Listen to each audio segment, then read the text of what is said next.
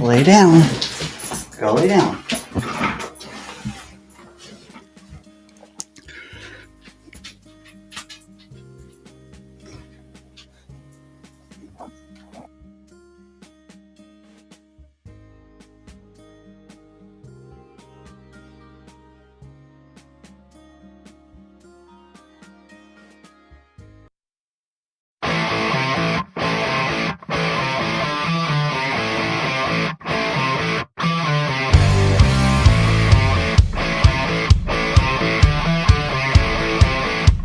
I love the show. I love you guys. Fucking, let's go Jets. Jets, Jets.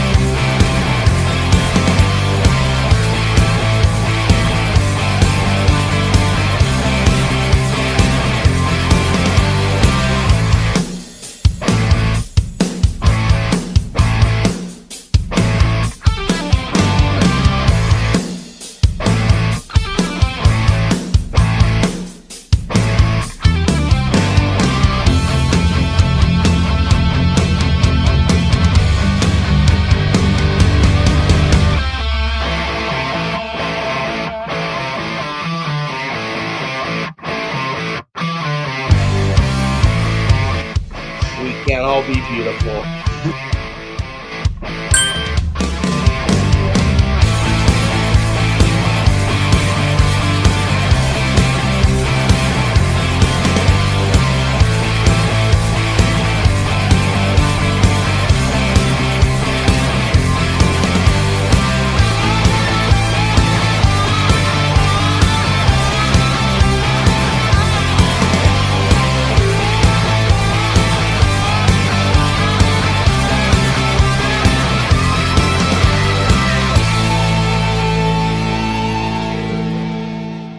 Put your seatbelts on and get ready for the ride. You're in the danger zone. Totally, back row.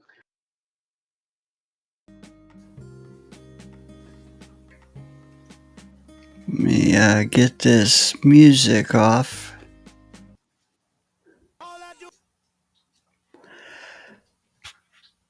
And a message. Man, look at all this junk still on the screen. How's it going, everybody? Welcome into the Danger Zone. Friday night already. The last time y'all were here, we had zero clarity. All right, doggy. The dog's over there. Zero clarity, man. We had no idea what we had in store for us on Sunday. Gonna get into all that. Gonna find out the vibe of the fan base. I'm sure a lot of you already know it from just looking around, listening. A lot of fans are way up here. A lot of fans are still down here and delusional. We'll get into all that. No Murph tonight. Let me bring the chat on screen. See how you guys are doing. I'm sure as all our shows go, they kind of pick up steam as it goes. So appreciate the early birds. I really do. I was just over at Jets Worldwide checking them out, and they're still winding down. So as you guys filter in, spike that like, please. It'll make sure that we go out to more Jet fan eyes. But yeah, no Murph tonight. He was on vacation all week, so he's got the night off. He's gonna soak up these last few days as he should. You guys were with him a couple weeks back when I was on vacation, so now it's his turn, which is cool, man. It's cool. Don't need him getting all coked out, you know what I mean? If you know, you know. Just want to take a beat, though. Like I said, no Murph. I do have a guest co-host for you, not just a guest. This guy has been a guest. Tonight he's going to be a guest co-host till about the top of the hour. Going to bring him out in a second, but I just want to take a minute, man, and thank everyone who has followed this channel, man. Not quite a year and a half strong yet. I think we started on 4/20 of 24. Yeah. So getting there, getting to a year and a half, but also the only goal we ever had was let's just get high enough to get donos opened. If people want to do that, cool. It'll just help because this costs to do every month. 500 subs, man. It wasn't that when I started, but it's been lowered to 500. Dude, we are that close. 478, honestly, like even 500, I thought would be possible. We're at 478, man, and it's amazing. It is amazing because we don't run a perfect show. But I do think, and I hope that you get a good blend. I'm a little tech, I'm a little sports. Murph's a lot of sports. We blend it together. We're all rational. We stick to the Jets. We're also on an off-peak night, peak time, but an off-peak day, I guess I should say. So growth has been slow. Friday nights. You can't get everybody on Friday nights alone. We've tried. Hey, the good. What we do get though are the people about this, man. About straight Jets talk, about rational takes, about just chopping it up with the boys.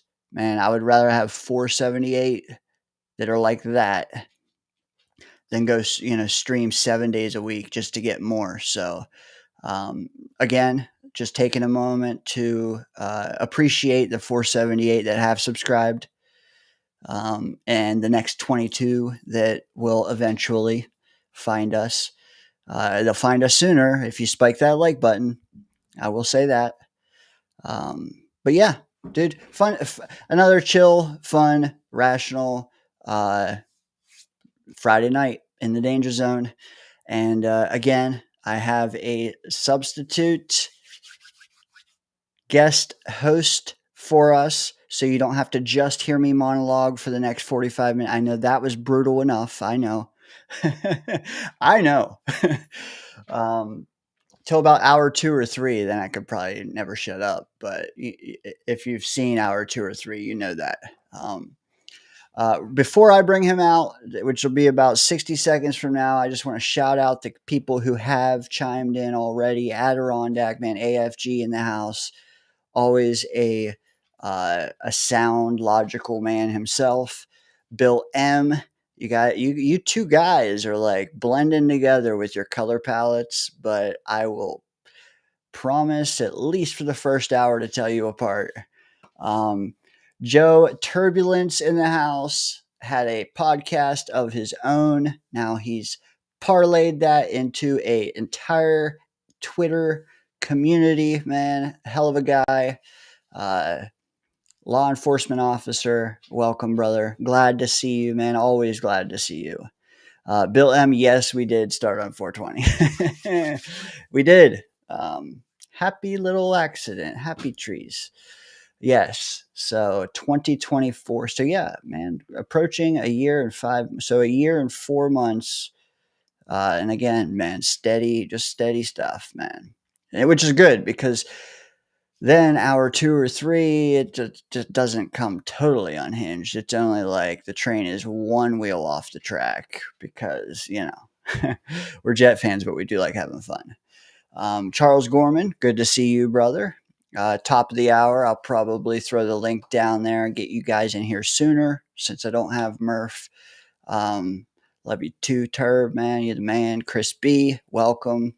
Okay, I've stalled enough, man. This guy is giving us more Friday night time out of his, agenda or whatever.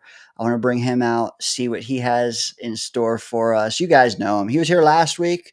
He pitched some excellent hot takes. That's also been reposted on the channel in an abbreviated form, so you don't have to watch 6 hours to find them. You can watch 6 minutes, man, and get to find Like we had 9 people on, I think, last week, and they all pitched hot takes. 6 minutes, you can see most of them. So check that out. But this guy led off our show last week, and he's gonna lead off this one. Without further ado, the one, the only. What up? Thank you so much for having me again. Filling in for Murph. I hope I can do as great a job as he always does. And plus, this is a great show. Make sure when you guys come in, like and subscribe. These guys put on awesome work, guys. So I thank you very much for having me again. Dude, I appreciate it because, like, I can sit here and riff about week 1 and week 2, man, but I'd much rather talk to somebody who knows their shit. And pardon my French, man, you are exactly that. And I Thank you. appreciate you. First person I asked, man. I appreciate that. I was sitting at work in my classroom, no students at the time, and I'm like, I got the message from you. I'm like, oh hell yeah, I'm going on. Yeah, I appreciate it.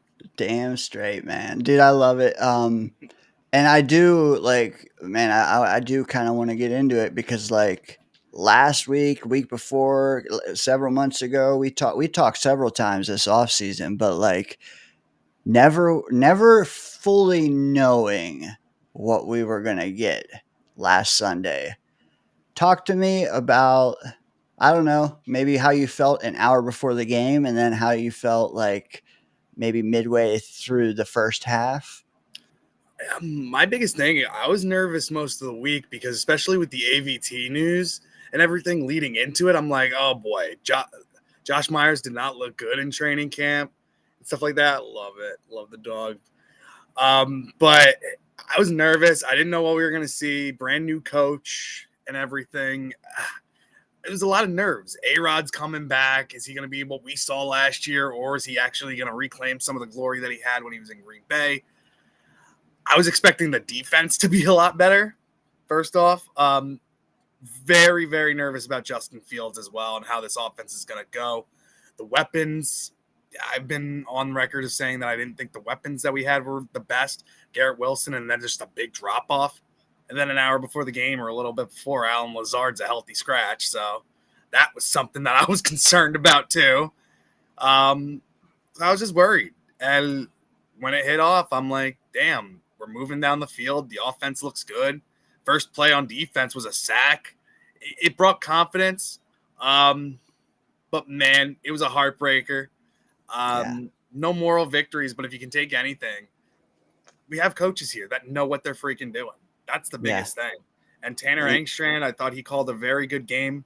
Thought he needed, when we were down in the red zone, needed to get Justin Fields under center more rather than the shotgun stuff. But he called himself out in his press conference. I like the offense. The defense definitely needs to step up. Brandon Stevens had a rough game. Everybody except Sauce Gardner in the secondary was off. Tony Adams was awful. He missed so many tackles. Brandon Stevens couldn't cover Calvin Austin, who I don't even know much about him. I know he's a young receiver over in Pittsburgh, but Pittsburgh was in the same boat as us. They have one really good receiver and then a whole bunch of other guys. So those other guys kicked the shit out of us. Ben Skoranek had a touchdown for the Steelers right away. Yeah, it's crazy too because, like, if you look at the advanced analytics, it's like yards per attempt. Justin Fields, like 7.5. Not bad. Yards per attempt, or yards per target, Aaron Rodgers, 4.5. It's like, man, he just death by 1,000 paper cuts. But it wasn't. It was more than that though, because like every single 4-yard pass he had, the yak was crazy because of our tackling and our slipping, and it just not. You said it, man. But outside of Sauce, there wasn't a great secondary player to hang our hat on, and it was kind of tragic because like we thought that we could bank on them coming in, and I guess that game, like you said, like, man, heartbreaker. But also, like, do we cut them a little slack? I mean, the secondary we're talking, because A, it was wet turf. B, like most of them have never played together. talk to me there. Like, are you cutting them any? Like, do you even know like why they were so poor? Where is your head at there? I think it's a new system for all these guys, so we'll give it to them for that. You brought up the wet turf. I get that, but most of these players have played on this field, whether they were on the team or coming in from another team playing on this turf. So they have to have a little bit of a knowledge of what it's like. Brandon Stevens showed what a lot of Ravens fans saw. He doesn't get his head around. He was on a lot of those plays, but had no awareness for where the ball was. And even he could have cinched that game if he didn't fall and got that interception. That would have been a pick six, in my opinion. You can give him a little slack. The one I don't is Tony Adams. He knows the defense and everything. It was built for him in a sense. It was built for the secondary. Tony Adams, I thought should have been brought out and replaced with Malachi Moore. I thought he would have given us a little bit of a spark. Brandon Stevens getting beat up all day. A.Z. Thomas, I know, has been hurt, but he could have given a little bit of a spark, more aggressiveness. The one I was shocked about was Michael Carter II. He even had a rough day. So it was just tough. You can cut him a little bit of slack for being week one and just trying to gel, but you can't let the short passes beat you. You got to be able to wrap them up. You got to be able to tackle for short yardage. And the thing that shocked me was I was, like you said, I was banking on the secondary being solid, being the strength of the defense. But in actuality, it was our run defense, which was great. And Harrison Phillips didn't even have that great of a game either. It was Quinnen Williams and Jermaine Johnson who broke out and Will McDonald. So it's like, I think the defense is going to be better.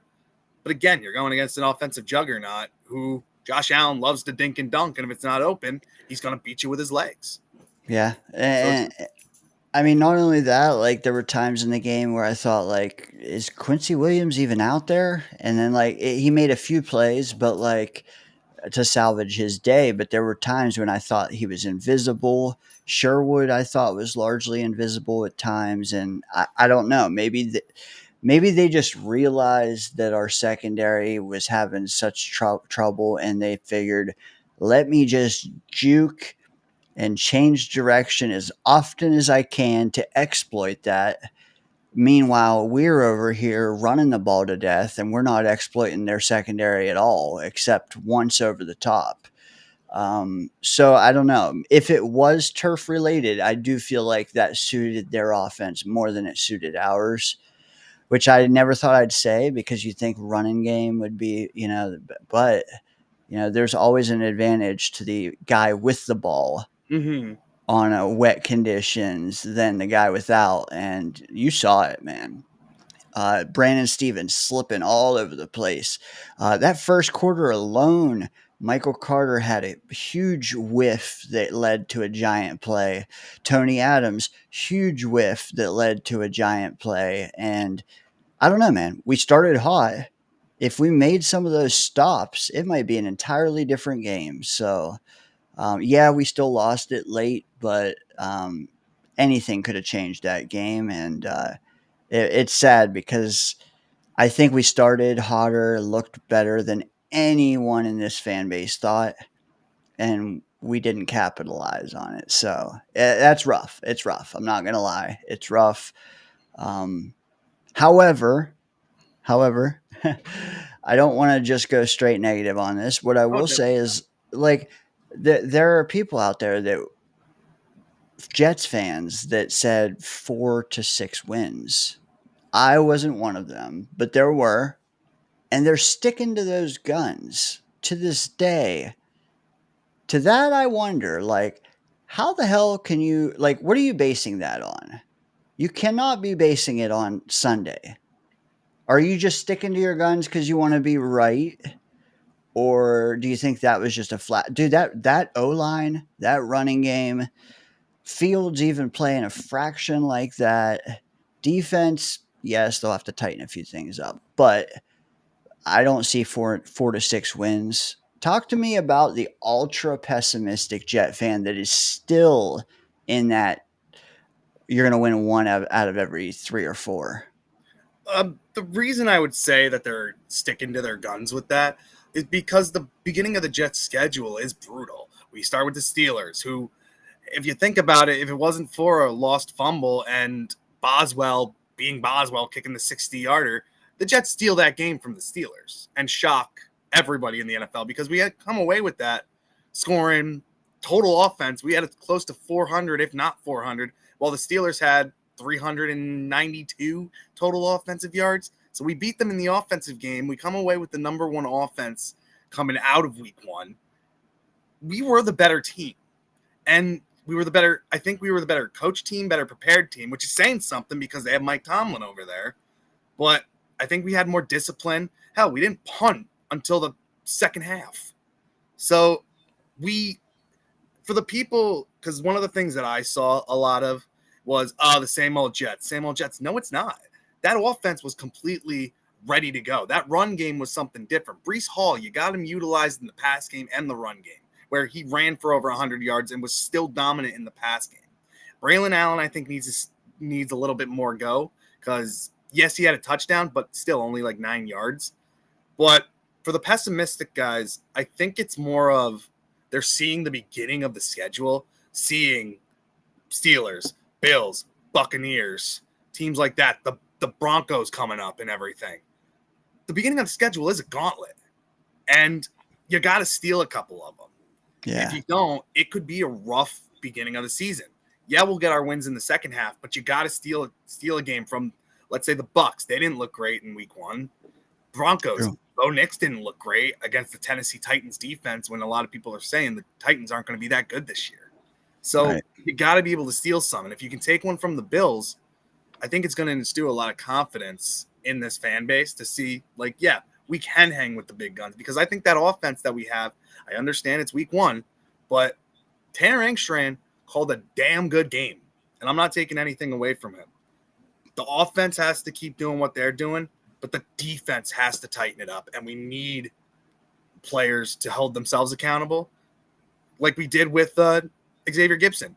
That fumble cost us the game. Guess what? He's gone. And now that's what I like too. It's not the same team. I love what AG is doing. So I think for the pessimistic people, I think it's more of just trying to stick to their guns, but also seeing the beginning of the schedule and how rough it is. But again, you can't. There are trap games. There are games you could steal. The Jets defense is going to tighten up. I trust Wilkes and I still trust AG. And I think this offense with the high running game that we have is going to be something that is going to be very, very good. And that I love everything you said there. And you're right, because like things can spiral or snowball, whatever way you're headed. And if we start, Sorry. There was Hazel said, "What are you trying to pull? That's not Murph. That guy has sleeves on his shirt. You can't fool us, Dana." That's great. I love your chat. I love your community. They're so awesome. Hey, and don't hesitate, man. You're your guest co-host tonight. If you see a chat you love, man, just chomp on it, man. Because they honestly, they can guide us. If we need off a topic, they'll give us a better one. So yeah. But you're right. Like you start out 0-3, it could be a 4 to 6 win season. If you start out 1-2 and one is against the Bills or the Bucks, that could change things too. You just kind of got to feel it out one game at a time. The point is, like, while we did lose, it's the fashion. Like we held our own on offense. We have. I mean, we're not perfect. Again, like the defense, I think has the makings of a great defense. You just got to tighten some stuff up. We have Xavier Gibson off the team. Boom, that's enough right there. We'll see. We'll see how this thing goes. I think a lot of the pessimistic fans do assume that teams are going to start tailoring their defense to stop what we did week one. And I just wonder, did we show much week one besides just running down throats?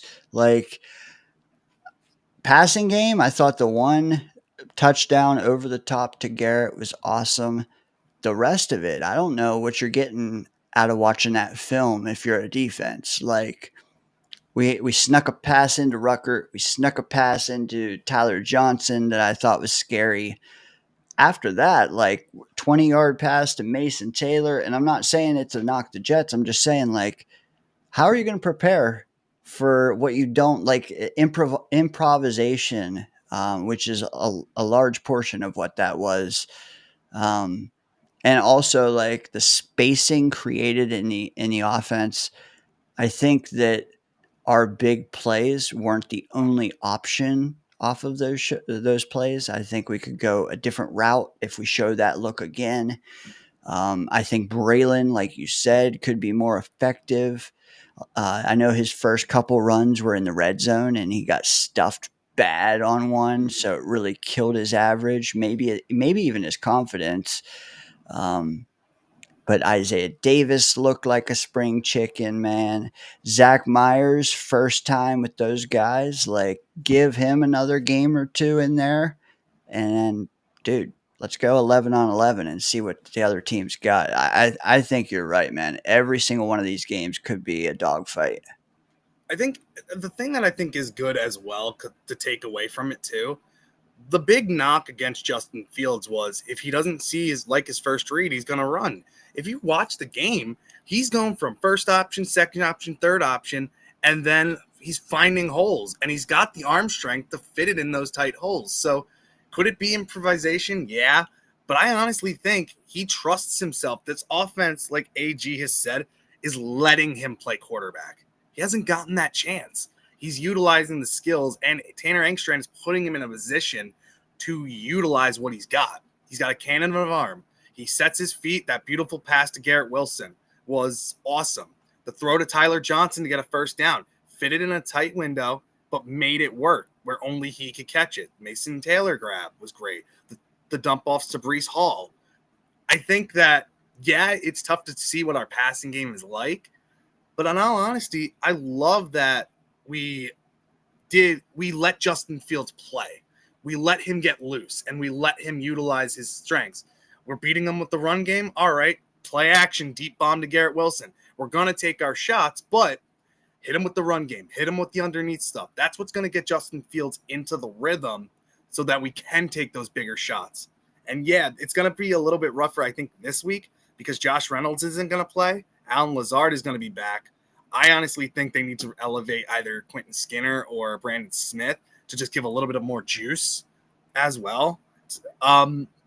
Luckily, though, the Bills' defense is going to be without Ed Oliver, who was their best defender last week. Huge. So, and you got to think out too.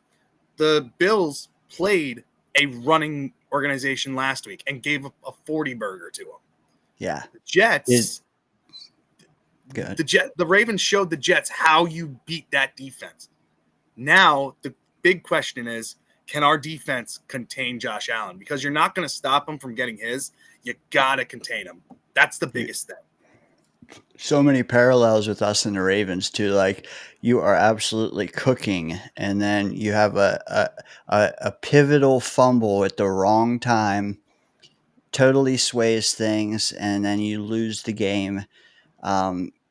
Let's hope the Bills can't make that happen twice in a row. And also that, like, you know what? Let's win the turnover battle this week. How about that? Like, the penalties weren't egregious, which was awesome to see. But let's actually get a pick. I do know, like, McCrary Ball was in on a couple loose balls. That was great to see. He recovered Gibson's premature drop early on. McCrary Ball, boom, got it. And then, like, a quarter later, he punches a ball out with his helmet on special teams. I'm like, okay, this kid should have been a captain. Like, you recover a fumble and you force a different fumble. Like, awesome. In all honesty, I'm happy with McCrary Ball because originally when he made that stupid mistake in the preseason games, I'm like, this kid's losing his spot. He's going to get cut. I didn't even have him making my 53-man roster. But from hearing how far he's come from the training camp and now being a captain and everything, it was shocking when he got named captain. But the leadership that he has, that he's shown even in the first game, the awareness that Xavier Gibson just drops the ball prematurely, like you said, to fall on it, to be in those positions to help this team win. Honestly, I'm happy with how he did. He's a younger player. He's going to make his mistakes too. But I think he's going to get better and better. He reminds me a lot of like when we had Frankie Louvu years ago. Great special teams player. Came into his own as a linebacker. Now he's with the Commanders, and he's one of the best outside linebackers in football. Can McCrary Ball do that? It's still to be seen. But if he keeps taking those steps, he's going to get better. Look at what we got with Quincy Williams years ago. Pulled him off the scrap heap from Jacksonville and saw all these mistakes, saw the over-aggressive plays, and now he's one of the better linebackers in football. And you brought up earlier, too, how we didn't really see Quincy Williams. The reason I think that is the Steelers' offense knew how aggressive we were going to be, and we blitzed the hell out of Quincy Williams. We blitzed him almost on every play. Mm-hmm. So he was in the backfield. Rodgers already dumped the ball off. So True. That's how bad it was. If you can get home, I think Quincy Williams going to have a good season because this defense is made for him. Yep. Facts. You mentioned it earlier too, how Quinnen was in on the very first play of the game on a sack. Like, it was good to actually sit down and like the very first play on offense, boom, 18-yard run. And then on defense, the very first play, boom, our edges are, and then Rodgers steps up right into Quinnen Williams. I was like, all right, man, we might have a team. The only problem, obviously, and we'll talk about it all night probably, is this team just has to learn how to win. When you smell blood in the water, actually go and attack it and just put a kibosh on it. Gibson, it's a shame, man, because I'd like to know what happened if Gibson did not fumble that ball at that exact moment. Could do 3 hours on that, man. Like, it's tough because, in all honesty, our offense was moving the ball, and if he doesn't fumble it, we drain that clock with our run game. I think we drain the clock, and it's a completely different game. I think Rodgers gets flustered and makes a bad decision, and we're having a whole different conversation. But it happens. Like you just said, we're a young team. We need to learn how to win. We got to learn how to not make those mistakes. And it'll come with time, I think. I think this coaching staff has the right stuff for it, and we're going to get it right. Yeah. I think the big thing going from last week to this week is, can the back end of the defense, can the whole defense play better than their week one versions of themselves? You take that improvement, compare that to going from Rodgers to Allen. If you can get anywhere in the wheelhouse, we got a game, man. But the D has to get better because the quarterback we're playing is getting better too. So more dynamic, I should say. I think it's going to be a solid matchup with the Bills. It's going to be a tough game. I think it's going to be a lot closer than people think. Honestly, I think if Harrison Phillips has a better game, the pressure up the middle is going to cause Allen to fluster out of the pocket, and he's going to go right in the arms of Jermaine Johnson or Will McDonald. We have two very athletic, very powerful, very quick guys. If we get Josh Allen flustered and get him outside the pocket, our defensive ends are quick enough to get him. Jermaine Johnson proved he is a couple years ago when we beat the Bills at home. But we got to have the second back half of the game. We got to be able to stop Khalil Shakir, Dalton Kincaid, and we got to be able to stop Keon Coleman. Those three are the biggest players that I would watch out for, because if our run defense plays the way it did, James Cook isn't going to have that great of a game, in my opinion. But Khalil Shakir is the biggest player because that's their number one receiver right now. Keon Coleman went over 100 yards last week, but one of his touchdowns was just a lucky bobble that fell into his hands. I I still think that he's a younger player. Khalil Shakir is the one you've got to watch out for because he can line up outside. He can line up in the slot. He can beat you at many different levels. And you also don't want to have Elijah Moore have a revenge game either. I would hate that. But the three guys you got to watch out for, Dalton Kincaid, Khalil Shakir, Keon Coleman. Palmer, too. Palmer had a decent game, but I'm not really worried about him.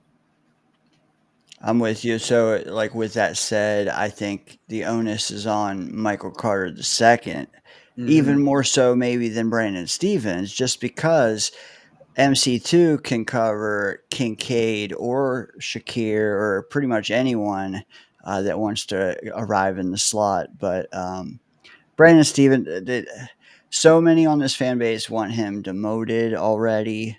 And I mean, maybe they're the same ones that were down on him to begin with. I would just caution them because, like, AZ Thomas has done nothing for us yet at all. Like, at least wait until you see that kid cook. But also, I mean, personally, I need to see another outing out of Stevens, preferably on dry conditions, because I just the way they went and sought him immediately, and the way I know that they're going to coach him up, I just do not believe that he is a 1 week and done demotion like a guy like Gibson. With a guy with how much money we're paying him too, I think you gotta give him another week or two. But if he continues to flounder out there, you gotta make the change because what AG said, if you're gonna make boneheaded mistakes, dumb penalties like he made with the pass interference late in the game, you're not gonna play. You're not gonna be on this team. Probably you're not gonna get cut because that would be a lot of money to eat. But you gotta get players who are gonna make the right moves, whether it's AZ Thomas or Stiggers. You gotta get one of those guys in there, and the same thing with Tony Adams. I thought bringing in another veteran safety like a Jabril Peppers would have been valuable, or having him as a linebacker type of player like the Raiders are doing with Jamal Adams. I thought that would have been a big move, but you gotta get players who are gonna stay detailed or are gonna do what you're supposed to. Like Andre Sisco, I don't think will have a bad week like last week. I think the biggest part of this defense that's gonna be key this week is our safeties. I think the slot cornerback, Michael Carter II, I think he'll bounce back. The safeties, are they going to be able to contain the deep throws that Josh Allen's going to take? And if they come up for a tackle, are they going to be able to wrap up? Because last week's tackling was atrocious with them. So we need them to really step up this week if we want to have any success at stopping this Bills offense. And the other thing, like, and it might be like just a shot in the dark, but the way Quinnen played in week 1, man, just gives me a lot of hope, especially for this game. I just think he's going to get up for this game, and you're going to feel his presence the entire time. Jermaine Johnson, 89% of the defensive snaps last week. Freaking awesome. However, like I wonder about Will McDonald, who had an excellent game, but he only played 55% of the snaps, and that allowed Michael Clemens to get like 52% of the snaps. And it's like, man, can we get Will McDonald up even if Jermaine has to come a little down so they're in more? I don't know the ramifications in the run game, but I didn't think that Will McDonald was a liability there. So again, like, why is Will McDonald on the sideline 45% of the time? I got to see more. It's one freaking game. I just caution everybody else to just take the same approach. Watch another game or two before you're benching guys and cutting guys and chastising the like. I think with Will McDonald, he was utilized mainly as the primary third down pass rush guy. We can agree with that. But he has gotten better as a run defender. I think we will have him utilized more in the run game because he had 2 sacks last week. We got to use him more. And if you have your best players on the field, it's going to make the Bills' offensive line really struggle. They're already banged up a little bit. And now they have to worry about Quincy Williams blitzing and Jamien Sherwood blitzing up the middle, they're going to have all these players coming out of nowhere too. And honestly, too, the Ravens defense isn't that good. They're not. The Jets defense, I think, is a little bit better. The Ravens defense not great. They don't have a very good pass rush. If Odafe always not getting to the quarterback, they're not getting to the quarterback. They have a lot of mistakes up front. The linebackers, Roquan Smith is good, but on the outside, not much. So the Jets, I think, at all three levels, the weakest part is probably the safeties. I think the Jets linebackers are going to be really good in this game as well and confuse this Bills offensive line. And like I said, I don't think it's going to be as high scoring as the Jets versus Steelers, but I think the Jets are going to be able to handle this Bills defense better than what the Ravens did. And I think Will McDonald is going to get more playing time. Jermaine Johnson's going to get more playing time. And to your point, too, as how Quinnen played this past week being good, he's got a dominant figure next to him, too. Harrison Phillips and Juwan Briggs. That's a major step up to a Javon Kinlaw last year, who was basically a no-show out there. So he's got help out there, which I think is going to help him expand his game as well. And I think if Harrison Phillips steps up, like I said, this defensive line is going to cause those Bills offensive line major issues. Yeah. More cohesion on the defensive line, O-line too. Like they're new. Even the back end of the defense, all these guys don't know each other's tendencies very much yet. Like give them time. The team's going to get better. I'm just hoping that they get better before the schedule softens. That way we really know what we have. But yeah, dude, that game in London, we should give Denver everything we have, and that is almost worth the price of admission. So that'll be interesting to see. Let me ask you about a guy that I shouldn't probably speak on too much because these guys know everything I have to say. Brees Hall, are you fully trusting him now? Are you lukewarm on him now? Are you skeptical? What word would you use to describe how you view Brees Hall at this moment? Optimistic, because what he showed was like the Brees of old, utilizing him in the pass game and utilizing him in the run game. He, instead of like dancing back there like Le'Veon Bell used to do behind the line, he put his foot down, he hit the holes like he should have, and he was bouncing off of players like we saw Brees do when we first got him. So is it going to continue? Let's see. We have to keep waiting and seeing. But I think the way we utilized him is much better than we did in previous years. So I'm optimistic. But I still need to see more. Right. And that is something that I thought would be a little more prevalent in the game. I mean, we did go to him 4 times, but he only had 2 catches. One was a really good one though. He took it like 30 yards. I just wish I wish we kept going back to that well, because you look around the league and like Chris McCaffrey had 9 catches and someone else had 10, and it's like Brees can. You just got to work it in, and that's something I saw too early on in that game. And not to keep going back to that game, but like it's all we have right now, and I love that they went early and often to Garrett. Like the start of every drive, the first 2 or 3 drive, boom, straight to Garrett. A little outside route or whatever you want to call it, getting him involved. I just think it took too long for us to give one to Brees, and maybe this week you see that, because I mean he's cooked Buffalo before. Oh yeah. But yeah, we know he can do it. 2 out of 4. I want to see more and a better ratio. But the fact that he had an explosive play out of that says a lot too.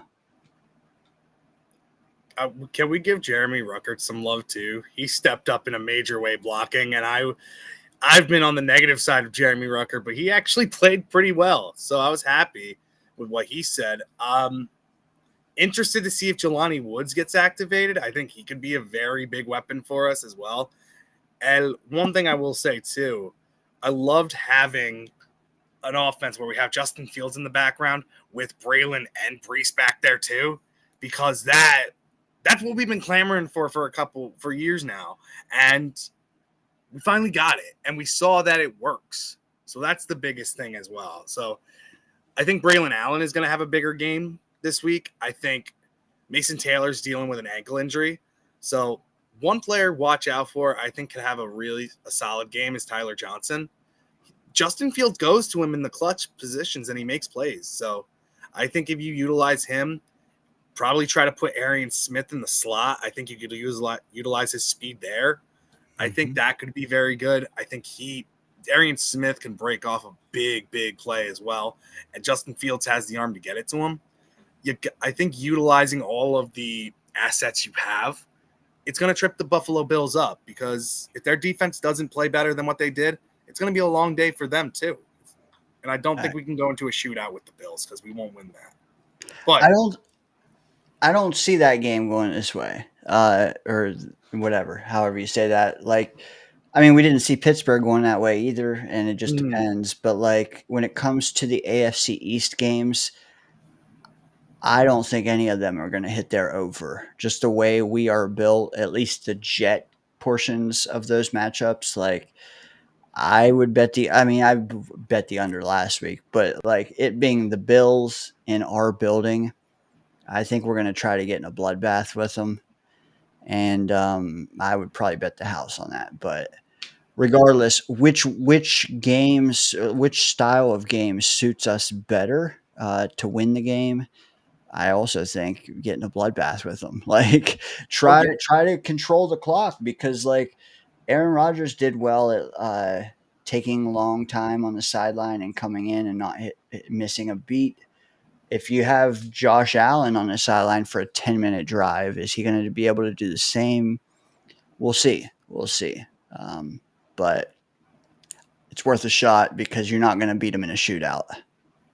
You got to punch him in the mouth. You got to go in there and be aggressive right off the bat.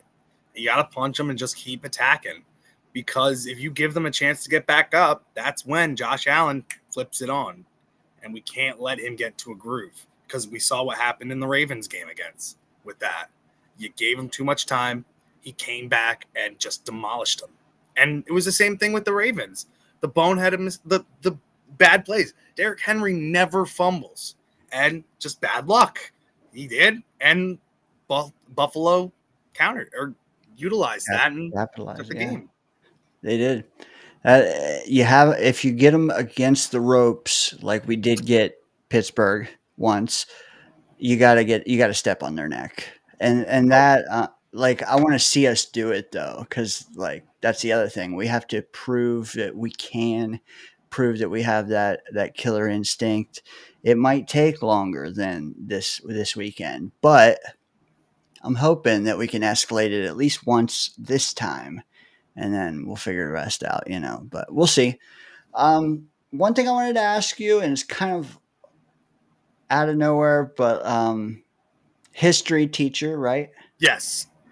Have you ever sat down and taught your students the history of the Jets? I tried. They make fun of me. They're like, you gotta stop, Mr. Ward. Like, one's a Viking fan, and I'm like, dude, JJ McCarthy's not it. He played one good game. I have a lot of Bills fans, and they're like, are you ready to get your ass kicked? And I'm like, no. I think it's going to be a much better game than you think. I had a Steelers fan, and they're like, how about Rodgers? I'm like, screw you, dude. I'm like, you get all of them in the class. That stinks, man. That does. But yeah, that would be a long course, and it'd probably be grueling. I'm not gonna lie. I taught a sports management class last year, and all I wanted to do was talk about the Jets and bring them up, and the students were like, dude, no. They're like, can we talk about another team? Like, I'm like, no, this is my class. We're talking about the Jets. Do you have a couple minutes? I do have a caller on the line, and I can either give you an out now, or I can just bring them on out with you. I could do a couple more minutes. Just Okay. I can go till probably like 10:10. Okay. Let's I think I don't know if you met this guy yet, but he always has very, very solid Jet takes. And I feel the need. You know, Hazel, she called me out earlier and she said, "That's not Murph. He has sleeves on his shirt." Well, this next guy, you could almost say that about as well. He rarely has sleeves, which is fine by us because he's just as sexy as Murph and then some. Without further ado, the one, the only, Charles Gorman. What up, dude? Hey, Doing? first of all, Daniel Murphy is more sexier than me. Stop it. He's more muskier than I am. He's got the tattoos and shit, so he's got the game. I have yet to have one. Second of all, so you're a history teacher, Ward, huh? You Yeah. got Bills fans, you got Vikings fans, and you got Bills fans, Vikings fans, and the Steelers fans. Listen, man,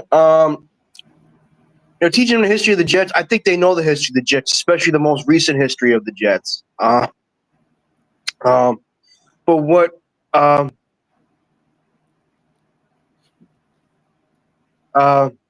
ignoring Modine. He said I eat Costco hot dogs. They're delicious. The Kirkland brand. Where do you? If you don't mind me asking, JetsWard, are you from New York? Yes. Is there a Costco in New York? Yeah. Have you tried their Kirkland hot dogs? I have not yet. I heard they're really They're good. very good. They're very good.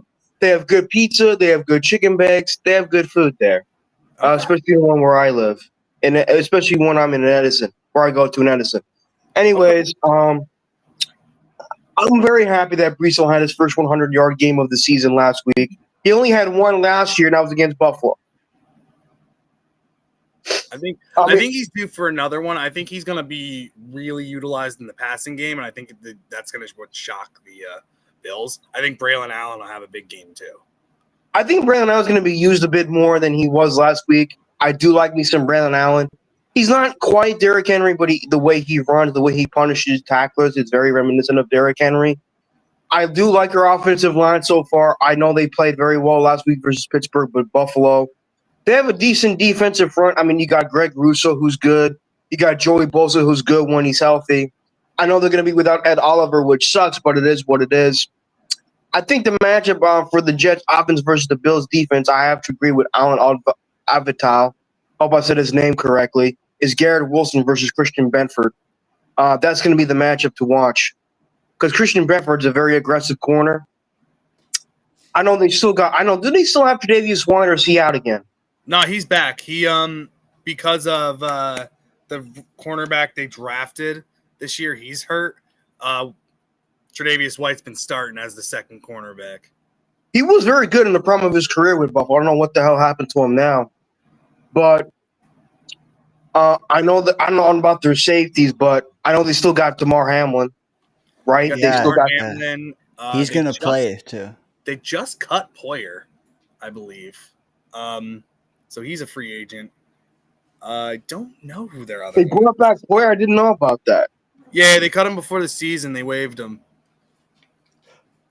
Question, Charles. So you saw our game last week. I'm sure you saw the Ravens Buffalo game. That was a crazy game. It was. Derrick Henry. If you take both of those games, though, how would you project this game to go for the Jets? Well, I said this on Jake's show that the Bills' defense, I felt, took a step back once Leslie Frazier left. Leslie Frazier was their defensive coordinator. Under him, they had a very good defense. I don't know who their defensive coordinator is now, but once he left, their defense took a step back. That's the way I feel about it. Because he made them a very good defensive unit for several years. And once he left, I think their defense went downhill. Obviously, Derrick Henry last week tied Walter Payton for the seven games for their most games with 150-plus yards rushing at the age of 30-plus years old with 7, which is crazy. Walter Payton was a great football player, just in case anyone doesn't know who Walter Payton was.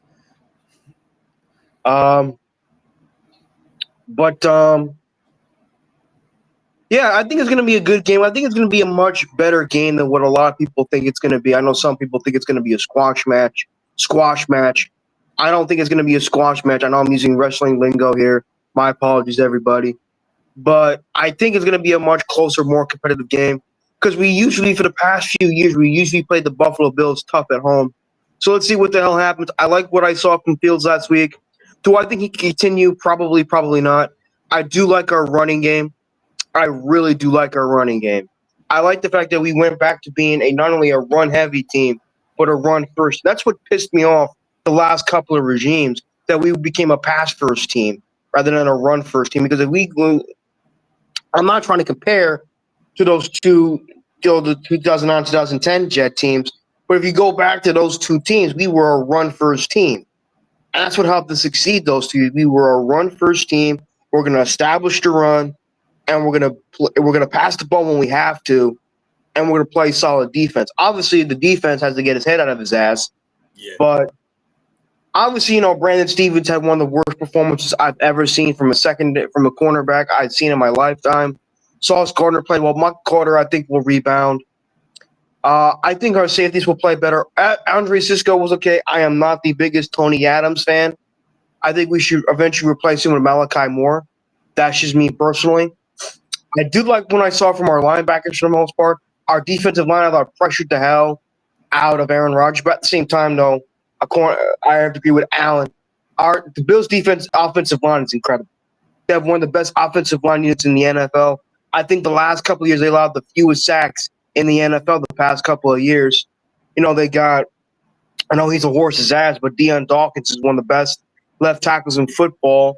Connor McGovern, no relation to our former Connor McGovern. He's a good center. They got some good guards.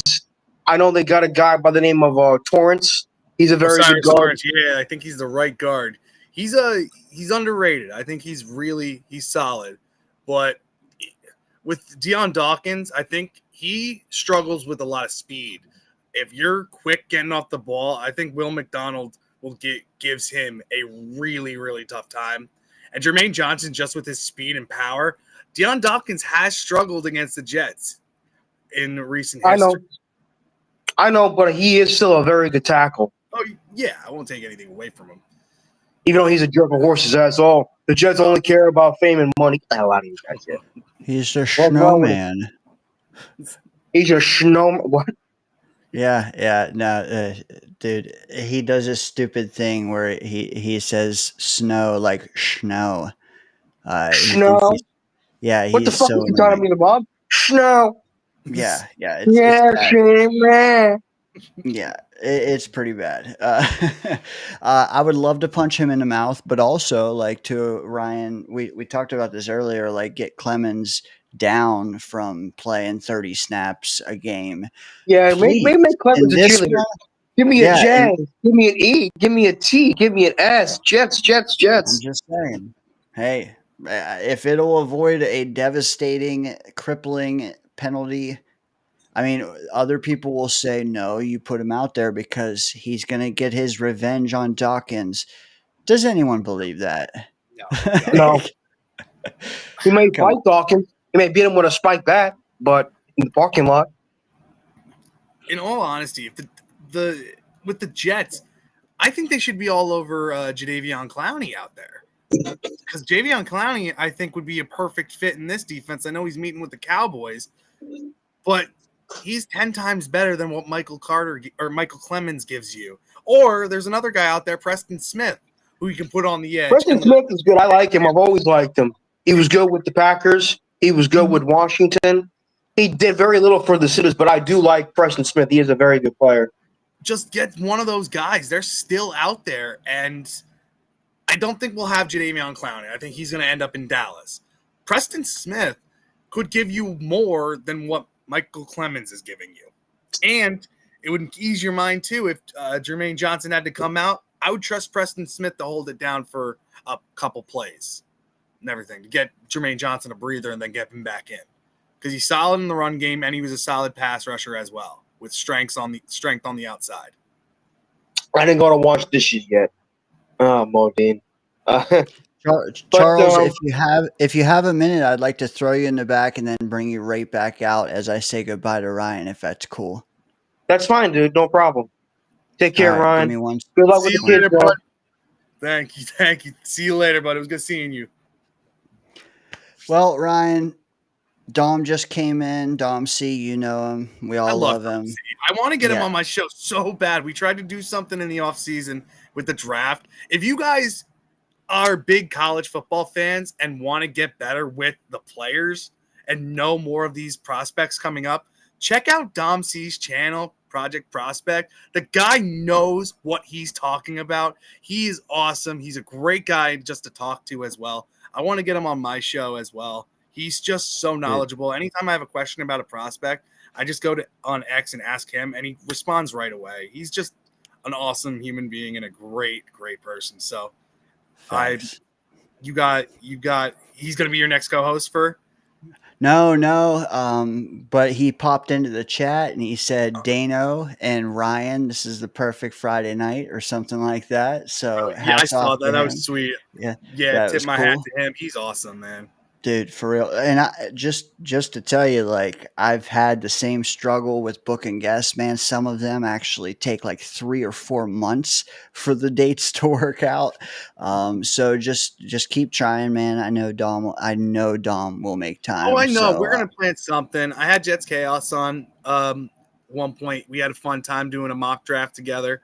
I facts. haven't had too many people on the show. I want to try to have more and everything. I'd love to have you come on at some Hell point yeah. for a live stream. I Anytime, would man. love that. You and Murph. Yep. Yep. You guys got a great show going on. You're doing awesome over Thank you. here.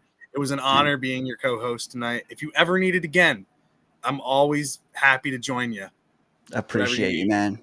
I do appreciate you again, dude. You're my first draft pick. So you're still going to stay there because you killed it again tonight, man. Talking Steelers, talking Bills, talking with Charles, man. You were right there with him because even some of his deep cuts were flying over my head. You were right there with him. So appreciate you, man. Guys in the chat, girls in the chat. I know we got Peg down there, Hazel down there. Check out the video description. Not only will you see the DayngerZone's YouTube, you will see his X account. You'll also, I found this out today, TikTok. I got the link down there for that as well. So everyone on TikTok, please go show him some love. Ryan, dude, appreciate you, man. And have a good weekend. Thank you so much, bud. Thank you again for having me. This was awesome. Yeah. Later, brother. Have a good night. Bye. All right. Dude, round of applause for Ryan, everybody. Come on. I can't hear you yet. All right. I'm going to sit here till I hear you. No. We lost Nick T.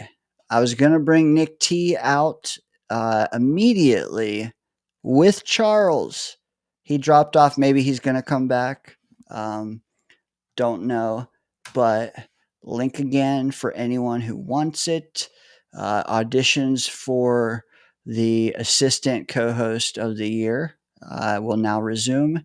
And the first contestant is the one, the only, Charles Gorman.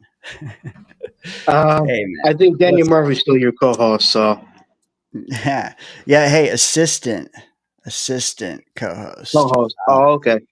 Charles, though, Um, if you have a minute, man, we can just cook. We got the chat here, man. Just me and you. Anything you want to talk about, brother? well, obviously, my birthday was this Wednesday, and I'm going to be celebrating officially with my family tomorrow after they attend mass, so that'll be good. I just turned 31, so it's good. My grandmother's back at the hospital. I don't know what for, but she's back at the hospital. FYI, she's 99 years old. Are you kidding? 99. She'll be 100 if she still lives. She'll be 100 this upcoming January. In 4 months. Damn, bro. That's some good genetics, which I already knew. I mean, come on. Yeah, well, we're tough customers as Gormans, for the most part, anyway. I was gonna say was that the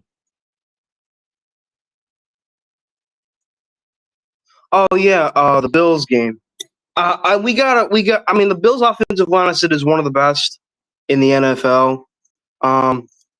We still gotta pressure Josh Allen. We still gotta pressure that son bitch. We gotta get to him. We gotta rattle him. We gotta stuff the run because the Bills love to run the football. Not only with Josh Allen, but with James Cook, who I think is a very solid running back. I know they got another running back named Davis, who's not too bad. They got a pretty solid pair of running backs. So, obviously, offensively, you go in terms of the pass game. They got Joshua Palmer, Khalil Shakir, who I think is a solid receiver. Keon Coleman, who's okay. They still got Dawson Knox, who's solid. Dalton Kincaid is still pretty good. So they got some pass. They got some more weapons in the game than we do. So, and Josh Allen is the reigning MVP, who had a great game last week versus Baltimore. But Josh Allen has committed a lot of his turnovers throughout his career against us, so he's not immune to turning over the football. Let's keep that in mind.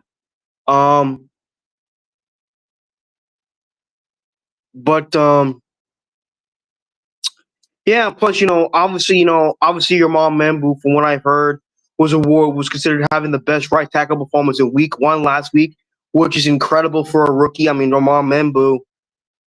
Part of me had this feeling he was going to be a great player in the NFL, but obviously there were like so many videos, like coming into the draft, like Norman Membu, he's a superstar tackle in the making, and I'm like, okay, that's cool and all, but the proof is in the pudding because how many times have we had superstar caliber players in the end and from college translate to the pros? Not too many.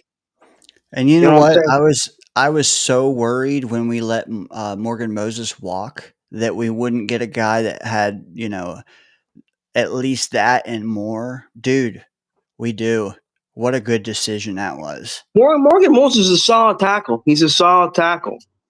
I don't know how well he played for the Patriots last week. Am I getting the tattoo the Jets make the playoffs? Fuck no. I'll probably get like a little kid's tattoo. Here you go. Just peel it off, and that's the end of it. What do you think of the nickname Hammer for Armand? Armand Hammer? Armand Hammer? Nah. Armand Nah. Hammer? Armand Hammer? No. Doesn't. Nah. Sounds corny as shit. I know where you're going with, but oh man. You gave it to me straight, and that's all. Murph would have said the same thing, man. We'll just call him Membu. Come on, Membu, put him on his ass, like us Yankee fans. We used to call Mariano Rivera Mo, right? Mo, but Charles, you're a trip, man. I never said one should be in the Hall of Fame, Mo Dean, but I get what you're saying. Yeah, I think Armand Membu is a very good look. So far, he looks like a great right tackle. I do still love Olu Fashanu. Even though he gave up that sack to Alex Highsmith on a stunt, he had a hell of a game too. Obviously, we do have two bookend tackles for the next 10 pushes. The last time we had two solid bookend tackles was Ferguson and Damian Woody. Remember those two? Those two guys were really damn good. We haven't had those two quality bookend tackles since those guys. Obviously, the big Sean Ferguson we drafted with the early in the first round. Damian Woody came in as a free agent in 2008, and he's been a great player. I still think he belongs in the Hall of Fame, but Damian Woody, I think he was a tremendous offensive lineman throughout his entire NFL career. I just wish he wasn't a Patriot, man. Look, man, shit happens. I mean, Ty Law was a Patriot most of his career, and he played with us, and he had his best physical season. Darrell Reeves won a Super Bowl with the Patriots, but he's still regarded as a Jets legend. So, what else is new, man? What else is new? Yeah, you're right. Look at Sean Ellis. He played for the Patriots, and he played most of his career with the Jets. David Harris played with the Patriots, even though Bill Belichick didn't really fucking use him, which really pissed me off. I'm like, you brought in this fucking guy to help your defense, and he just keep on the sideline. Like, what the fuck, dude? Like, he's still a good linebacker. I love David Harris. He was one of my favorite linebackers in the NFL growing up. So, Hitman, very good linebacker. The The hitman, Hitman. exactly. Yeah, dude, he was a beast. He was a very good tackler. He was solid in coverage, but man, he was a great freaking tackler. And Demario, I know Demario Davis never played for the Patriots, but he still plays for the Saints, right? Demario Davis. He still does, man, and he's still playing at his best, which is insane. He's like 38. I don't think he's 38, but I could be wrong. But he's still a very Yeah. good linebacker. He was arguably our best draft pick from 2012. Okay, 2012. So That was he's the year not. we drafted Quentin Coples. We drafted that bum Stephen Hill. Uh, Um, quit oh hurting my me, God, I know. Charles. Give me a heart attack. Oh. Quit I hurting me, man. wanted. I don't know if I ever told you this, but I wanted the one player I wanted to just draft in 2012 was Mohamed Sanu. I wanted that motherfucker so bad because he broke Larry Fitzgerald's Big East reception record with 115 catches. He had 100. Larry Fitzgerald in 2003 had 92. Mohamed Sanu said, "Hold my beer, I'll catch 115." And he goes to the Bengals, has a pretty decent career in the NFL, right? Not a great career, pretty decent career in the NFL. And I'm like, I wanted this dude because he was of all the college football players that I've seen over the years, the one that I followed the most growing up was Mohamed Sanu, simply because he played for Rutgers. Rutgers was one of my favorite college football teams. The other one being Notre Dame. Notre Dame lost week 1, but we'll see what the hell happens.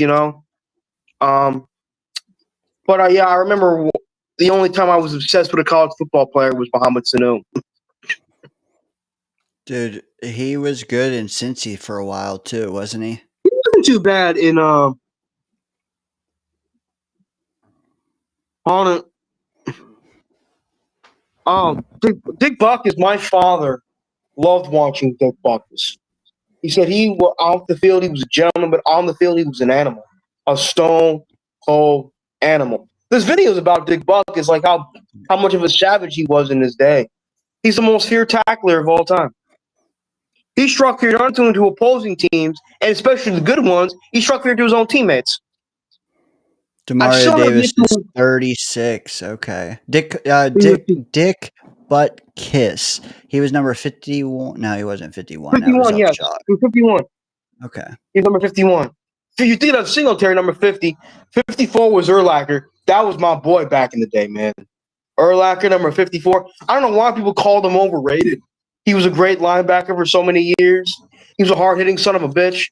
He was a great linebacker. Yeah, that was the old Ray Lewis, Urlacher. That was a great generation of linebackers. Patrick Willis, yep. Indeed. Buckus played when guys smoked cigs on the field and drank beer on the sidelines. Hell yeah, that was old school football back then, man. Dude, shit was different. Joe Namath used to freaking chew tobacco during games. Not tobacco. Damn it. Yeah, no, you're right, though. They would, literally. Like loose tobacco. Some of them would even go into the locker room and do some other stuff. Crazy. Whoever called linebacker, I'm just sure that a lot of people called Urlacher overrated. He was a phenomenal football player, as far as I'm concerned. But I think it was Scott Foster, but he had a capital S on his name and no space, and a 23 at the end. So not you, Scott.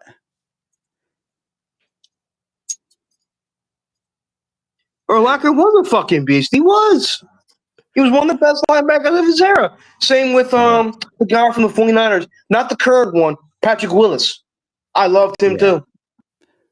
Oh, Modine throwing He's just being a troll. kerosene on the fire, baby. I love it. 25 in YouTube, man. Spike that like button. Appreciate you guys. I know you're all here for Charles, so definitely spike the like. Also go to @CharlesGorman5188 on YouTube and subscribe there as we get him to 500 subscribers as well. Subscribe to both of us and then kick back and enjoy the show. I'm gonna get going. I don't want to take too much time from you, Carl. I don't want to take too much time from your other callers. It was great talking with you, buddy. God bless and have a great day. Appreciate you, Charles. Have a good one, brother. What a guy. I love that kid. You cannot convince me otherwise. We all love him, but do we all appreciate him? I don't know sometimes, but I don't know. He's worth the price of admission every single time. Hey, call in line is pinned. If you think you can follow that up, I don't know if Little Case Scott, Little Case Foster wants to try to follow that up. Um, I'm just busting his balls because I do notice that he updated his profile name, uh, and I noticed. So I gotta joke with him on that. Trying to steer the train back on the rails here in the danger zone. I would like to know more thoughts about the outcome of this game on Sunday, but also I'd also like to hear a little bit more about what folks thought about last Sunday because ugh, like I thought we well outperformed our expectations. The result is the result. I mean, I can't name many people who had us over 500 to begin with.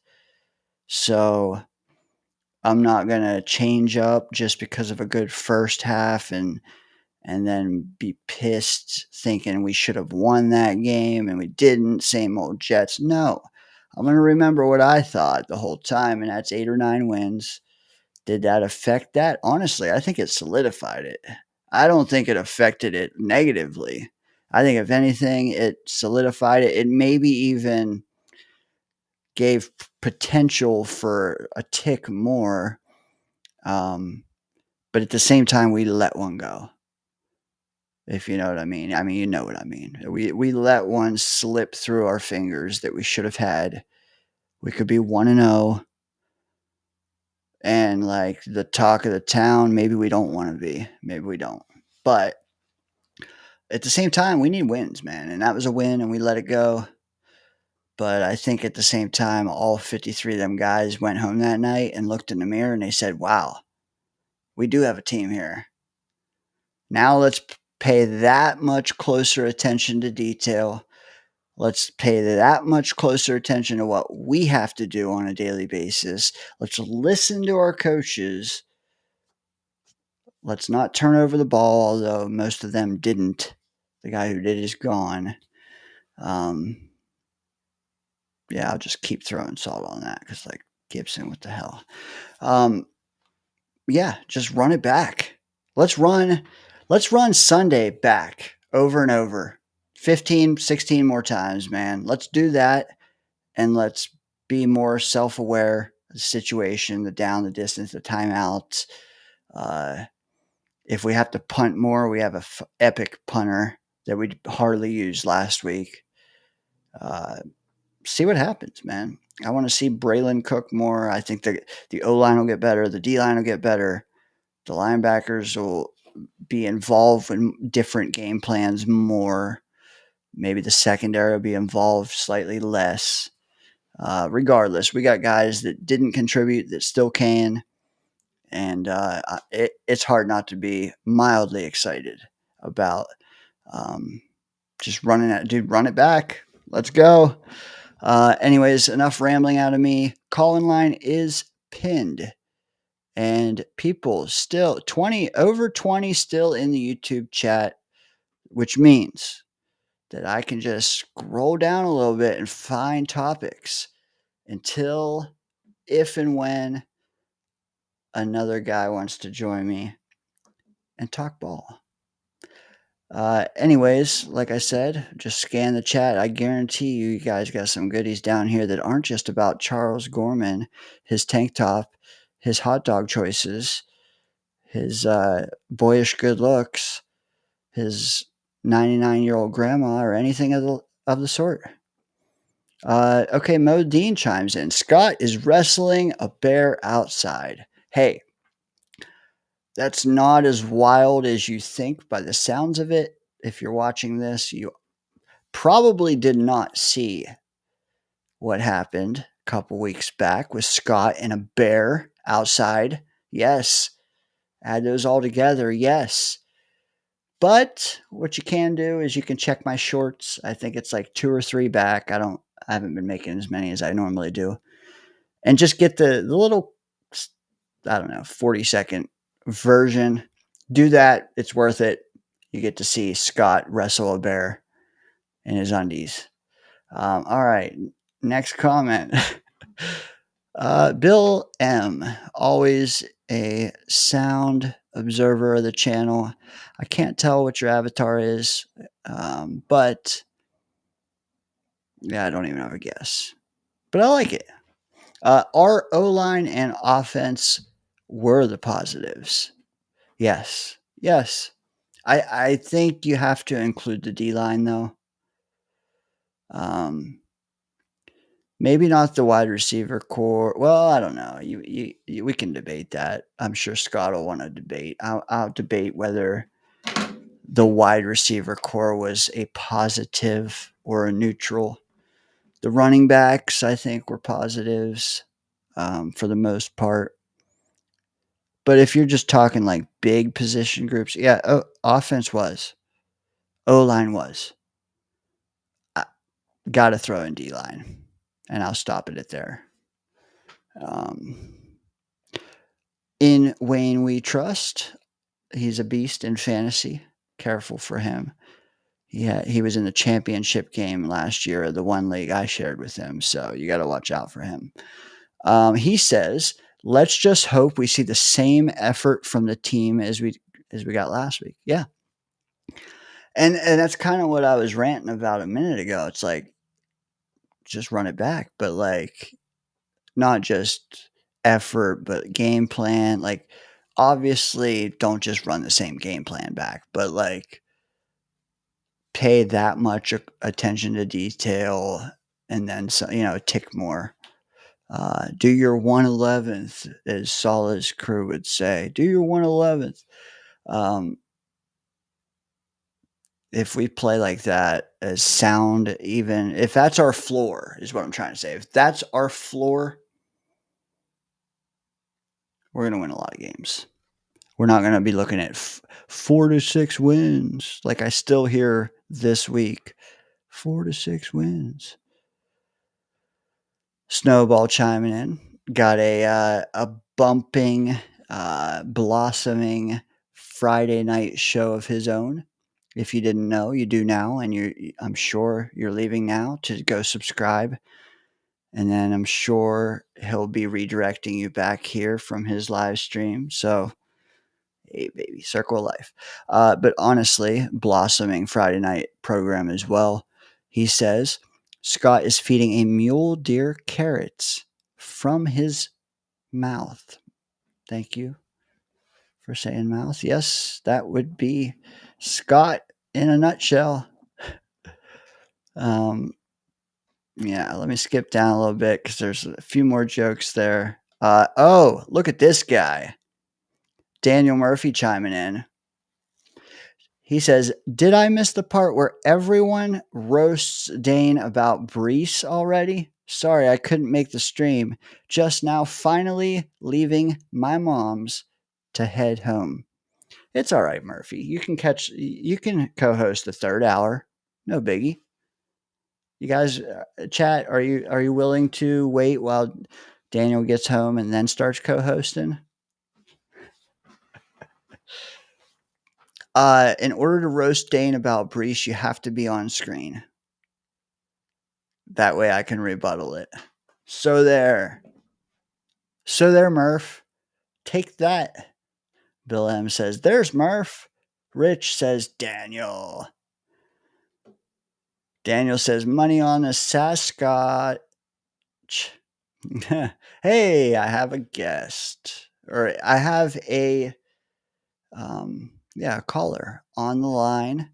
I just mentioned how Snowball has a budding, blossoming Friday night program, and that you should subscribe to Jets Worldwide on YouTube, on all platforms, I should say, because I don't follow half the platforms, but I'm sure you guys are out there further than me.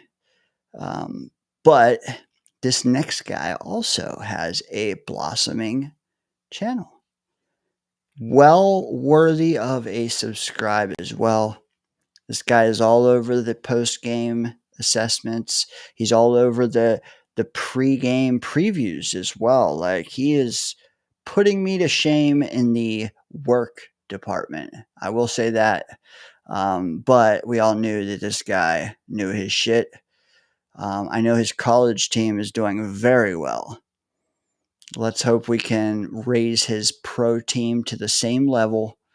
You probably guessed it, just because I mentioned a college team. But for those who don't know this guy, again, he has a channel on YouTube. Like, subscribe, all that he does. Check him out there. But in the meantime, check him out right here. The one, the only, Ricky New York Live. What's up, dude? How's it going, man? How you doing? Dude, I am doing good. I'm gonna bump your volume up just a hair, but man, talk to me. Where are you at? What did you think of week one? Maybe even into week two. I haven't heard from you, so talk to me. I was very, very encouraged with what I saw week one. Um, that the thing that I like, and I said this from the beginning, like Aaron Glenn is kind of like what you see is what you get. Like for people that thought that, oh well his act with the media, it's not an act. Like if you go back and like listen to his player interviews when he was a player, like he was that same no bullshit way back then. That's just who he is. And so if he says something, I tend to believe it.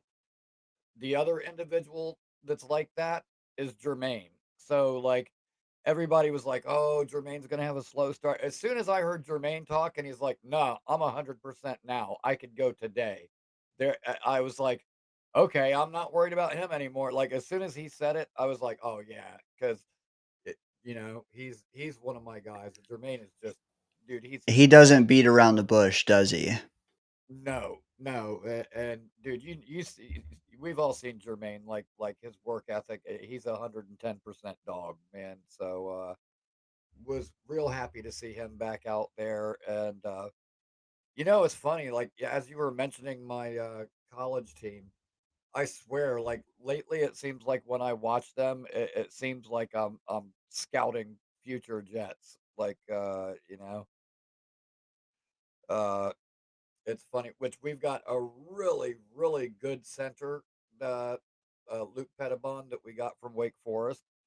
And I'm thinking, if Tippmann slides to guard permanently, we could be in the market for a center. Uh, Earl Little Jr. looks like probably one of the best safeties in college football right now. Looks incredible. Safety could be another spot. That would be quite the tandem there to have a guy like that and Malachi Moore side by side back there for the long term. But it's been fun.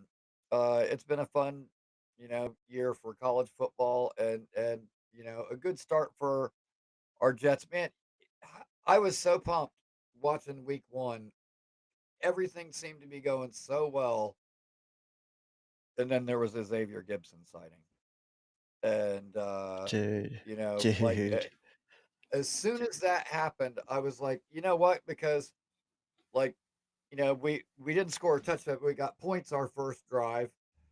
The Steelers scored, we answered, and it was like we scored, they scored, we scored, they, but we were maintaining the lead all throughout.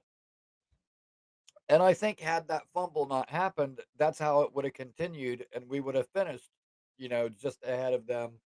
But when Gibson fumbled that ball and gave them that extra score, it flipped the score to where they were ahead. And it's like, you know, oh, it just it pissed me off so friggin' bad. Well, And you're right. We were trading blows with them, and then all of a sudden we didn't get the punch. yeah, yeah, exactly. That's a good way to phrase it. You'll have to bear with me. Like I've literally been awake for like maybe 20 minutes. I was so wiped Hey, out this morning. Hey man, you're good because otherwise I'm just sitting here monologuing and I'm not the best at that yet. So whatever you can chip in as you can is good. I'd like to ask you. I got a couple comments here about your Seminoles, man. Uh, Bill says FSU is no joke. And in Wayne We Trust echoes that. He says they are for real this year. Um, and then I also want to get your thoughts on this. Peg chimes in, new subscriber on the channel. She says, "Hi, Ricky," and she cannot wait to meet up next week. What does that mean, Ricky? Uh, well, Paganardi, along with a lot of other people, will be in attendance for the Tampa game, and so I get to meet a lot of these people for the first time in person. Um, Dude, that's awesome. Sauce versus Mike Evans is worth the price of admission alone, but also meeting you, oh come on. yeah. Now, I don't want to say get ahead of myself with that, but I'll tell you what, watching Brandon Stevens in week one and then watching the highlights of that first Bucks game, Emeka Buka looks like a stud, dude. And let's just say that what I saw from Stevens in his first game was not real encouraging for me as far as like that matchup might be. I don't know. Yeah. Like there's got to be something. And yeah, I heard, something about his cleats or something, why he kept slipping. And I'm like, dude, I've seen kickers and stuff that have the spikes on their cleats changed during the game. Like, if it was that much of an issue, couldn't that have gotten rectified sooner than now? And Yeah. the other thing is, you know, I don't want to hear about your cleats that, that's kind of like the Zach days. Well, it was windy or it was rainy. Like, dude, you know what? No, the era of excuse making is over with. The Robert Sala regime is gone. Uh, I don't want to hear it. You either A, did your job, or B, did not. There is no middle ground anymore. So, and I mean, I posted, I think I posted something to that effect on Twitter where it said, like, he's true to his word. Aaron Glenn said F around and find out. Xavier Gibson did exactly that. And we see the result. He's gone. So, uh, To that end, Ricky, I want to ask you, like, you're right. Like the if the cleats were a problem, they let it linger through the whole game. Like, come on, he was slipping, but again, like, I don't know that it was cleat related. But what I want to ask you is like Aaron Glenn says, man, if you're losing us games, you're not going to be playing. But then you have the fans defending that signing, saying he's making enough money where he's going to be the starter at least this year, maybe even next year as well. Do you think Aaron Glenn is going to take into consideration the guaranteed money when forming the starting lineup?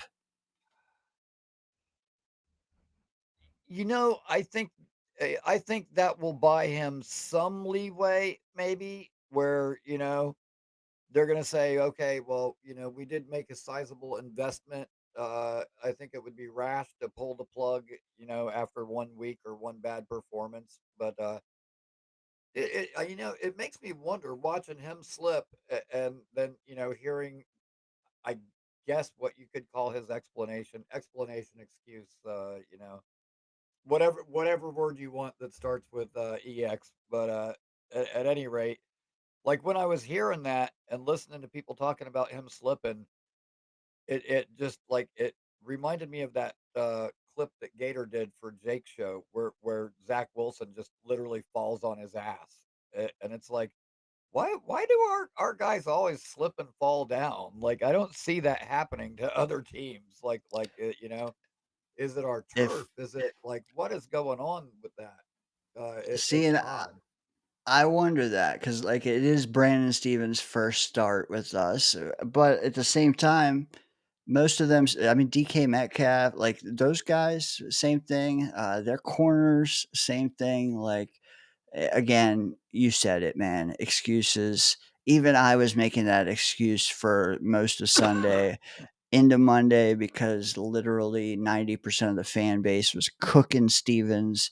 They already have AZ Thomas promoted and Stevens demoted and just coining it as, hey, Stevens is bad. I do think that there was some footing issues, but like you said, how do you not fix them sooner than just let it play out the rest of the game? It's troubling, but what am willing to do before looking at Emeka Ibuka and all that is to see how he does this Sunday, man, because Keon Coleman is no joke. He can run right by you. Shakir, they got some weapons, and they may have to cover these weapons for 6 seconds. So we're gonna know a lot on Sunday, I think. It's yeah, I definitely agree. I was talking about this earlier. Like Keon Coleman is a weird guy. I don't mean that like as a person. Like he's an awesome person.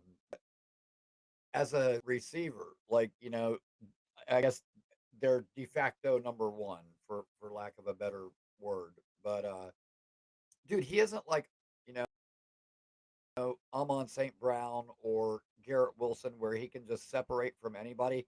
He can't separate from anybody. Like he really does not get any separation, but put that ball in the air and he will go up and get it.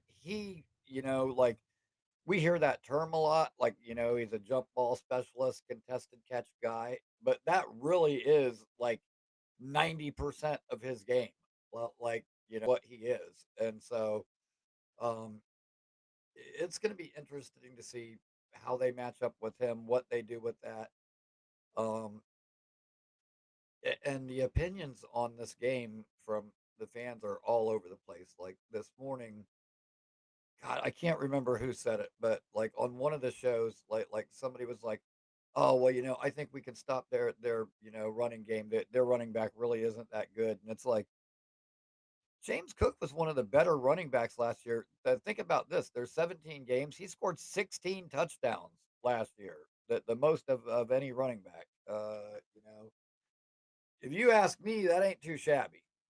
So No. like it's the they're a good team, and there's a reason that people talk about them as being one of the favorites or whatever. But dude, all I do is I look back to the game that we played against them in 2022. We saw Jermaine chase down Josh Allen, and Josh Allen could not get away from him. We saw our defensive line hit Josh Allen so many times, and dude, it was this weird, like, kind of thing where sometimes people speak things into existence. Well, remember before that game, Josh Allen had those statements, like the PR friendly statements, but like Zach Wilson is a good player, a good guy. I think sometimes he just tries to do too much and play hero ball. And then that game, we harassed Josh Allen and made him do that exact same thing. And and I said this, and I mean, who knows? Maybe this will be something that I start saying all the time now. Boy Green certainly seemed to appreciate it. Josh Allen, like playing hero ball and trying to do it all himself, like, dude, that's ingrained in him. And I said, like, those are like his factory settings. We hit him Yeah. so many times, he reverted back to his factory settings, and I mean, that's kind of a good way to describe it. Yep. Like those are his default settings. Like when things aren't going well, when the game plan isn't unfolding, that like his first instinct inclination is I'm going to do it myself, and we made him pay for that. So I said it before, like Jordan Whitehead didn't have 3 interceptions because he's the next Ed Reed. It was because Allen was under pressure and we were forcing him into mistakes, and so I think we've provided ourselves with the blueprint on how to beat him. We've done it before. Uh, if we can beat him with Zach Wilson at the helm, I see no reason we can't beat him with Justin Fields at the helm, especially with better leadership, better coaching. Um, so yeah, I'm probably more optimistic than most people, but dude, in week one, Aaron Rodgers didn't beat us; we beat ourselves, and that's probably what pisses me off the most about it. And I'm trying to be very careful what I say leading up to this game because I made some comments before week one that came back to bite me. I literally said, like, we may lose some games, and even though we might get beat, we're not going to beat ourselves like we have in the past, and we did. And so open mouth, insert foot, whatever. And the same thing with Xavier Gibson. Like, after the 53-man roster was announced, and Glenn said, you know, there's more to it. There's practices. There's we're looking a lot more than just a preseason game. Gibson is explosive. It referred to him as dynamite, and then I said after that, yeah, dynamite's explosive, but the thing about dynamite, you got to be careful because it can blow up in your Volatile. face. And sure as Yes. shit, it did blow up in our face, and it seemed like just a clever line at the moment, but in hindsight, I kind of wish I hadn't have said it because I, I have this weird thing about speaking things into existence. Like I really honestly feel like if you put all this negative energy out there, my wife hates this, by the way, because she'll be like, "Listen, bad things aren't going to happen just because you say it." And I'm like, yeah, but you know what? It seems like you're creating that energy, you're creating that momentum, you're creating that potential for that to be there. Like where like if you talk about it enough, it almost becomes where it seems like a more likely outcome after all that talking. Uh so I would rather just put the positive energy out there. And dude, there were a lot of positives from that game. There were. There were. Speak Our on it. offensive line looked really good. Defensive line looked really good. So I mean, yeah, there was some encouraging things. I thought that for the most part, Fields looked very poised and very comfortable back there, and I think that they've got the right idea on how to use him and designing the offense to fit his strengths. Everything from the play calling to the scheme itself, and I think that's only going to improve as time goes on.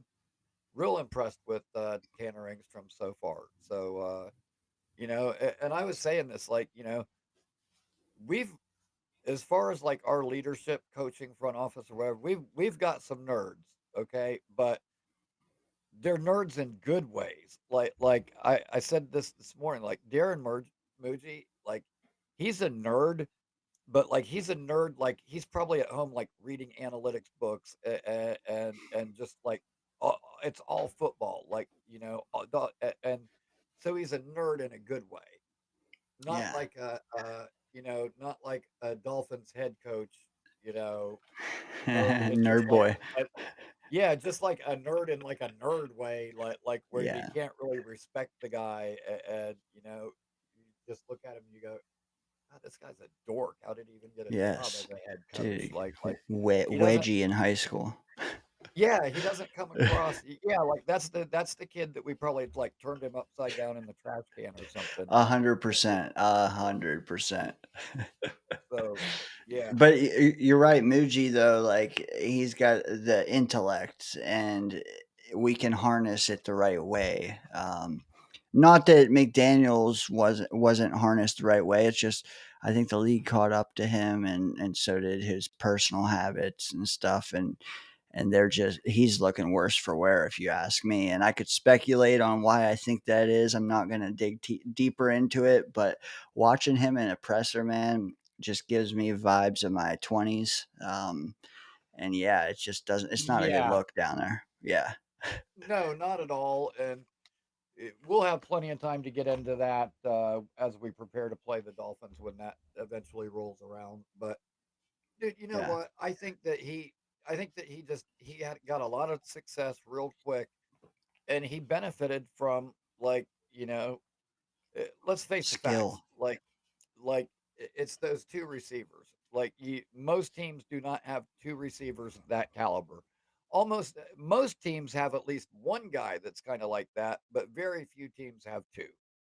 And you know, having two guys that are just ridiculous, blazing fast like that, and then you add in Arcane, whatever the running back, dude, like that's Aaron Glenn said it. Speed kills. You that's something you can't coach. Like either guys have it or they don't, and you get guys that are that fast, and it causes serious problems. So I think that he's been the benefactor of that for a long time. That may be coming to an end. I mean, from all the rumblings, it sounds like Tyreek may be headed back to Kansas City. I heard that as well. I also heard Pittsburgh would be highly interested. I can't see that though.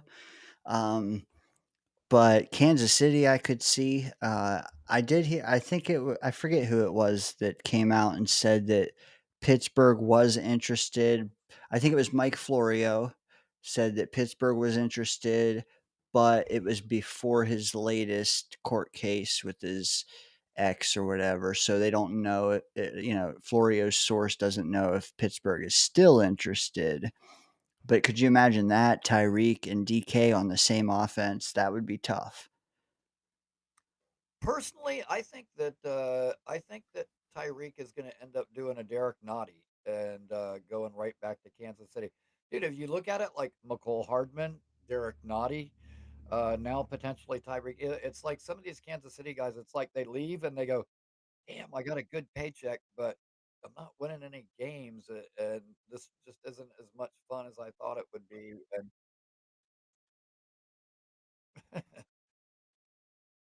hold on a second.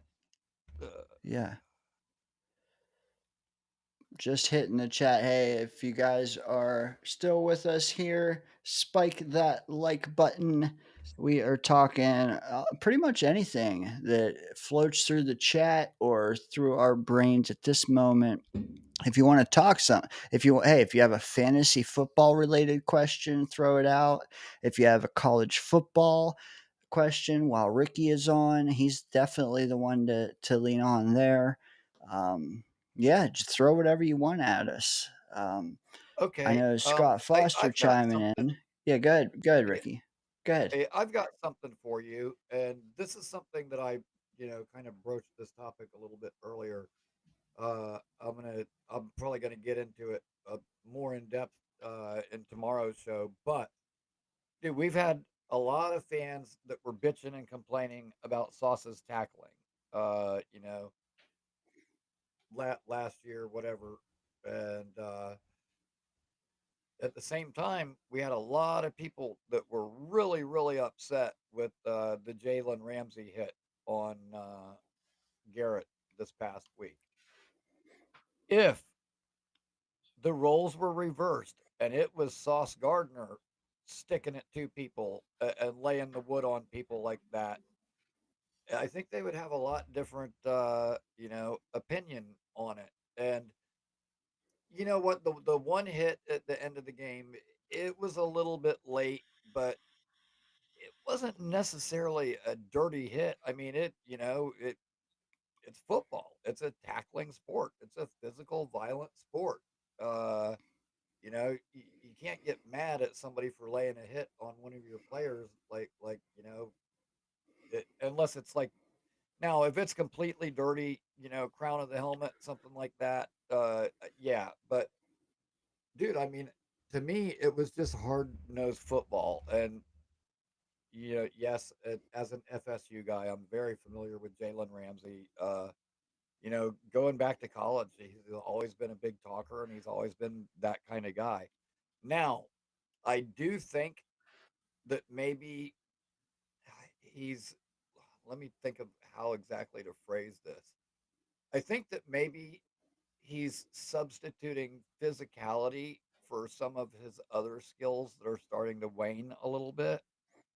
Uh, I If I that think I makes could see sense, like that. maybe, Well, he yeah, also impacted like if that game in ways I wasn't expecting, and you might be onto something.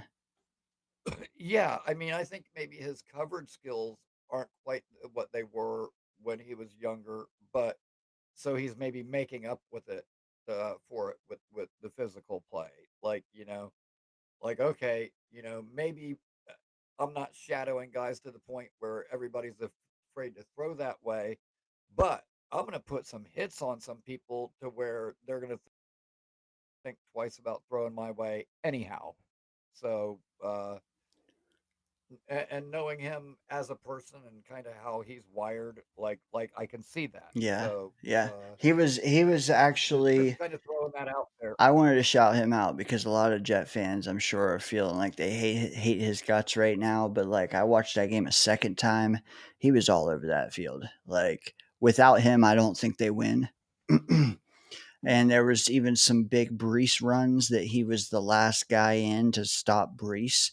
And he also like got in some guys' heads later in the game. Like, I would like to run that game back, but it's too late. We got one shot at it, and I do feel like he did tip the scales in their favor. Right. So, just as a hypothetical, what do you think? Do you think that if the roles were reversed and it was Sauce hitting people like that, that Jets fans would love it, right? Am I right about that? They would defend him to the death. They would. They already have with the Sauce being so handsy and the touch fouls and all that. But then, yes, yes, I do. I think that we would spin real quick on that, Ricky, if it was our guy and not theirs. Yeah, yeah, that's how I feel. And dude, Sauce is awesome. Very, you're right about him being handsy. Like, dude, he's a great kid though, man. Like, I would love to hang out with him and just kind of pick his brain and sit down and talk the shit. Like, he seems like he'd be an awesome person to interact with. Like, probably not the guy that you want to take to the strip club with you. He is a bit handsy. Probably get you in some trouble.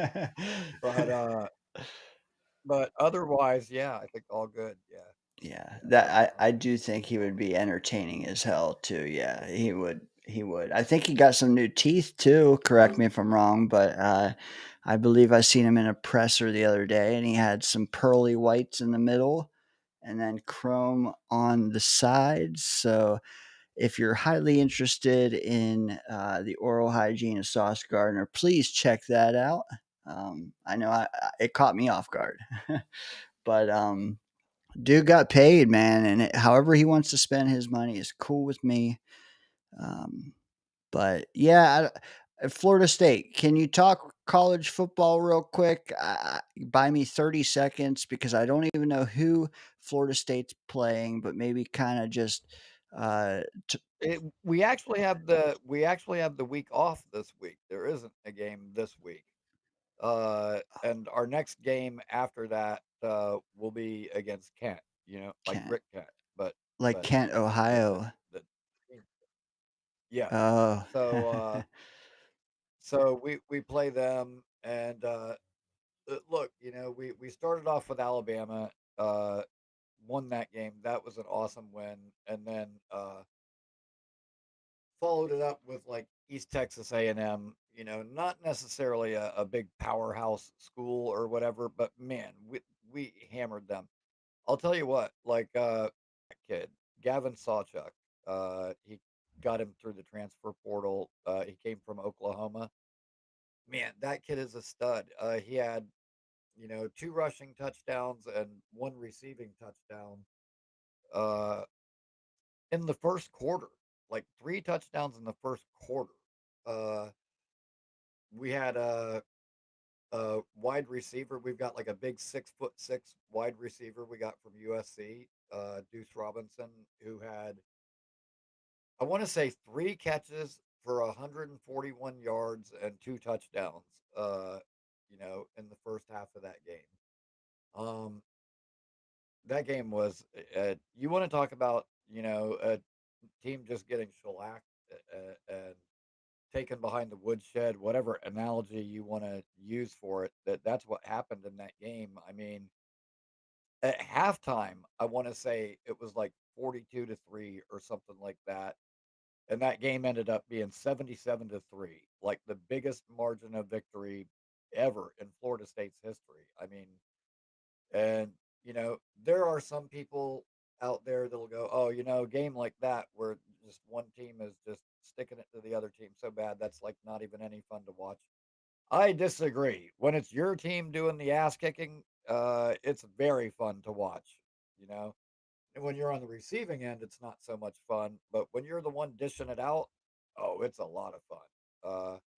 So I had a blast watching that, and you know, I I've been saying this though. I swear it feels like I'm doing scouting when I watch some of these games because I'm like just looking at guys that who could be eventually potential Jets later on, and I'm not gonna lie, just you what that you could look like. you had me at 6'6" wide receiver, so I can totally relate to that. Yeah. So and crazy, and on his one touchdown they clocked him at just over 20 miles an hour. So you got a guy that big that can run like that. Uh, that's a pretty crazy combination to have. So yeah, and I'll tell you what, we've got a real thunder and lightning thing going on with our running backs there too. Which there was like how like in OTAs like we'll see like one play or something and we all go crazy like, oh, look at that great thing. Well, we had like this running back kid and it was kind of like an Oklahoma drill type thing, like him and a linebacker straight up. Dude, they like collide. He like kind of bounces off him, and then he just like reaches out with one hand and just ragdolls this linebacker to the ground and continues to run. And like dude, people went nuts. And I'll admit I was one of them. I was like, oh, look at him.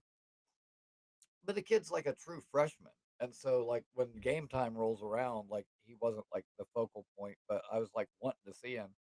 Now later on they put him in. He did get some run, scored a touchdown, and looked really good. But he's kind of like the Thunder, and then Sawchuck, the other guy I had mentioned, it's like the Lightning. But both Sawchuck, Gavin that's a Sawchuck name. and I just saw Chuck. well, yeah, and the other kid that I'm talking about that threw the guy to the ground, his name is like Usain Chroma. So yeah, both of them have kind of crazy names, but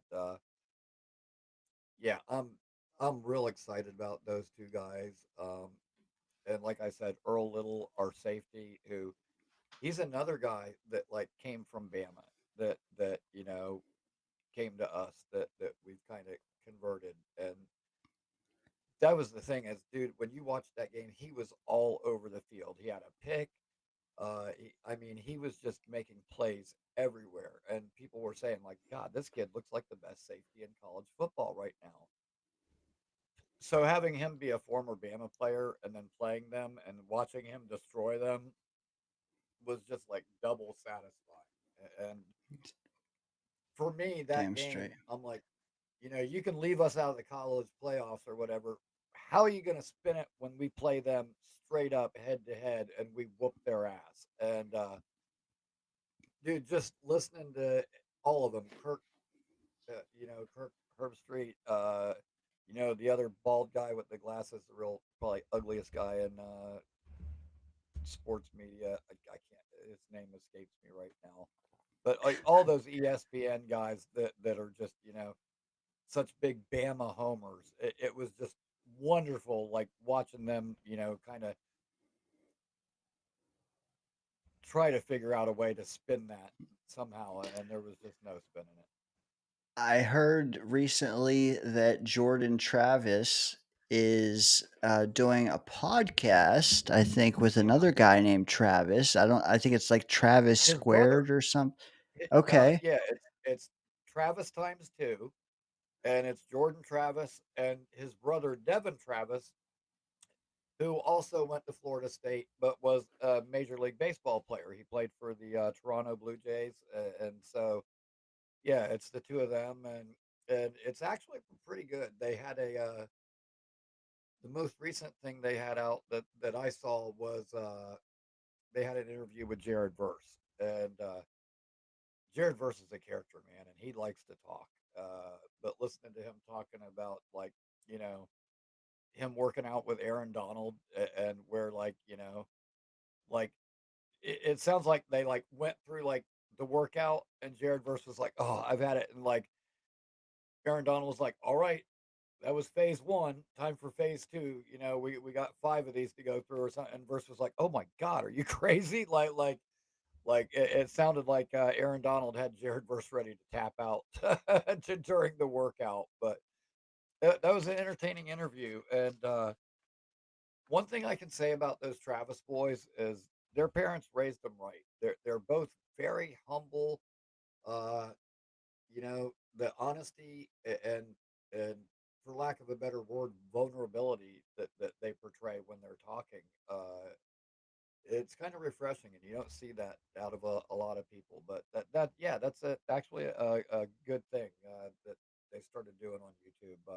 You know, anybody that likes that sort of stuff, I would encourage it. Obviously, it's a lot of Florida State talk, but dude, I mean, just listening to him talk about Aaron Rodgers, have you heard that clip at all with Jordan talking? He's like, dude, he said like, when he first got drafted by the Jets, he was like, oh great, I got to deal with this guy. He was like, everybody I know, everybody that I talked to that knew him, just said like, this guy's an asshole, and like, like you just don't really expect, you know.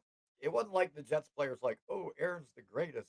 We voted him most inspiration. Like Jordan just told it like it was. Like I heard this guy was a dick. But then he said, when he got there, it was different. Like, Aaron was teaching him how to watch tape. He was like, the extra coach there. But also listening to him talk, he was like, dude, we walk in and he's got his feet up on the table, no shoes on, like sitting there watching the film and talking about how Aaron ran the meetings and like how Aaron was really his coach. I was like, you know what? That is very curious. You know what? That confirms a lot of things that we were thinking were going on behind the scenes, but that, maybe not everybody is talking about. Like Jordan don't give a fuck. What are they going to do? Boot him off the team? Shit, he's already off. He can say whatever the hell he wants. They can't do nothing to him. So it's nice hearing somebody tell it like it is, and It's also nice, like, because I don't know. I think most of us were rooting for him. I know you were, but like most of us were. And like, if we had to go with never hearing from him again, or even like the inkling that we could get his side of the story, how his like body, rebounded to what happened in college, like, I, I'm interested in, even if it's just a human, experiment, like just finding out exactly where he was when we drafted him, how it progressed from there, like to where he couldn't even play. Just interesting to me, but also the kid is charismatic and, like you said, very transparent and authentic. Might be a podcast worth checking out. There's so many on YouTube, but like not many with actual Jet players on it that host it. Like you see, Jalen Brunson do, and Josh Hart, right. and all these guys do, like Max Crosby and Parsons. Like, we're the Jets ones, so like that's the closest we can get right now. It might be worth a little dabble into until we get the real thing. I'm okay that our guys aren't doing that right now because I feel like you have to achieve some, you know, amount of success before that's really an acceptable thing. I don't want guys worrying about their podcast right now. I want them worried about football. Uh, Let us going worry back, about it. yeah, going back to Travis for a minute though, there was part of one of his shows where he was talking and he was saying like how kind of the celebrity of the whole thing started to catch up to him where he was like, I was drinking more than I normally would have. I was going out to the club more, and I was kind of getting caught up and the whole image. And then the injury happened, and it was almost like he said like I wasn't acting like myself, and so God threw me a reality check, and and he was like, and honestly, I think it's the best thing that could have happened to me, and it's like, wow, dude, a career-ending injury. How could that be the best thing that like? It was just such a weird, a different perspective, but listening to him talk, you can really tell what a high character guy he is. Where he was like, you know what, I needed to get brought back down to earth, and Self-aware. if that's Self-aware. what it took to do it, then he's real big on like it must be God's plan, and he had different intentions for me, and uh, he said that right after he got hurt. He was like, this must be part of God's plan. He's going to throw some more adversity at me, and I'm ready for it. And then when Jermaine had his injury, he said like almost the exact same thing. But They're I think built that has built a lot to different. Them Seminoles are built different, Ricky. Dude, I think it has a lot to do with their coach too, and just that kind of mentality that he puts into those guys' brains. But dude, I mean, you look at that whole draft class that aside from Jordan Travis, who was hurt, but Renardo Green doing great in San Francisco as one of their corners. You got Jared Verse and Fisk tearing it up for the Rams. Keon Coleman looks like he's catching on. He Trey does. Benson for the Cardinals had some really impressive runs in their last game. And James Conner better be looking over his shoulder because that kid's lightning fast and he's coming. But like, yeah, all those kids from that draft class, they're all making impacts on their various NFL teams.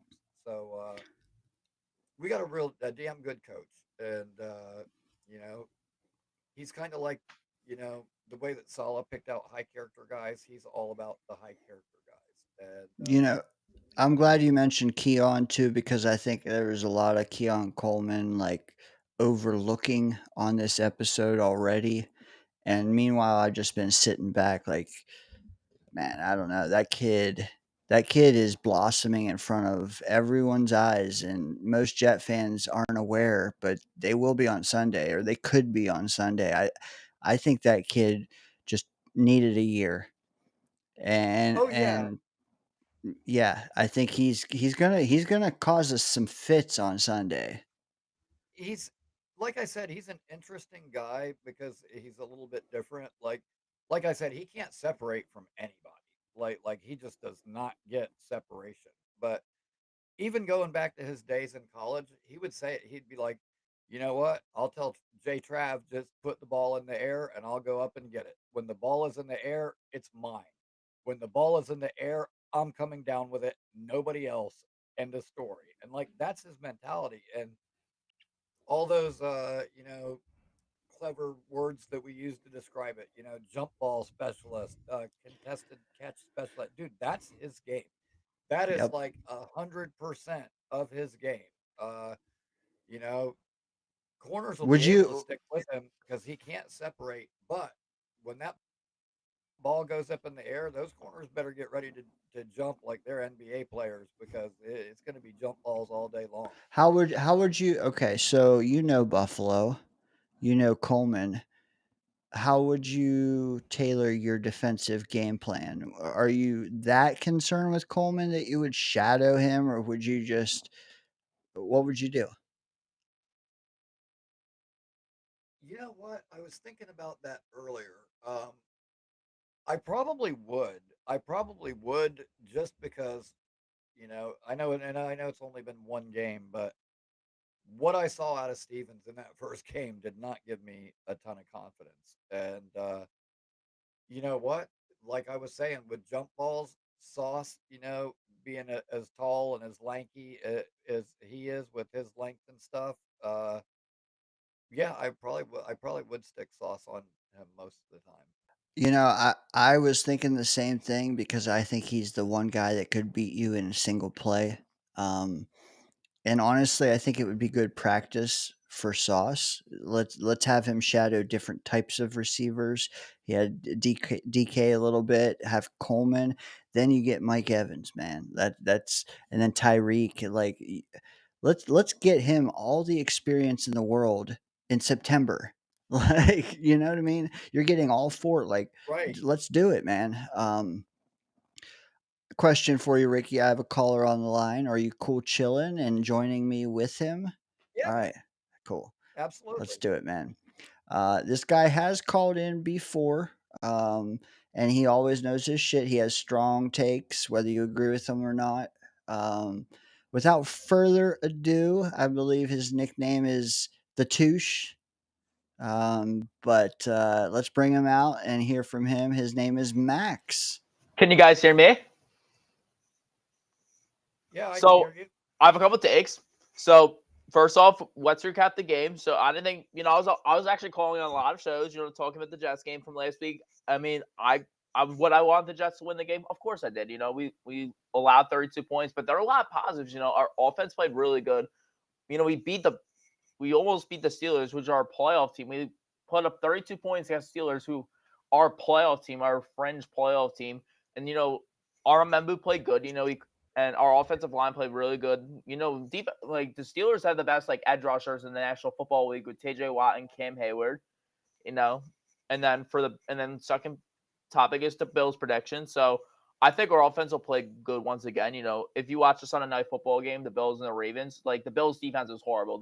I understand it's Lamar Jackson, but seriously, you allow the Ravens to score 40 points, and then also Ed Oliver's not playing on Sunday, so I think the Bills defense is going to be even weaker. I think Justin Fields is going to have, let's say, 200 passing yards, one touchdown, and then add 85 yards to the ground, and then let's say one or two rushing touchdowns. It'll be a close game. I'd say 30-27, be a high scoring game like last week.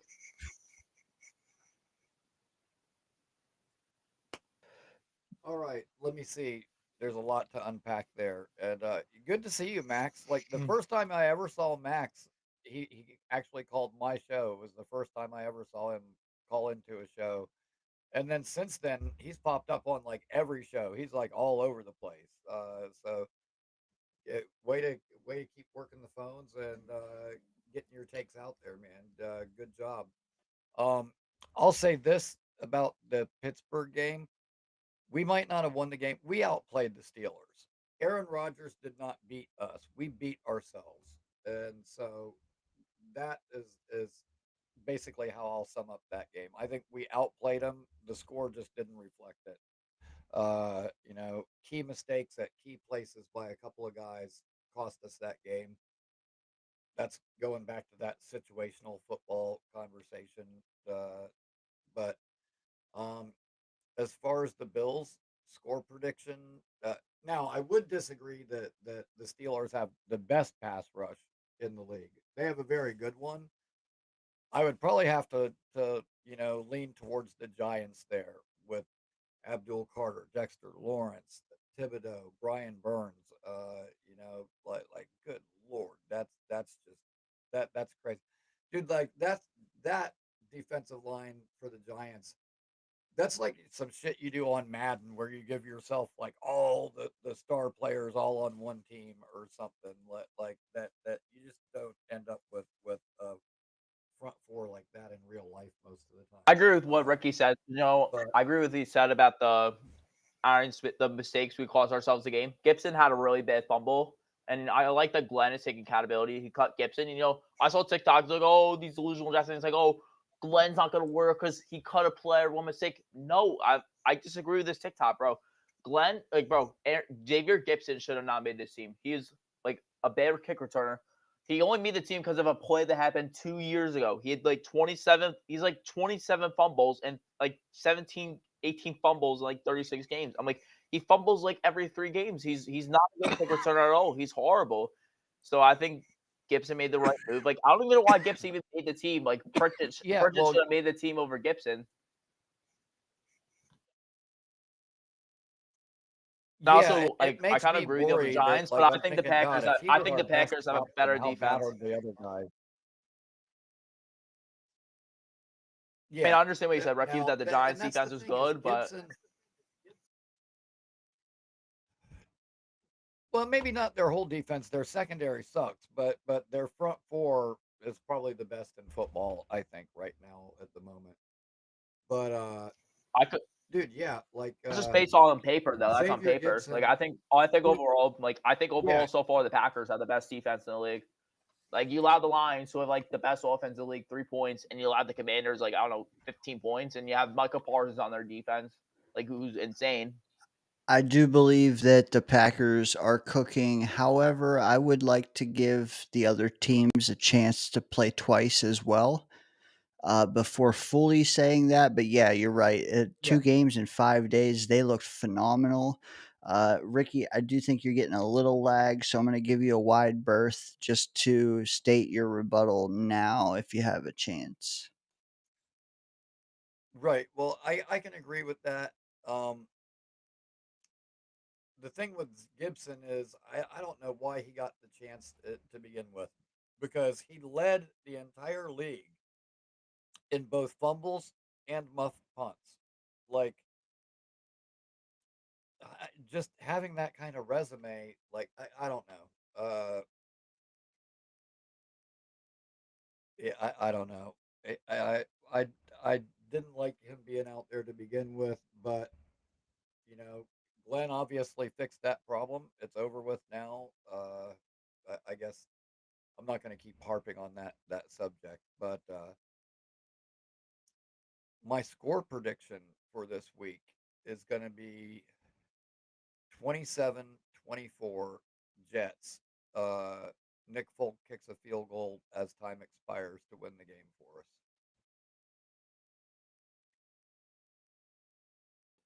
What do you think of that, Max? Do you have a prediction of your own if you hadn't already stated it? I think the Jets are gonna win like let's say 30-24. Like I just think it's gonna be another high scoring game. Like I did agree with like Ricky because I had the same prediction like last week. I said the Jets were gonna win like let's say 27-20 and 2017, but it was actually a higher scoring game than I thought. Like everyone's like, oh, the Steelers Jets game last week, it was gonna be a low scoring game, but it was actually like the second highest scoring game of the week. It was like a shootout. Like Fields had like 1 passing touchdown, 2 rushing, and then Aaron Rodgers had 4 touchdowns. And I agree with what Ricky said. Our defense didn't play good at all. Like we should have gotten 2 interceptions. That DK catch should have never happened. Like honestly, like Brandon Stevens played horrible. I mean, Sauls played good. Stevens played horrible though. That's Would you fine. guys I was reading that same comment just as he put it up on the screen. Matt, hey Max, let me ask you, if you saw a muff, would you dive on it? Yeah, if I saw like a muff punt, I would dived on it. Like, bro, Gibson's like the worst kick return in the league, honestly. Yeah, I would. Let me just say, for me personally, I'm not a fighter. I'm not a warrior. I'm a gladiator. Get it? Gladiator. Anyways. Gladiator. That is the first time I've heard that, Ricky. That is epic. Gladiator. Gladiator. Uh, Max, let me ask you this. Our performance last Sunday, does that change the amount of wins you thought we would get this season? I want to keep it week by week. I don't want to overreact to week 1 game, but if the Jets continue to play like this, like I think we could be we could be a playoff team. If we continue to play this good on offense, like we could be a playoff team. But I don't know though. I want to take it week by week. I don't know if like its performance is sustainable though. Like I want to see if the Steelers defense is just that bad or if our offense is just that good. Like I don't want to overreact to week 1. No. Honestly, that is extremely carefully thought out and rational take. That's what we all should be doing. But at the same time, you're ready to crown the Packers, who played twice, and everybody else have only played once. So, are you jumping the gun with the Packers D, or do you just think that there's nowhere to go but up for them? I'm not trying to like jump the ground, but I'm impressed so far by the Packers defense. Like you allowed the Lions, like the Lions are the most high powered offense last year in the National Football League, and you allow them to only score 3 points. Michael Parsons played good, and then the Commanders, it was probably like three. They only allowed the Commanders like 15, 16 points, and Jaden Daniels is like a really prolific quarterback. So I'm not trying to like.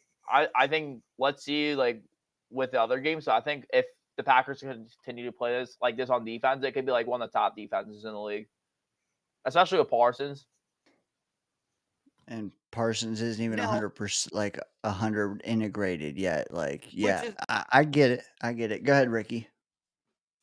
the weird thing is like I heard of, I was at work, so I didn't actually get to see that game, but I was, seeing the posts on Twitter talking about how Parsons dominated.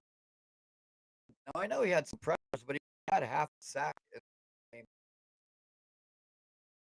which doesn't mean that, just because he didn't have the sacks doesn't mean that he. But I don't know, man. Like the thing about that Lions is they were the most high-powered explosive offense last year, but this is not last year. And if I had to say it, so far it looks like the loss of both Tanner Engstrom and Ben Johnson for the Lions. It's looking quite significant right now because they do not look the same at all. And again, it's only been just the very beginning of the season. Maybe they'll turn that around, but what I've seen so far, like yeah, they do not look they do not look the same, and I don't know if that's play calling, game planning, whatever. But yeah, that offense doesn't look like it did last year. I could say that, but it's only week one. They didn't play a lot in the preseason, so I wouldn't be concerned about it. But talking about Engstrand, I like that he took accountability on the 2 point. I think Engstrand called a really good game on Sunday against the Pittsburgh Steelers. Like I think some of his calls, I like he's taking accountability on some of the 2 point calls because I didn't think some of the 2 point calls were that good, and he like the play we was talking about was like the delay of game. He took accountability for that, which I think is a good sign in an offensive coordinator, especially as a future head coach. Like it's a good thing he's taking accountability. I feel like a lot of times I saw him out there like Douglas and Solly, they just blame it on other people, but I like that X-Rain is taking fully accountable for his actions and play calls. Like if this is not the best that X-Rain calls, like imagine this team. If we still have this good offense, like we can't imagine this offense in the AFC. I don't have as big a problem with the 2 point tries as most people. Like the one where there was the penalty, and so the ball got moved up where I guess in theory the extra point would have been easier or whatever. I kind of like the aggressiveness of going for it there. Like we're we've been maintaining the lead. Now they make a mistake, make it easier on her. Like yeah, let's go ahead and just put the boot on their throat and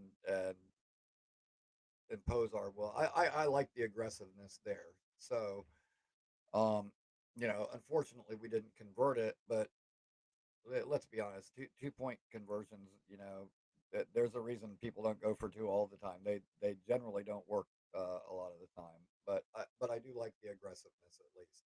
I agree with you. I like that Glenn and Engstrand are like going for it, like they're aggressive, and I think it's a good thing. But like I think they could have called better 2 point plays. That's just my thoughts. Like I think it's good they're trying going for two, but I think they could have called like more successful plays. Like I feel like they could have like done, I don't know, the touch push at the goal line. They probably could have done touch push and it would have worked, or they could have tried quarterback sneak. They could have probably called a better play on the 2 point.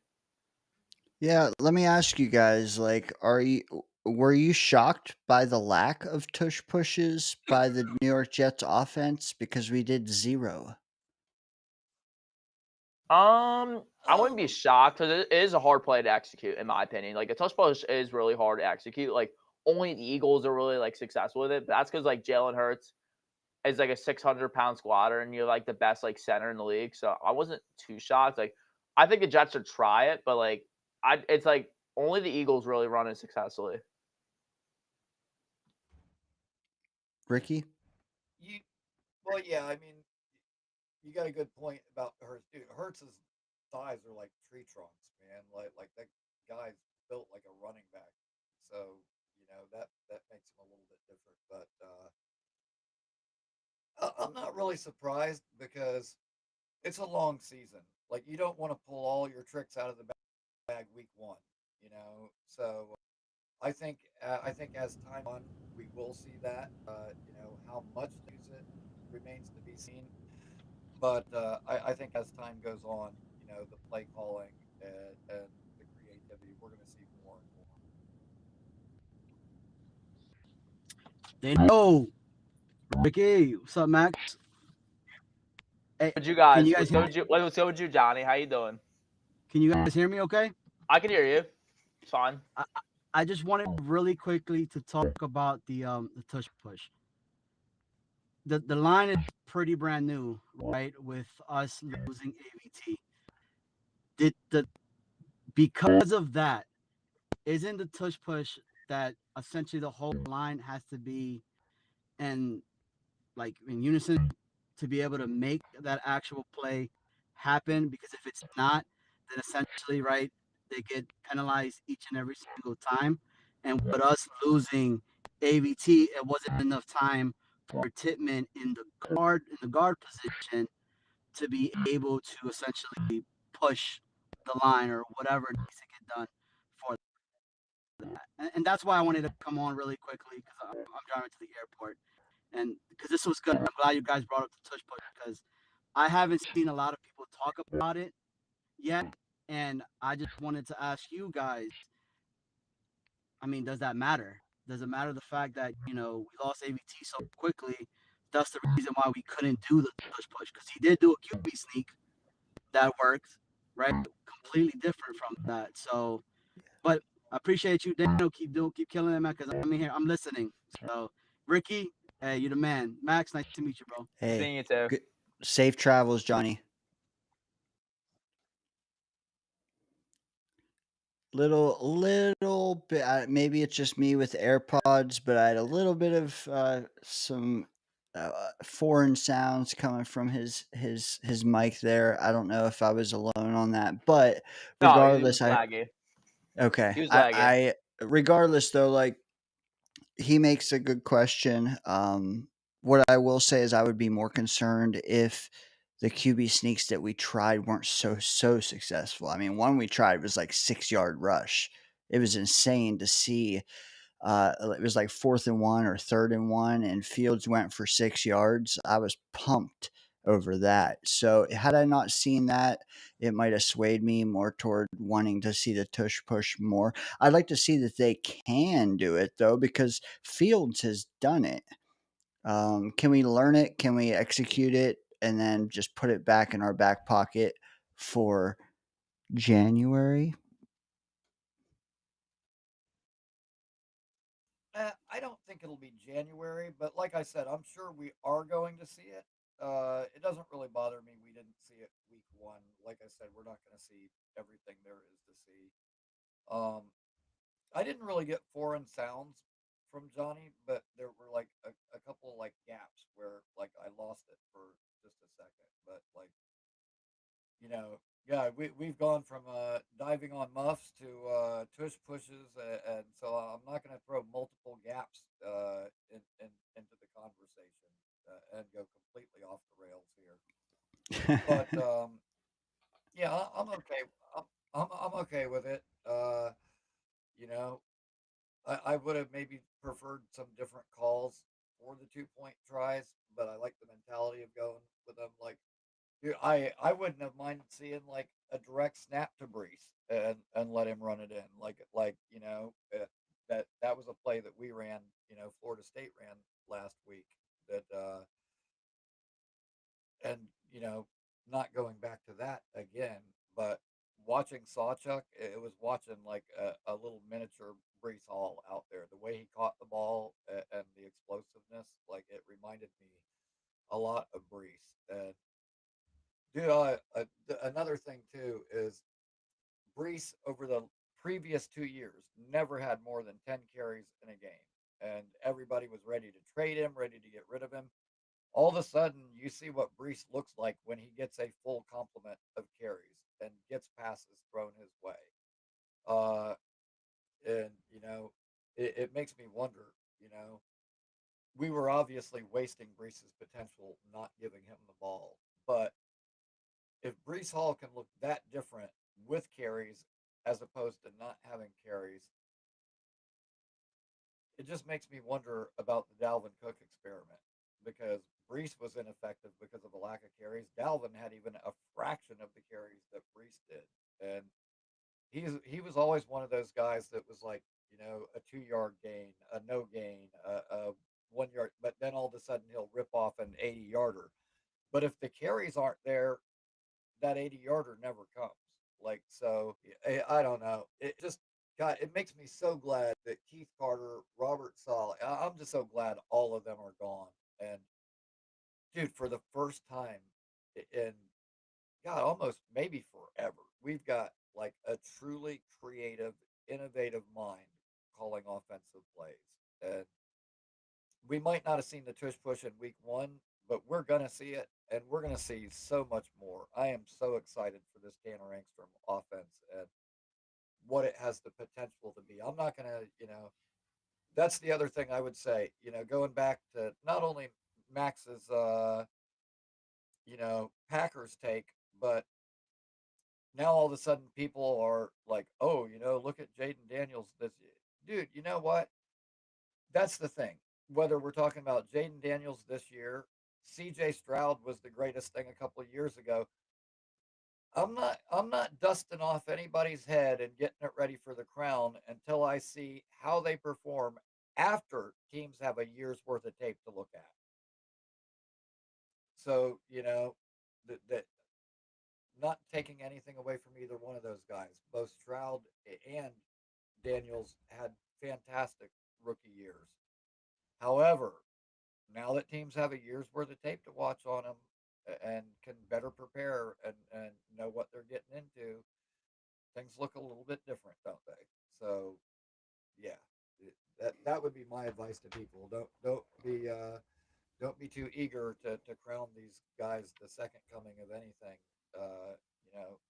Let them get a couple of years in, and if they can do it several years in a row and stack back to back to back years like that, where they look unstoppable, then I'll buy it. I'm with you. Max, thoughts on either what Ricky said about staying power in the league or what Johnny said about the tush push? So what Johnny's saying about tush push is, I understand like with the AVT injury, like I understand like the offensive line was reshuffled. I think I'm not super worried about it. I understand the offensive line reshuffled, but the quarterback sequence successful. And most teams who run it's not just the Jets. Like most teams who run the tush push are not successful. The only really team that is successful is the Eagles because Jalen Hurts squats 600 pounds. The Eagles' offensive line is the best in the National Football League. So not like I've seen other teams run the tush push and it's not as successful as the Eagles. Like the Eagles are just so good at it. Do you think you have to be as good as the Eagles in order to use it effectively though? Nah, you just have to like you gotta try use it. Sometimes it fails, sometimes it succeeds. The Eagles just do it to another level. They're just like the best team in the league by doing it. Facts. Facts. I agree with you, Well, I gentlemen. think, Any final words? Yeah, go ahead, Ricky. well, yeah, just one final thought on the tush push. Like, the thing is with the Eagles is like other teams run it, but like they run it all the time. Like that's one of their staple plays. Like I don't think any other team in the league is going to run it as much with as much success as they do. But it's because of, like you said, the way Jalen Hurts is built, in conjunction with that offensive line. Like that is a play that is just kind of perfectly suited for their personnel, which is why it's so effective. I would argue that what Engstrom is doing right now, designing an offense around Justin Fields and his strengths, like I think as the year progresses, we're going to find out what our version of the tush push is. The play call that fits our personnel and our strengths that Engstrom's going to come up with. And so I'm not really concerned with emulating what somebody else is doing successfully. I'm looking forward to seeing what it is that we are going to do successfully because I think we're going to end up having one of those signature plays for Justin Fields. It may not be the tush push, but I'm looking forward to finding out what it is and just super stoked about this offense and the direction it's headed. Final thoughts on anything we've talked about, Max? So my final thoughts is I think the Jets are going to win. Like, I think week 2, I'm confident in this offense. You know, the Bills' defense is horrible. So I think it'll be another high-scoring game this week. And then Jim Nantz and Tony Romo is going to be on the call. It's going to be a really good game. You know, it's going to be another high-scoring, probably shootout with Justin Fields and Josh Allen. I love it, man. Max, always a pleasure having you join the Danger Zone. I'm sure Ricky will echo that as well. Always good. You're a great caller, brother. Keep doing it. Keep having your own takes and keep bashing them TikTokers who don't know what the hell they're talking about, man. Hey, have a good weekend, brother. Good. All right, later. Ricky, Yeah, same and thing for you, man. Anything you want to plug? Because I haven't nailed down your schedule, your routine for the weekdays yet. Do you want to kind of shout yeah, that out or tell us what you got cooking? yes, absolutely.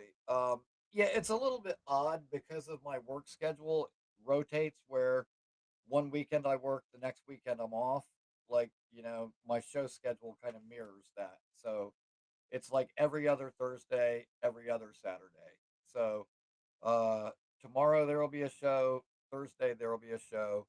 Um and tomorrow night I have Ryan from the Jets Ward will be on with me and previewing the Bills game. And and hopefully if we win. Now, I was trying to get Jake to come on the show last week, and he told me if we beat the Steelers, I'll definitely come on. We didn't win. He didn't come on. So I told him, you know what? So now the goal has become to have Jake on after we win our first game, and he has agreed Hey, that after we win our first game, he will come on. So hopefully that means he'll be on a week from now, but we will see. But yeah, at any rate, I'm gonna have Ryan on tomorrow previewing the Bills game with me, and so for you guys, like I always post on my Twitter if you want to follow me on or X, whatever the kids are calling it these days. Twitter. Uh, It's always Twitter. Dude, it probably always will be for me. Like I'm It so used to should. saying Yeah. that, but yeah, so it's every other Saturday, and if I'm not doing a Saturday show, that just means I'm doing a Tuesday show. So, but I post stuff on my YouTube page, trying to let people be aware of my schedule because it is a little bit odd. I think eventually people will kind of figure it out, which it sucks. I think what I'm going to start doing is on the days that I do have to work on Saturdays, I think I'm just going to do a 4 p.m. show before I go to work as opposed to the normal 8 p.m. slot so that way there's a show every Saturday. But That yeah, that could so work. that's what I got cooking right now. Hopefully I'll see all you guys tomorrow night at 8 o'clock. Neek, if you're still in the chat, it's good to see you. I haven't seen you in a while, so hopefully we'll get you over there as well. But man, appreciate you having me on. It's been a minute since I've been able to really catch up with you. Facts. I do try to tune in sometimes, but dude, when I'm at work, it's so hard to hear in that place. It's basically like when I'm at work, I interact with people in the chat, but I can't hear what's going on in any of the shows, and I never bother to call in. People have asked me like, "Why Yeah. don't you call in from work?" And it's like, dude, all you guys would hear is a bunch of machines rumbling, and it would sound like my mouse is moving and I'm not saying anything. Like there's no point in it. But any rate, man, thanks for having me on. Appreciate it. Always enjoy sitting around and talking football. And all you Dude, people I out could there be watching, if you haven't done it yet, hit that like button, subscribe to the Danger Zone, and thanks for having me, man. And I will catch you next time. brother. Love you. Love chopping it up with you. Always, and I mean that, always a pleasure. Um, enjoy the meetup because that's one thing that I'm jealous of right now. Being in Oregon, it's going to be a while before I can meet up. So enjoy that for me, dude. Whip out your camera and take some little shorts with people, man. It's just epic content to be able to see people we know and love chopping it up. So dude, enjoy that game and thank you for joining, man, because you really did. You helped me out tonight, and it was great conversing with you, man. Ricky, have a good weekend and enjoy the Bills coming in to MetLife. All right, man. Thank you. And everybody that's going to week 3, I'll see you in Tampa. Hell yeah, Ricky, New York, baby. Not just him, but him live in the danger zone. You know what? Damn, Dane's alone again. This is when the show gets shitty. Just kidding. Am I here in time for late night happy hour? You are, sir. You are. Now I'm hoping to get this volume right because I've had to adjust it all night because every single guest for me was at a different level. I think now we can get ironed out, man. How are you doing, Scott? Or Ozil Delusions? Uh, Wait a minute. I changed that. How'd that happen? I don't know what happened there. Oh well. I'm good. And I don't know how my name changed. You were talking about earlier. I'm not sure how that It happened.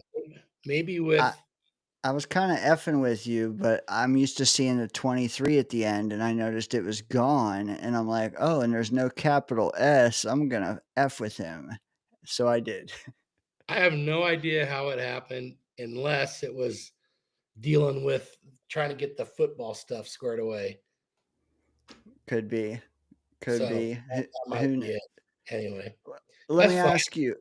You've seen quite a few colors tonight. You've said, well, I don't know how much of each, but you saw Ryan, the Jets Ward. You've seen Charles. You've seen Ricky New York. You've seen Max.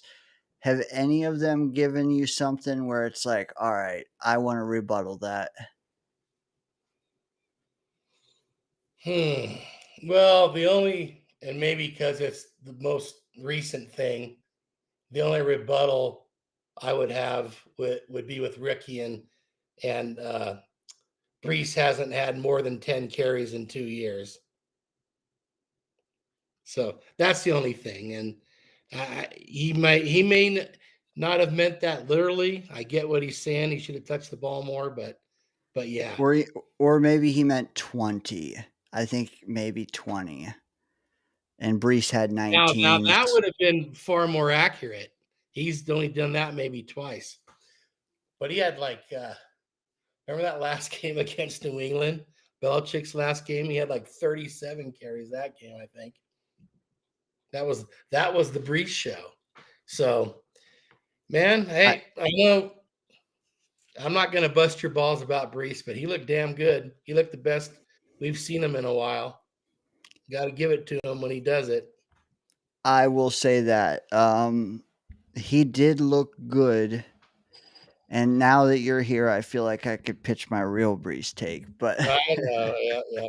I may have heard it already, but let's go. well, I would have liked him to look better up the middle or for longer distances. But what we got was way more than I thought we would. So he bought me, or he bought 3 or 4 more weeks out of me just with that one showing. Yeah. Well, and you know what? But how good did Braylon look up the middle? Not good. I like I said earlier, I rewatched the game and his first 2 carries I think totaled like -4. Yeah.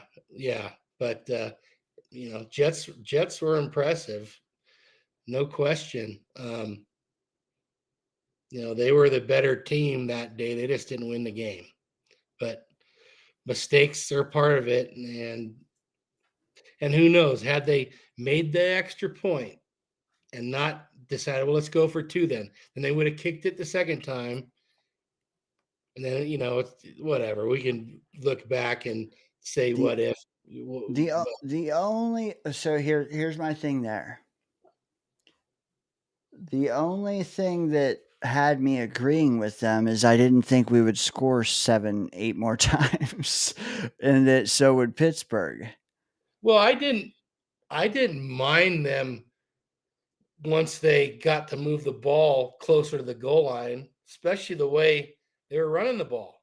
I didn't mind it at the time, but as it turned out, had they made it, they would have not taken. I assume they would have not taken the penalty.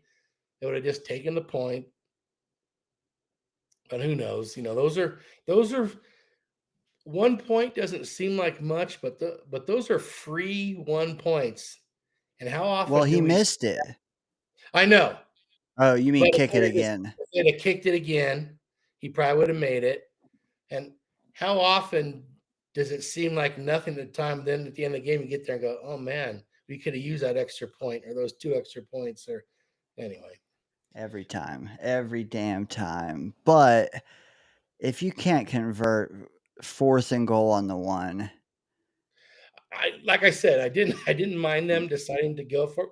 Frankly, I thought they'd make it. so did I. So that was surprising. The one time a few times the Steelers defense stepped up. 2 of them were down there on the goal line.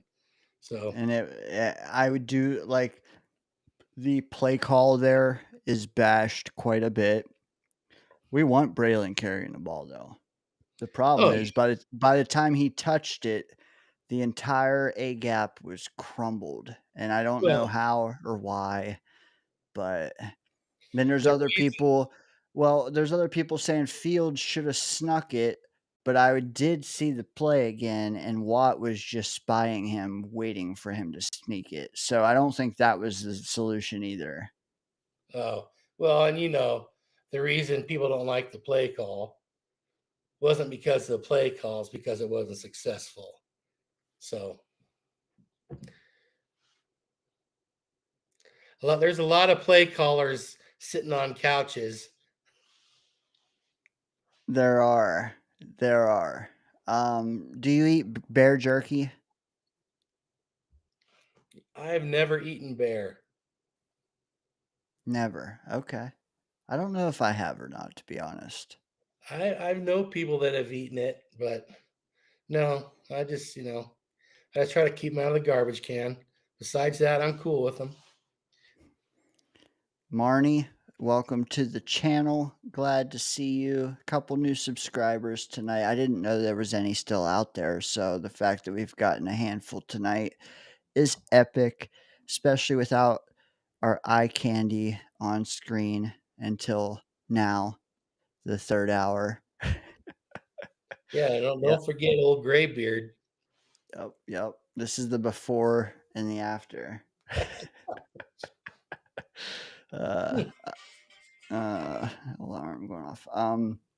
Chat's cooking again. It does seem like, man, you get to midnight on the East Coast and people really file in.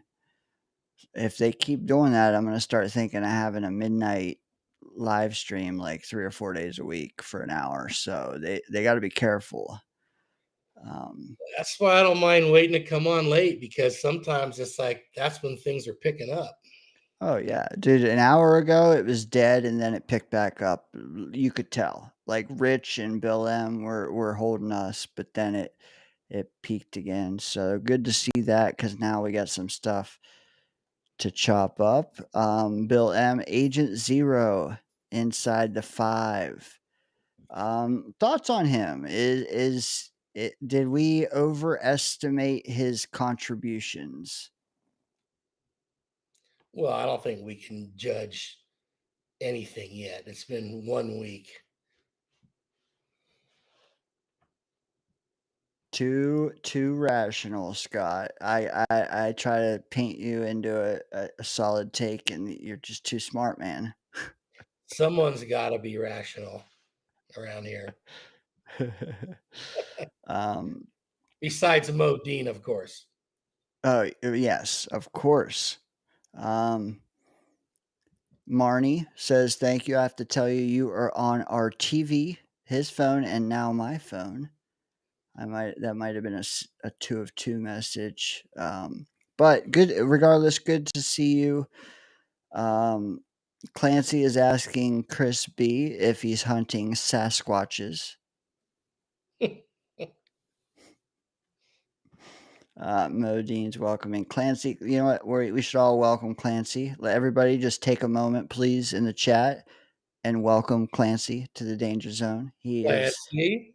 the man, the Clancy's myth, always good for a laugh. the legend. Mo says, "Don't drag me into this." Too late, Mo.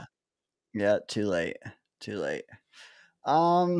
Question. We went into the Steeler game being the dogs in our own building by 3 points.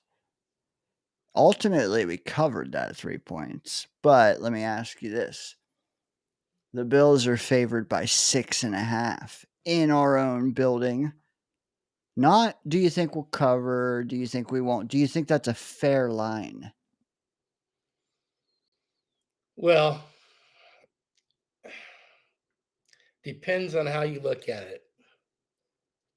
Because, of course, lines are based on where casinos think the money's going to go, and they try to manipulate where the money goes with lines. The football part of it, I think the Jets cover. I think it's going to be a lot like last game. I really do.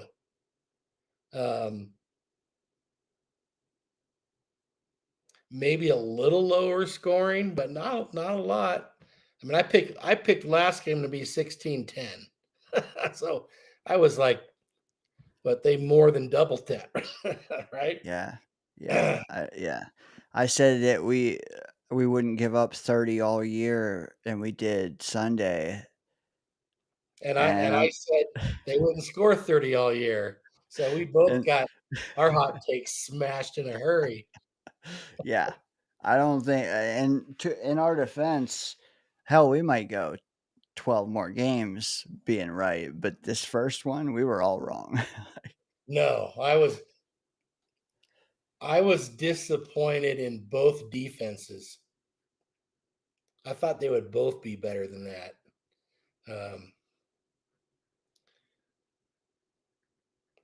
But I was overall very impressed with the Jets. I really was. As a whole, yeah. Yeah, totally. Johnny, I thought Justin Fields was great. I'm going to give him his flowers when he earns it. But he's been inconsistent over his career, so we need to see several games that way. And now teams are going to start getting tape on what the Jets are going to do with him. So, like I said earlier, I'm not getting too excited or too low over 1 week. Although I do agree with the cut that they made. that was a long time coming. Yeah, that was a delayed reaction.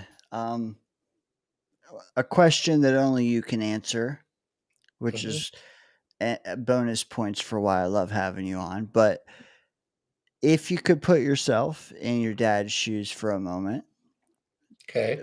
Again, chat, anyone watching, Scott Foster, his dad was a defensive coordinator for many years. How would he attack the New York Jets offense in week 2? Oh, you know what's funny? So in my dad's era, there was a lot more option, triple option, all that kind of stuff. And that's kind of his reputation. He had coaches from bigger universities even bring him in to say, show us how you would stop this option. I can't really answer that question. My dad, as a defensive mind, is so far beyond me. But I imagine he'd leave his guys one-on-one, and he'd have stopped the run. He'd have made the Jets throw the ball more. That's what he would. That is what he would have done. That's the rub too, because that is exactly what I would do as well. Also, we were all impressed with the offense, but like, let me rip this scab off right now. I don't know that passing performance is repeatable. Any of it. Any of it. The Garrett over the top, when have we seen that? Is that going to keep happening? I hope. But also, you're gonna pin one in to Rucker in a crucial situation. It's gonna get through, and Ruckert's gonna catch it, and then he does it a second time. He pin ones in to Tyler Johnson. It gets through, and the kid catches it and turns upfield. Those are the three biggest pass plays. So why is my skepticism unwarranted, or do you agree with me? Well, that, for all we know, that might be their best passing game of the season based on efficiency. They'll have bigger yardage games. That play over the top, no one talks about it. I'm the only one I've heard mention it, but the offensive line made that play. They gave him so much time to pass, and Garrett came from one side of the field all the way across to the other corner, and offensive line makes that play. If they don't get that done, you don't have time for that to happen. So who knows? It's so hard to predict. We could, but I bet that will be the most efficient passing game of the season. That Garrett one was euphoric. The other two, though, I about shit my pants on. I mean, there were a couple balls I thought, oh shit, those are intercepted, and then somehow they were even by record caught. So yeah, that's. What do you thoughts on the comment here from Johnny Boy Scott? If you could read it out loud first. Where is it? On screen below my beard. Yep. Hey, Johnny likes that booty. Johnny knows a top-rate booty when he sees one. I love it.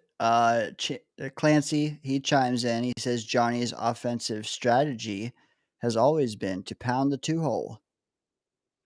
Yep. And the muff dive. Keyword, pound and offensive. Shit. Scott loves his. I don't think Mo is being dirty here either. I think he's just saying you love offensive lines and defensive lines, and the Jets were better on both of them, which makes it that much,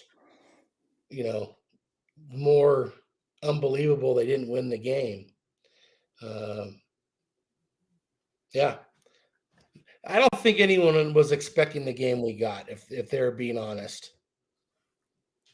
Nobody was.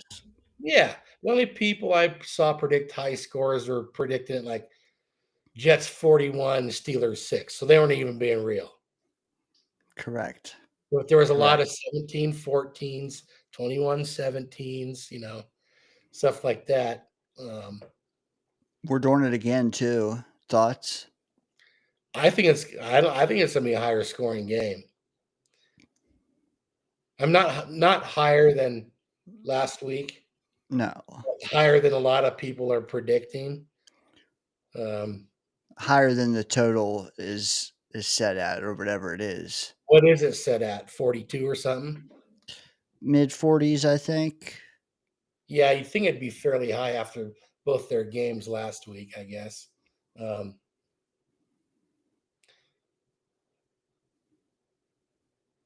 It is set at 47 and a half. Okay. So that's that's right up there. That's a fairly high scoring game. I bet there aren't a whole lot of games with a higher over under than that this week. I'm going under there, and I'm going to lose again probably. Who knows? Well, you just said it yourself.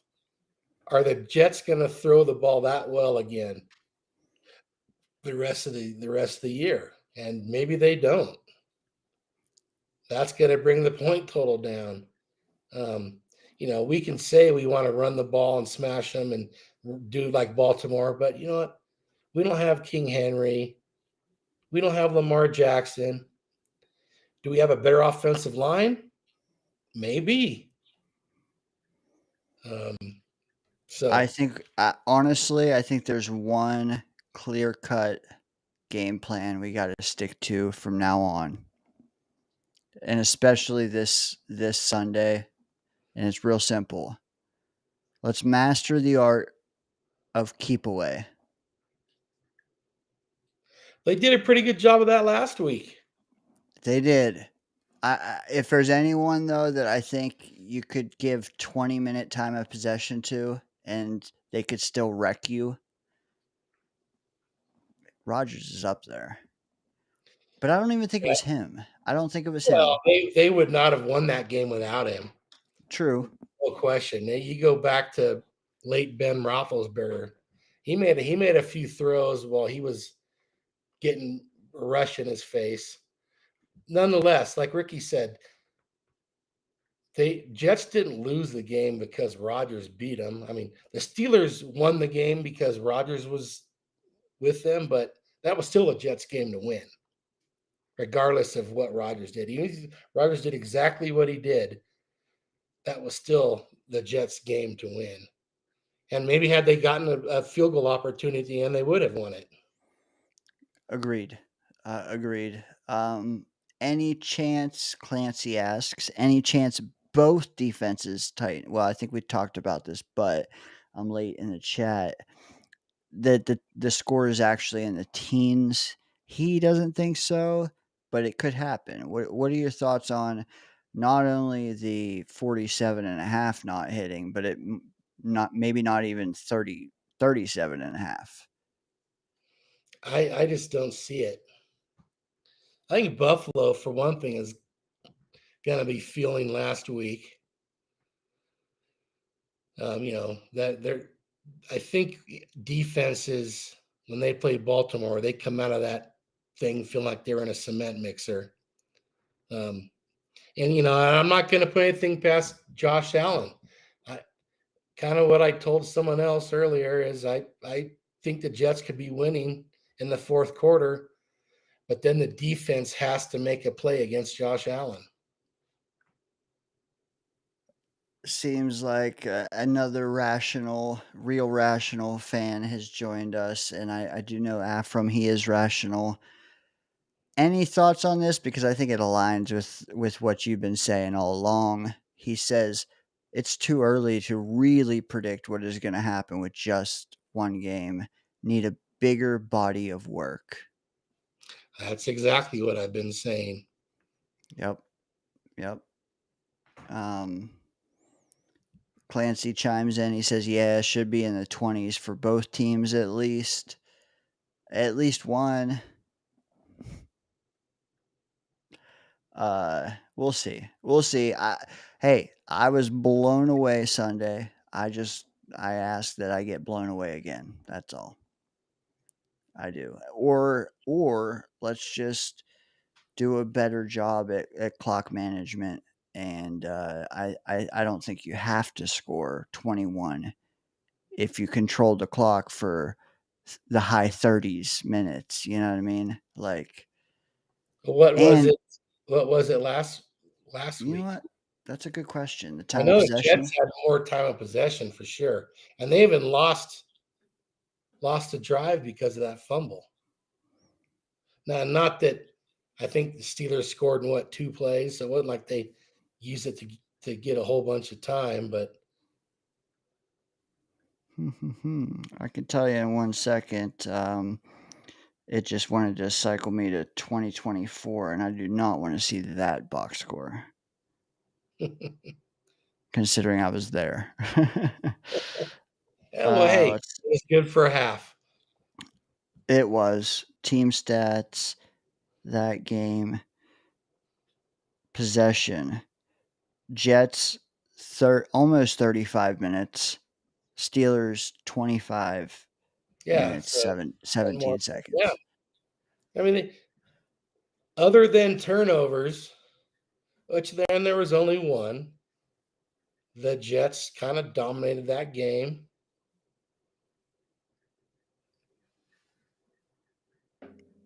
Agreed. Hey, I said it earlier in the show, and I'm starting to believe it really now. Like, just run that back, and I like our odds in a lot of these games. Run that back. If you can just keep doing that, Well, that's maybe.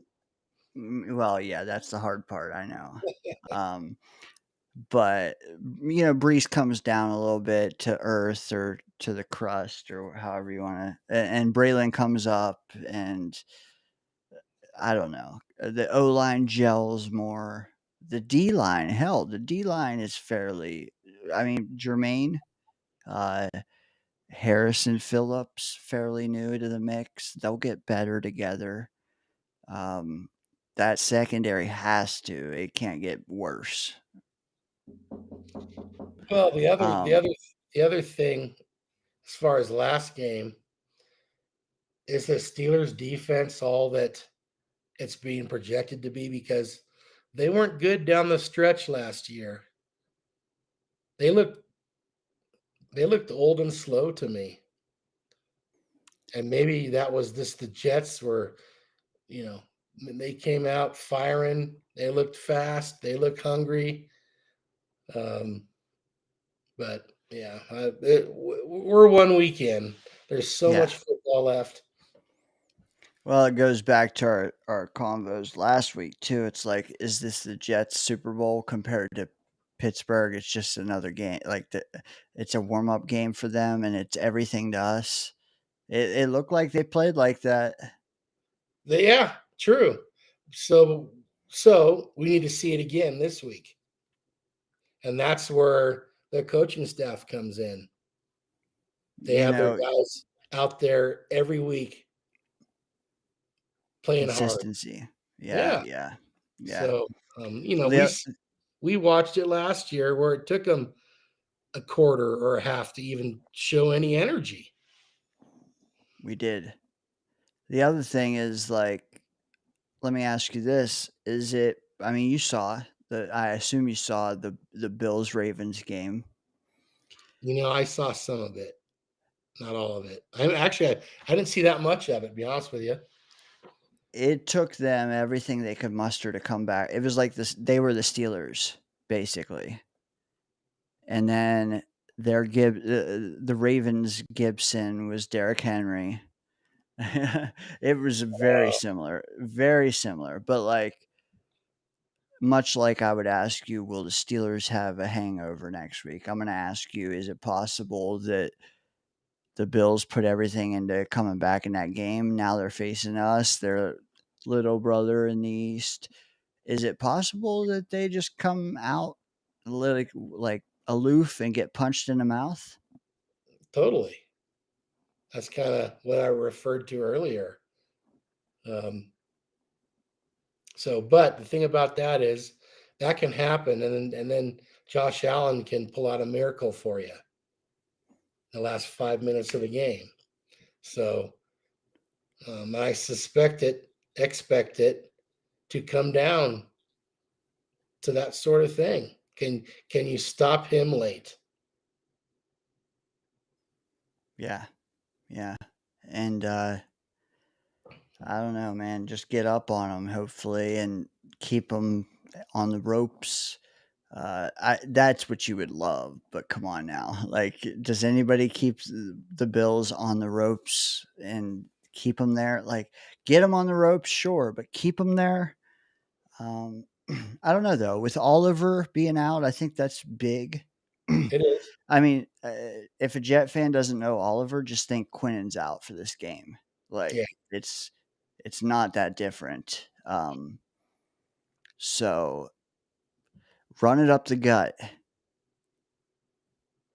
with the right guys. Who's that? With the right guys. You know what? I don't care who. Just get some pop in that game. You know, get to the second level, get to the third. Brees did well. Between the tackles, he was at 3.9 yards per carry. Best on the team. Well, if you don't count Davis, that was better than Braylon. But 3.9, I just, when the team as a whole was going for 5, I don't know. I want more. I want more. Well, maybe that's not going to be the strength of their running game. Agreed. I mean, He's not Jahmyr Gibbs. That's what I got to get through my head. He was this week. Was he though? Better. He was running the ball. He was better. Okay, fair. Hey, they Jets didn't look good running the ball inside last week. Doesn't mean they won't this week. But they don't have to be every week, though, is what you're saying. Yeah. Yeah. Exploit what you can exploit. That's what Johnny Boy would say. Captain Butt Bandit. Yep. The chat's killing it down there. I've chopped up just about everything over that Steeler game. Is there any questions you have for me regarding it or Buffalo? Well, I think during the game and beyond, we've talked about the Steeler game enough that I know what you're thinking about it. Yeah, but if you think the chat doesn't, you can expose me.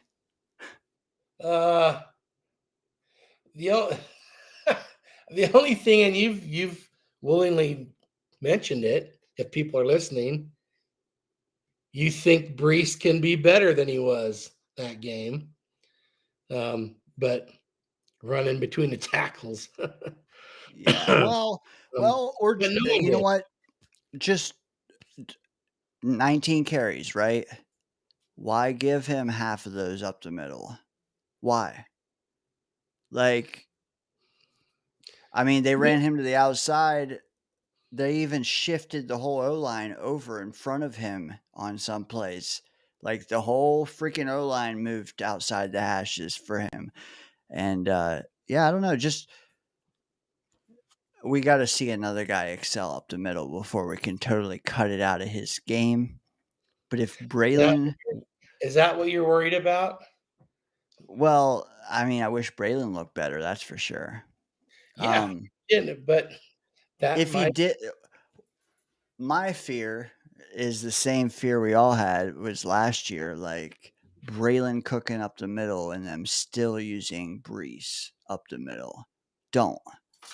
But I shouldn't think that way with this staff because the staff seems to know what they're doing with using the guys in the right situation.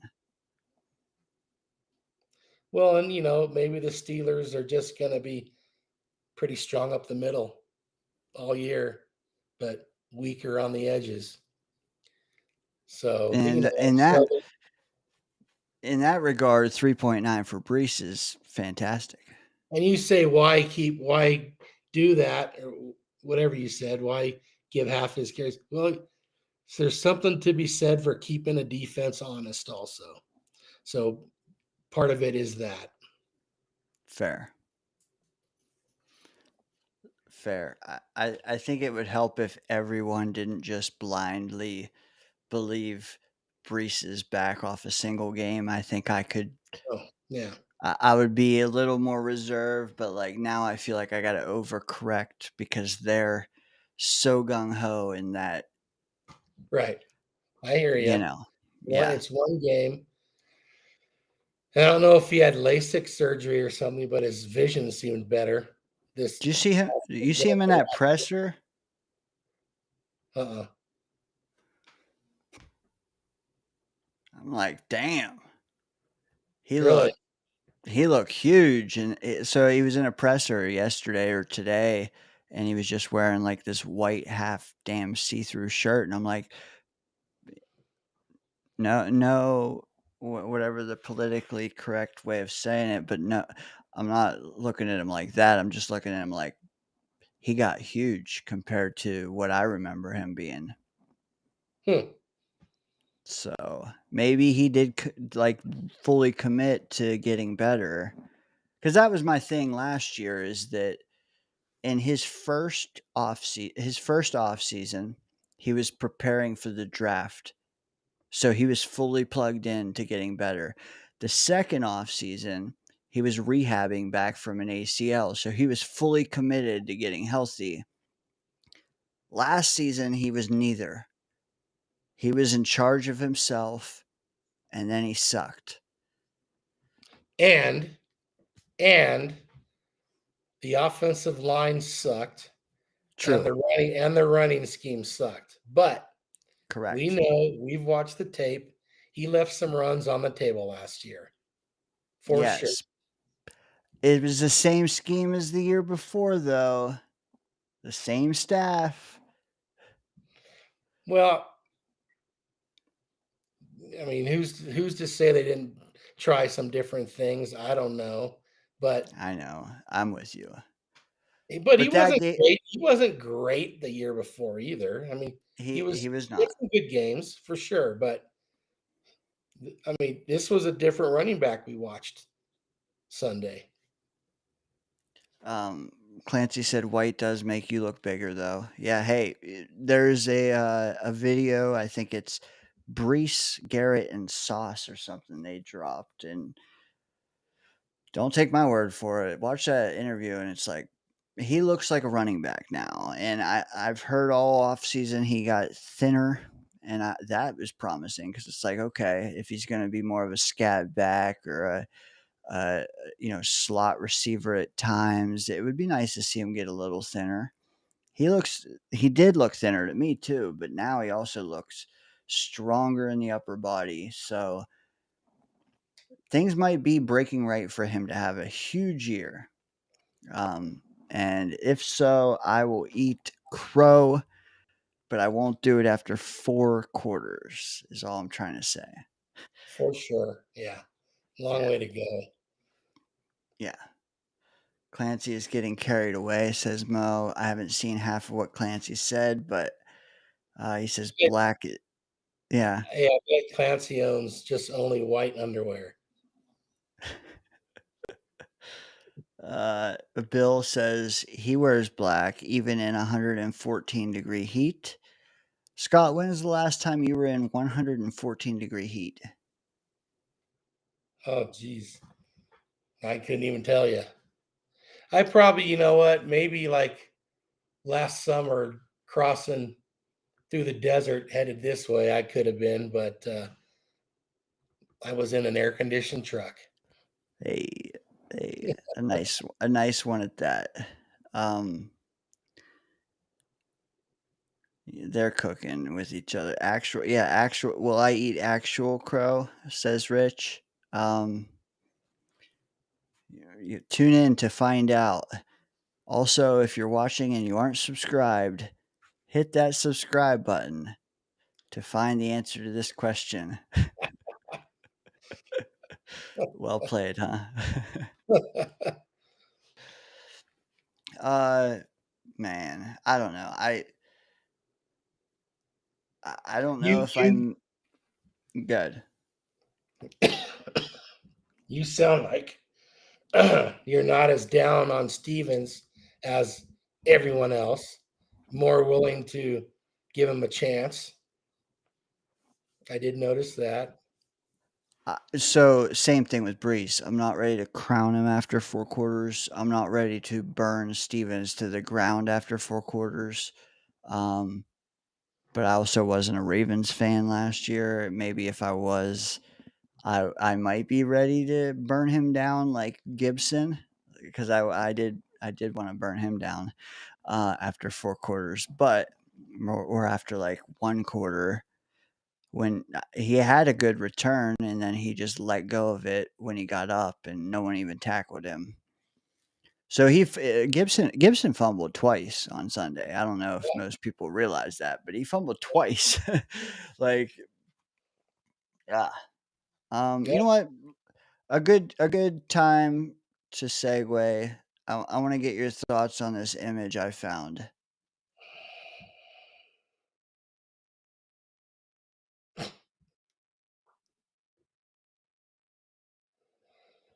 Yeah, it's horrible. You said that's horrible. Yeah.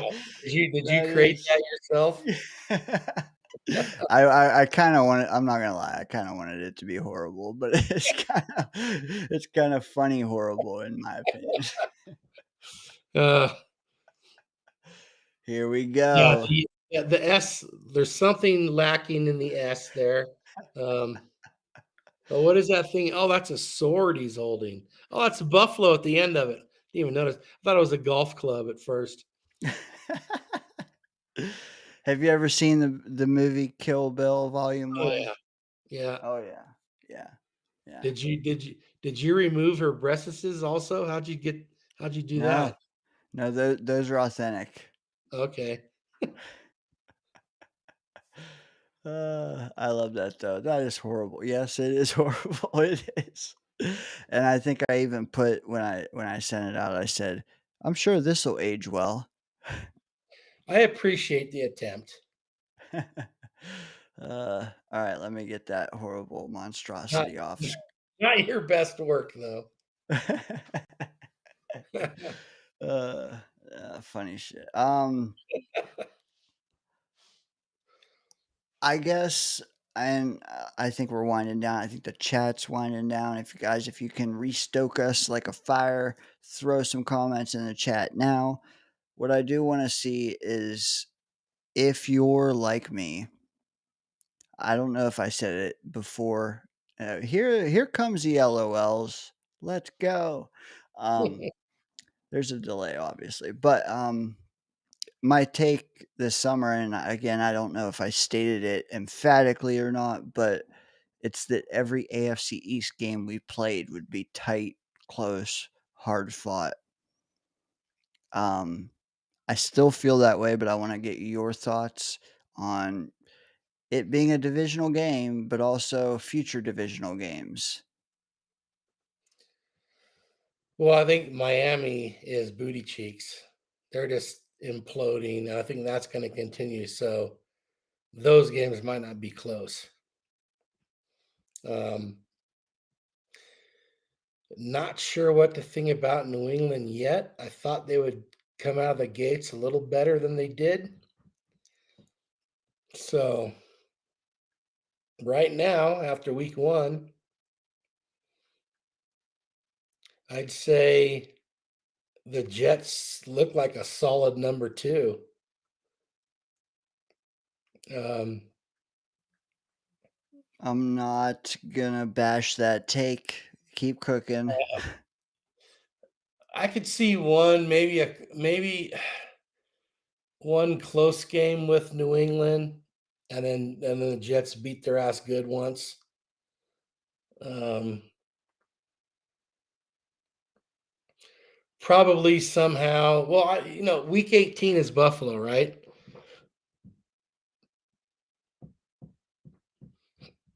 So it's hard to comment on that game, thinking Buffalo maybe won't be playing their players. I'm gonna say if that game means something to Buffalo, that might be a pretty good beat down given by Buffalo.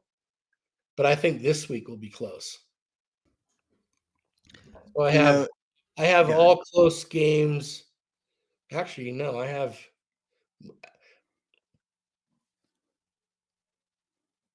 4 games not being close, but in but our favor. three of them in favor of the Jets. I'm not sure that's what Interesting. you meant when you thought about that. No, No, I didn't expect us to blow anyone out, except maybe Miami in our building, but I wasn't ready to commit to that. But I think my angle was more so that we wouldn't get blown, like, because we've seen it, man. We've seen the Dolphins skunk us like 30-0, and like I think my main angle was that's not going to happen this year. I think we're gonna be in, and same with Sunday. I see us going into a heavyweight battle. Maybe a ton of punches don't get landed. Maybe a ton do, but I think it's going to be this,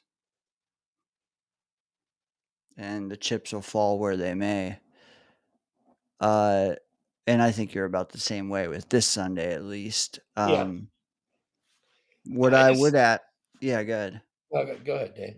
Well, today I heard from a Bills fan, and it got me thinking too, because like they keep playing this angle. Oh, it's our last season at Ralph Wilson or whatever that shit's called nowadays. I don't know. It's their last season in that stadium, and I never really thought twice about it, except for Week 18, thinking, "Oh, okay, maybe they will get up for that game if it's the last one in that stadium." But today, it was like really drilled into my mind, like they want home field advantage for the playoffs for that reason.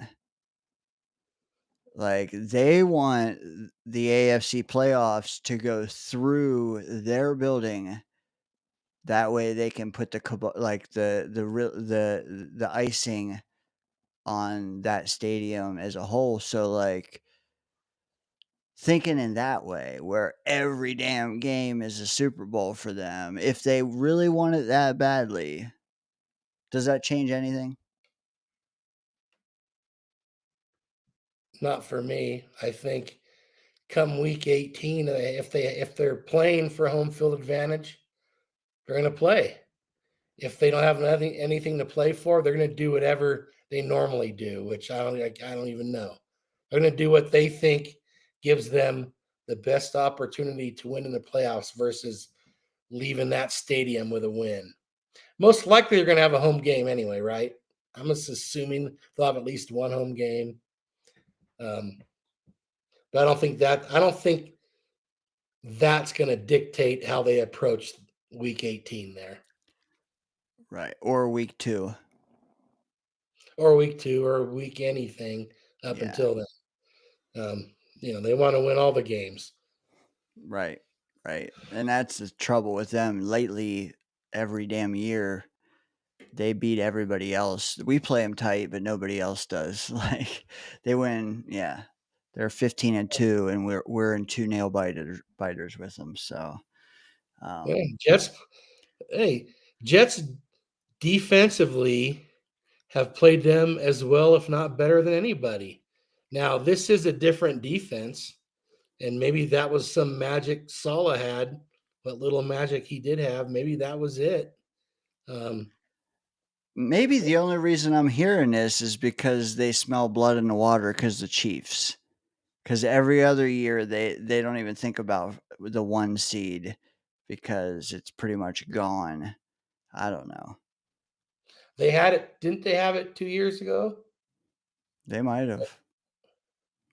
And no, they didn't have no.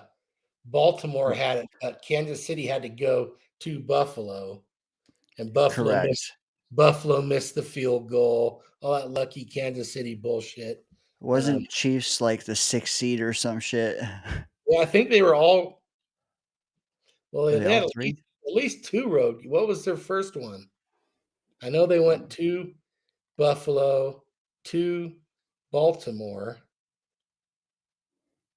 I don't remember where the first game was. They might have had a home game the first time. I don't know, but Chat, help us out because it's where's getting late. Chris B?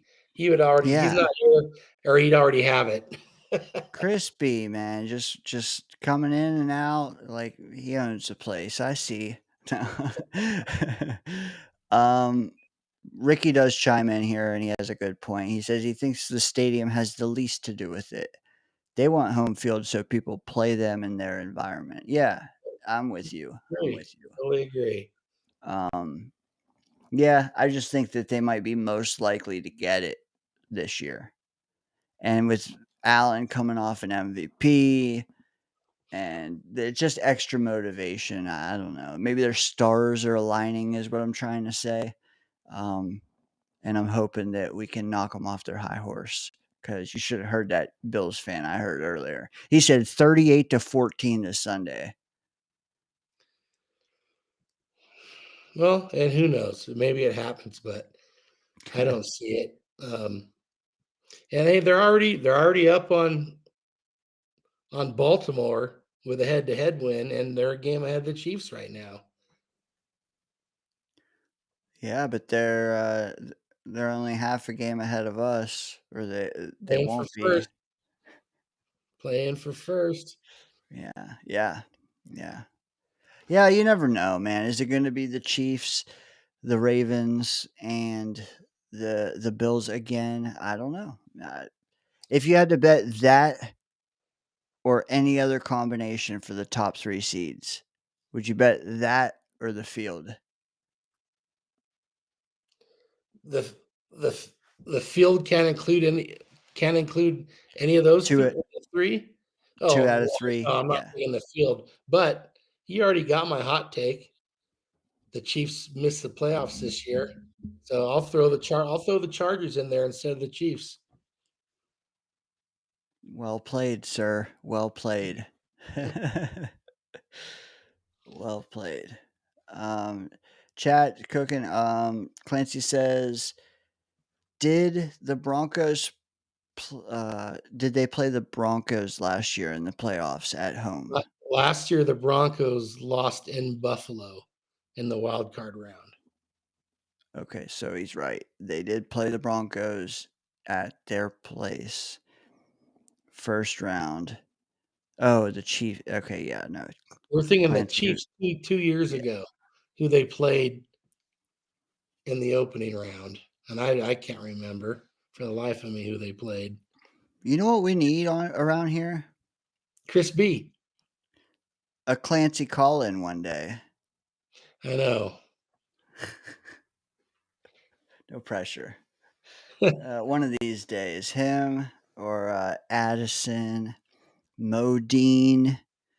Yeah, because I actually witnessed a Modine calling one time. That was like a highlight of my life. I witnessed it, but not until it was over, and for that, yeah, I missed out.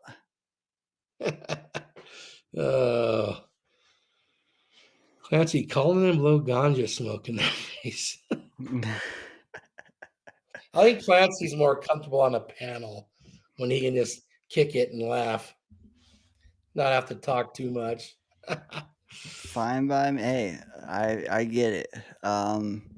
And Mo, we call that a shotgun where I'm from. Just saying. Ricky had it covered anyway tonight. Yeah, he did. He did well. Well, I mean, a couple guys did really well. I don't want to shout them out because then I'll be playing favorites. But honestly, they all brought something different. They all bought me time to potty. And here we are, guys, winding down. Unless you bring that smoke right now. Only because I'm running out of things to talk about. Scott, you can keep me going too. I'm grasping at straws right now. Well, you've been going through it all night. Yeah. You know, I don't know how much more there is to talk about with the Jets. Your fantasy team. I'm pretty heavy on this game this weekend. On my one and done, in the one and done league, I showed you, but so the chat knows I'm going Fields, I'm going Brees, I'm going Garrett Wilson, and I got Kincaid at tight end. I'm kind of considering switching Wilson out, but we'll see about that. No matter what, though, I'm rolling with Fields and Brees. I like 3 out of 4 of those. You said odd man out could be Wilson. Yep. If I told you that I had a different odd man out, who would you wager that guy to be? Kincaid. Not Brees? No, I think you Yeah. expect this to be a pretty good game for him. Yeah, and when it comes to fantasy and gambling or anything, like I set everything else aside and use my head. And Kincaid, I wonder, hey, our safeties and linebackers did not look good in week 1. They didn't.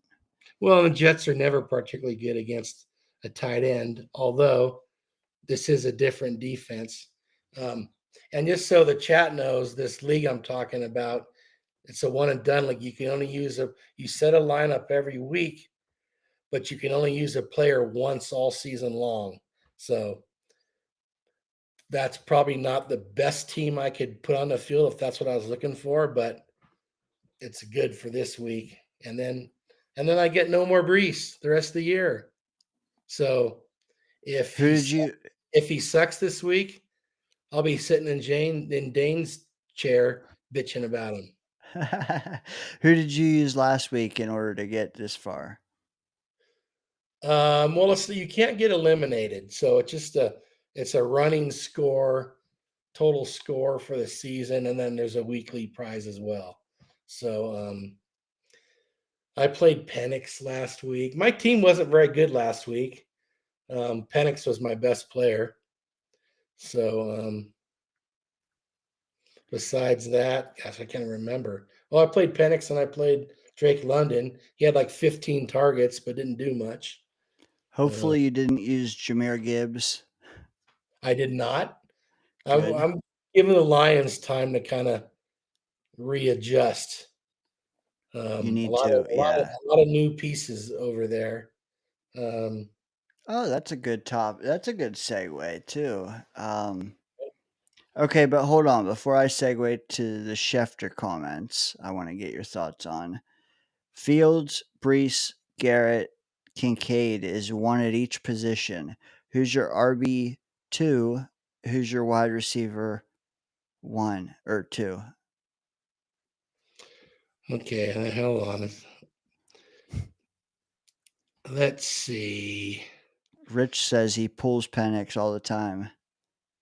I'm playing. Yeah. Autocorrected.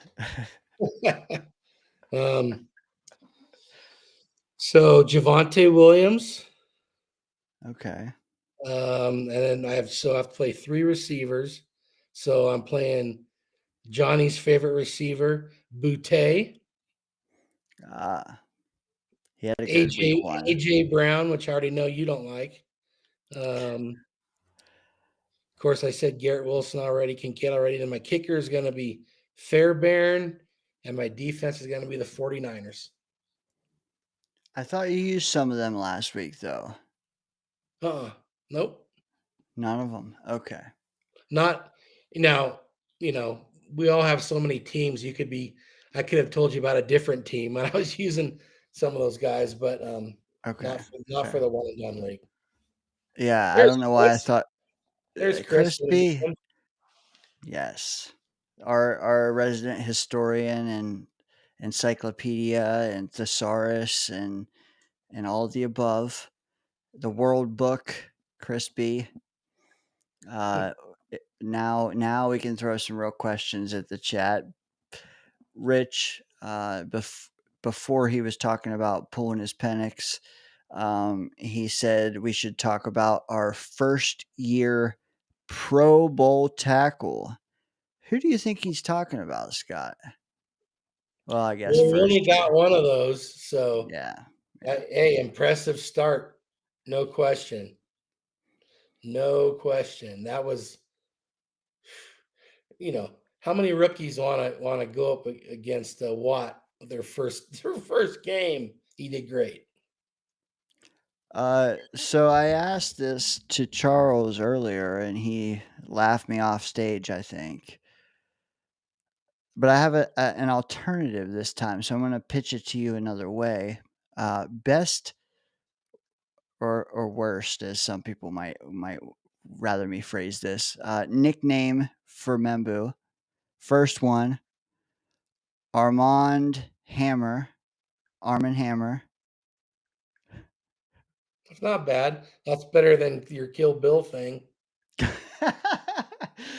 or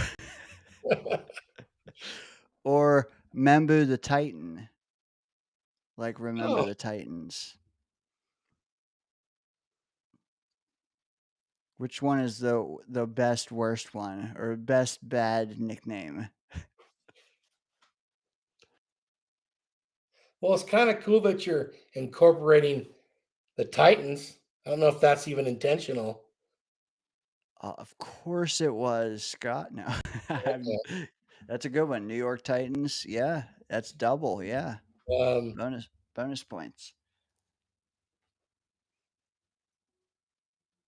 I since just because of the Titan thing, I think that's how I have to lean. All right. What about the one Clancy suggests here on screen?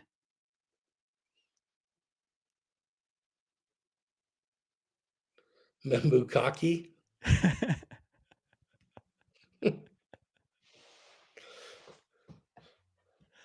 No. Those are both. Yeah, I'm not. Whatever. I don't Yeah. know what he's talking about. Both years are pretty good, Dane. Hey, I like the Armand Hammer, but I don't know if enough people will get it. Yeah. But both of them I think are a stretch. But make sure you look up Membukaki later on incognito browser, Scott. Um, I'm, I'm not ashamed of my browser. um, fantasy wise, you spoke of your one and done. You're using Fields, Brees, and Garrett all at once. Is that a Okay. good strategy in a one and done to like triple up like that? I don't know.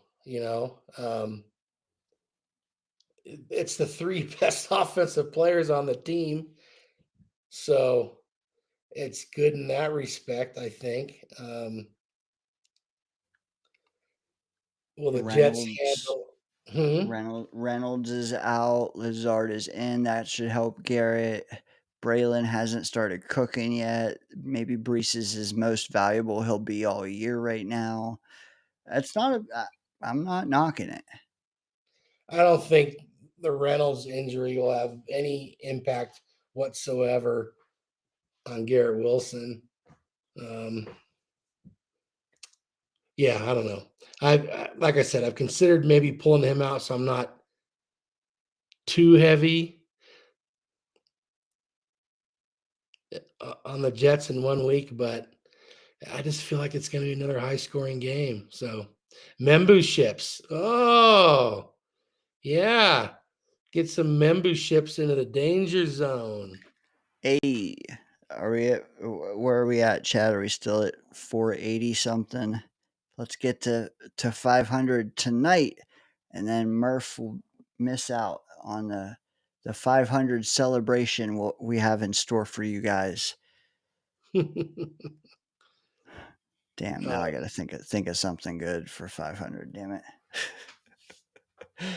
Getting there. It's going to happen pretty Yeah. soon. Getting there indeed. Some people who have subscribed again tonight. Rich, shout you out, man. He got his old lady to subscribe. Also Nice. Artie, dude, Artie got pegged to subscribe. Awesome, Nice. man. Yeah, awesome. Uh, hell yeah. I I got saw Murdoch's girlfriend popped in here. which one was that? Maybe you know what? Maybe that wasn't her. Maybe I thought it was. You know what? I'm thinking I'm mistaken. She has a name like Bioli or something. There was a name I'm not used to in here earlier, and I think I I'm was wrong. It was similar to her name, but it wasn't. But it wasn't Beely. Yeah, it was Beely, right, Dane? Is I is don't that know. Murdoch's girlfriend? Like Beely and some numbers, and she like did a peace sign.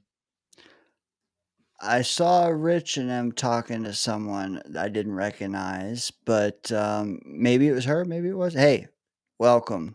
Friday nights here, 9 p.m. Eastern, 6 p.m. Pacific. We will keep BSing with y'all. More structured at the front of the. So this show is very much like a mullet.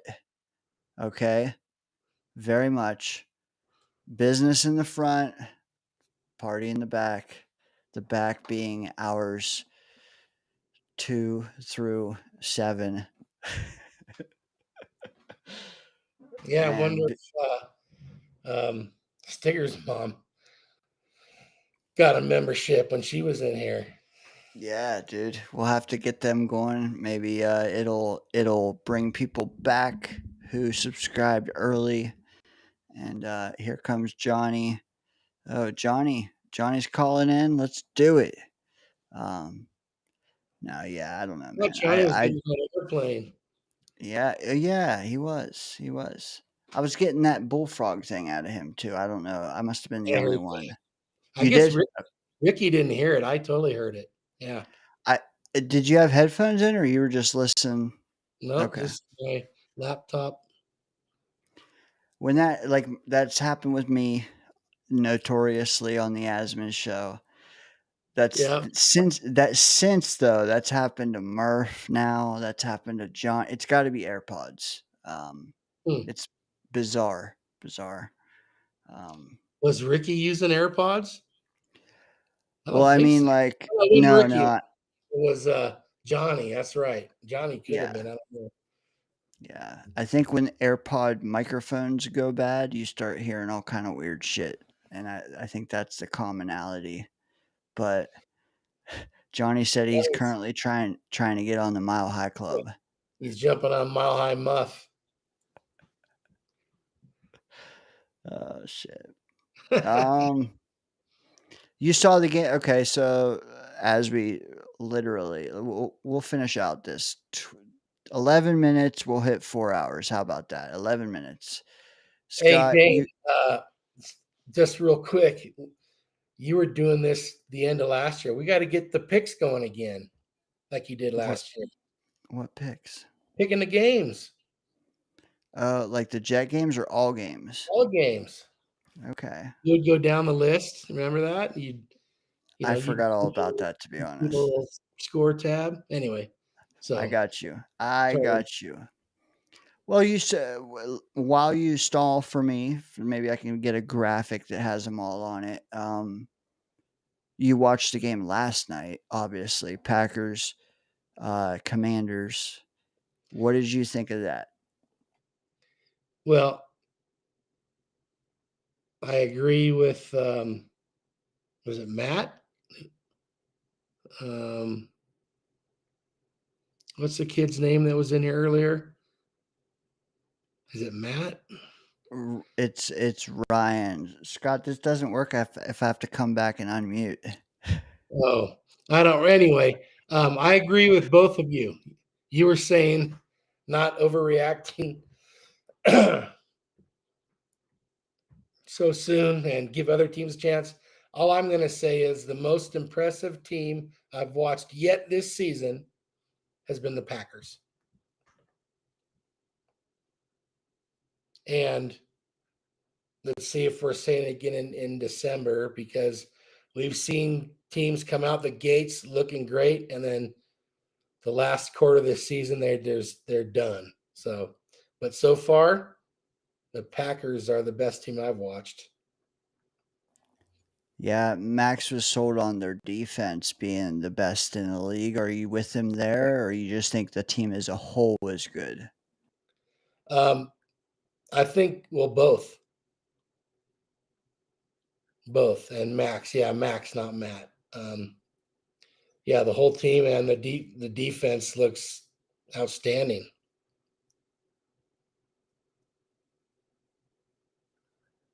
What do you think of them easing Parsons in and even allowing him to dictate whether he's on the left or the right in a given play? Are they allowing him to dictate where he lines up? So they're calling it in the huddle or whatever. I don't know. That seems weird to me. Him and the other defensive end, I can't think of his name right now, but apparently between the two of them, they can choose. They let him. Who is it? Gary. I think his name is Gary. Last name Gary. He's from Michigan. Well, you know what? As long as it's something they can do in practice, also, and it's open communication, and it's not just the new guy saying, "I want to line up over there this play." Whatever it is, it looks good. So Rashawn Gary, there you go, Chris B. See, Chris B's here. Those questions get answered fast. We definitely missed Chris B earlier. We had a pivotal question. It literally tipped the scale of the entire stream, and we couldn't find Chris. What the hell? Yep. Nah, I'm just kidding, man.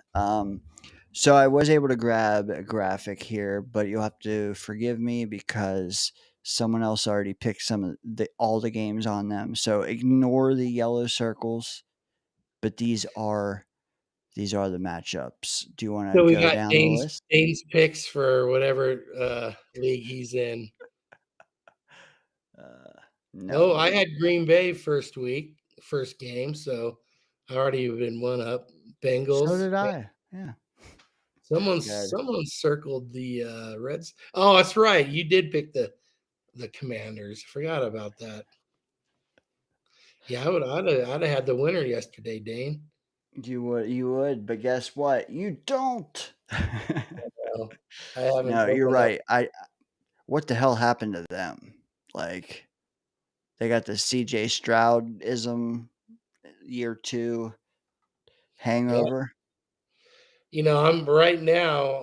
I'm crediting Green Bay with it, but we'll see as the season progresses.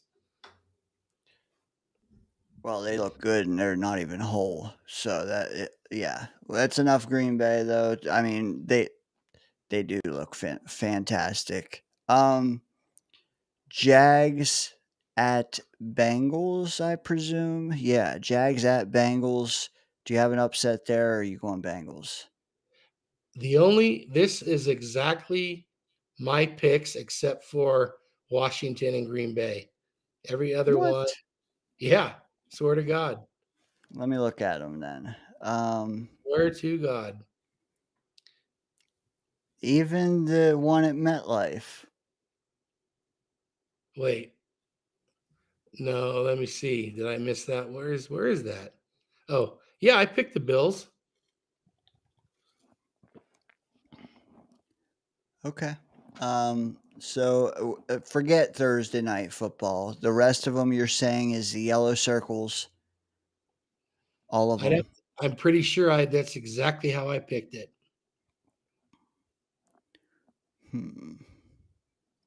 Not expecting a rebound for Miami. No. I dumped, not that I had,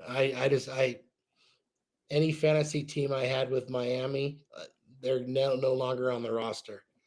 I'm picking Tampa, I'll tell you that. I'm pretty sure I picked the Texans. Well, you're picking now. Do you still want the Texans? Yep, I do. Okay. All right.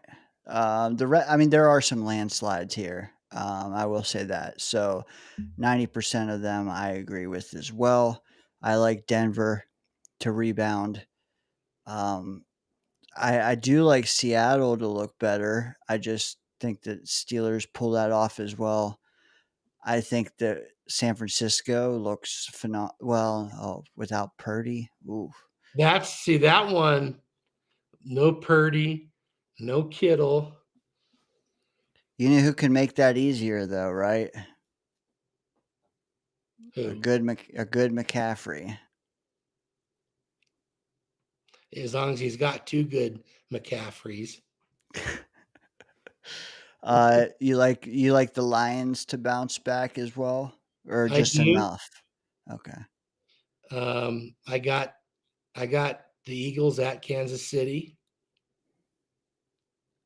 That's in Arrowhead. You like the Eagles? I do. Okay. I got to I'm stick with with my you. hot take until it's dead. The Chiefs third place and miss the playoffs. Now, with what's going on in San Francisco with injuries, I could see the Saints sneaking up on them. I wouldn't be shocked if Seattle beat Pittsburgh. The other one, I picked Minnesota, but I wouldn't be shocked if Atlanta beat them.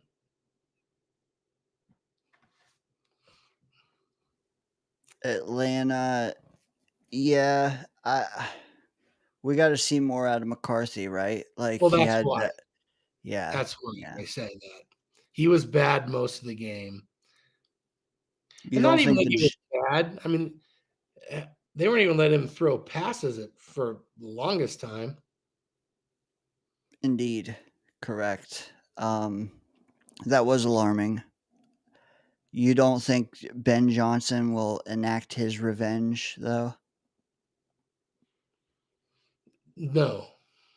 Okay. It wouldn't be a shocker if somehow Chicago won, but he's already shown some issues that maybe have come up as a head coach that we wouldn't have seen as an offensive coordinator.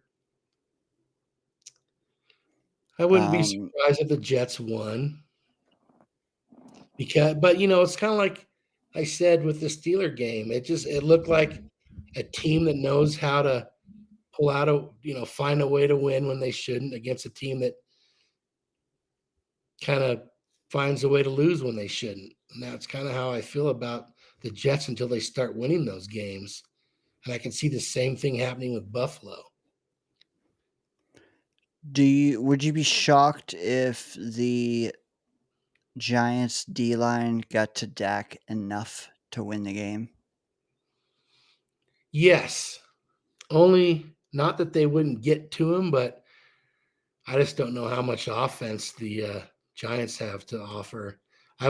Cowboys defense was better than I expected against Philadelphia. Quite a bit better. I think I'm taking a lot of these games as well. I am taking Tampa. That's different. I think. Oh yeah, I can't switch to the Jets, although I want to. What I will do though is I will not just flip and take Tampa. I'm going to take the other Florida team in their own building as well. And I'm going to say that Miami avoids total implosion. And I think that they can band together unless they just want if they invite implosion, then all bets are off. If they play that game like they can, or if they're motivated to try to win, I think Miami does take that in their own building. But I'm with you though. All the rest. I've actually heard a few people pick Jacksonville to beat Cincinnati. I'm not willing to do that. Are you? I'm not either, but they should have lost to Cleveland. That's a compelling game though. Yeah. Jamar Chase, Travis Hunter. Yeah, I wonder, if they're going to play him more on defense and less on offense this week, which is the rumor. The rumor is he will play more defense at least. You're going to base it game to game. Shut down Chase. You don't even have to play offense, bro. I don't think he can shut down Chase. No. Yeah. Agreed. Not with Burrow at the helm, maybe with Mac Jones, but Well, Cleveland did a pretty good job of shutting him down, however the hell they did it. I do like that you mentioned we forgot to do this, Scott, because I yeah, I forgot all about it. The chat also chimed in on a lot of those. Clancy, he picked the Patriots. You picked the Patriots. I picked the Finns. That could bite me. Um, Clancy picked the Cowboys. I Yep. as did yes, we did as well. I just find that interesting as well. I know some stuff came out this week too about Neighbors and his usage in New York. Now they got the best return man of all time on their team. I just wondered if that tips the scales, Xavier Gibson over there and all. It's just funny that yeah, I don't know. That's crazy. I'm not sure what they're thinking about doing with him, but Is it true that their return man has like 2 touchdowns of his own? Like they don't even really need a return man, yet they still grabbed him? I don't know. I don't know anything about their return man. Yeah. But Maybe they think he can be a number 5 receiver and an emergency return man. I don't. Who knows what they're thinking? You think being as close as they are to the Jets, they'd have seen enough of him. as Bill points out, Mac Jones starting for Purdy this week. You still like him over Rattler though, and so do I. If they Yeah. if they were playing a competent quarterback, I probably would consider the other way. On the road, all the way, and NOLA. Yeah, well, yeah, I still like them actually. Yeah, Yeah. I'd be happy if Mac Jones was my backup quarterback. yep. Just wish I could tell them apart from Daniel sometimes, who also looked really good last week. Yeah, I've who they play? I've heard they played Denver. I've heard some people think they might beat Denver, but he's going to Oh, see a whole different level of defense than he saw last week. yeah, Miami is not Denver. No, Do you like the the doubleheader Monday Night Football? it depends. Are they overlapping at all, or is it just one game and then another game? I mean, traditionally overlapping. This one looks like it's back to back. I like back to back. I don't like when they're overlapping. Same, same. You got to squeeze everything you want to. Like I want to watch both, not scoreboard watch. Yeah, I mean, Well, Clancy, we do that on Sunday all day anyway. But um, true. why? If you're gonna have two on Monday, then why not have an early one and a late one? The chat's divided. Well, first Clancy says he thinks it's overlapping, but according to this graphic, they're 3 hours apart. But it could be wrong. Um, Then Chris B says he just wants one game. Modine says too much football. What? Of course he What? does. Yeah. Well, Modine's ready for the season to end. Wait till we get a London game on Sunday mornings, and that'll stretch things out real nice. I At just least I don't. got an extra hour to sleep in for that damn thing. I mean, I don't like there being 9 games at 1 p.m. Like that's too many. Stretch them out. Yeah. You watch one day, the NFL will have games like 5 days a week. Yep. I mean, regularly, like every week, Monday, Tuesday, Thursday, Saturday. No, Thursday, maybe Friday. They'll skip Saturday because of college ball, Sunday, which they could do it if they do it right. They really could. But you have to give teams the right amount of rest. And like Thursday games are fucked for teams that play on Sunday. It's BS. It really is. But you could utilize more Fridays and Saturdays, not, Yeah. just say screw the college game and really corner the market on Saturdays as well. That would be interesting to see. You know, I wonder how that would affect college ball. But True. college fans, they're crazy. Big time college fans are every bit as big of fans of their team, maybe more than pro fans are of their team. Yeah, correct. They're nutty, man. You get yourself to Eugene for a game, Dane, and you're gonna see firsthand. That city's wild. I plan on it. Yeah, Um, we'll get there. Greg says that Mo wants the WNBA instead, which makes me think about that viral clip of Caleb Williams, his mouthpiece that got picked up. Um, I'm curious if Greg knows what I'm talking about. But don't watch WNBA. I don't. I should, but I don't. I just Um, watched for the green dildo toss. that happened in an NFL game last week. I don't know if you saw that. Was that the mouthpiece you're talking about? Yeah, there's a viral clip of it. It's pretty funny. But Addison, thanks for joining us, brother. Appreciate you being here. We were speaking of you and Clancy and the gang earlier, how you're the night owls. Mo says football is oversaturated for cash. People will start to think it's too much. Give it time. Yeah, they might. They might. But see, what helps the NFL is fantasy football and Gambling. Yeah. same game parlays. Yeah, gambling exactly. And people that can gamble and watch the game in this, like a standalone format, has to do extremely well, bottom line wise.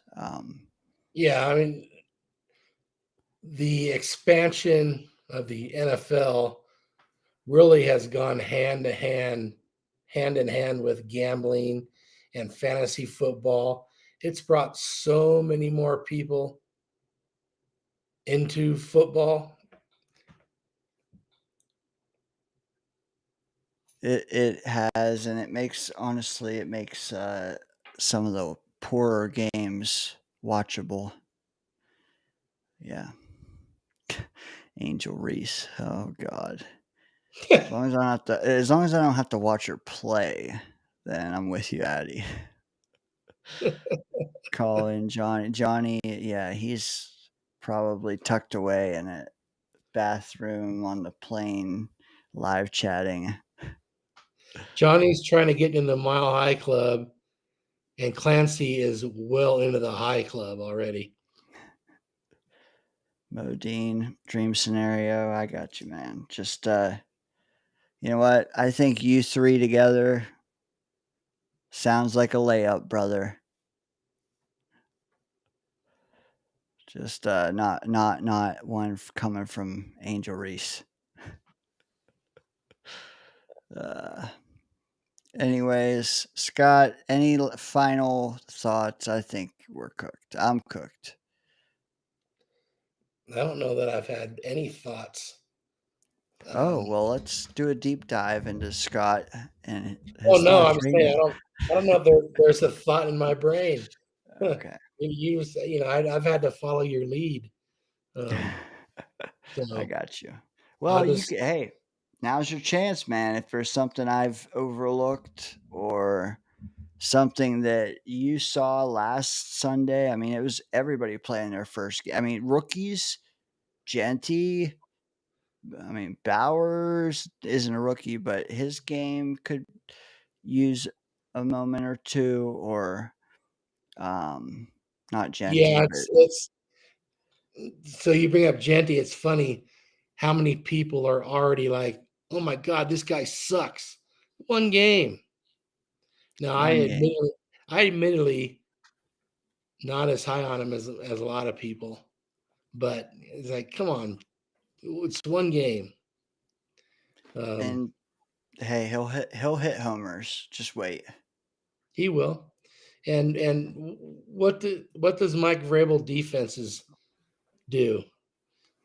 They don't let you run the ball, and that's what they try to do anyway. So Hey, they gave up 103 to Bowers, so they were stopping the run. It sounds like and your guy had a good game also. Myers. Yeah. I think that the Raiders will be a fun team to watch this year. I hope Bowers is okay. And I do want to see how Genty does, but I'll tell you what, man, Gino looked good. That's in one of the fantasy leagues I'm in. Don't make me say which one because I don't know. I dumped Tua for Gino. I don't want anything to do with any Dolphins. Just don't. I don't care if he's great. I don't want anything to do with Dolphins. Yeah. A couple years ago, I got over them too. Haven't taken one since, and I felt good about it. Yeah. You know? Okay. I have a sneeze coming on, but there's been talk that Tyreek could get out. I've heard I've that. heard I've heard grumblings he could go to Pittsburgh. I've heard grumblings he could go back to Kansas City. Say he's dealt tomorrow morning. Who are you saying he goes to?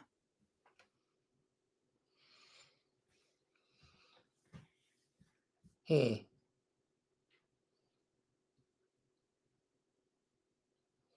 I'd have to really think about all the different teams that could maybe use him.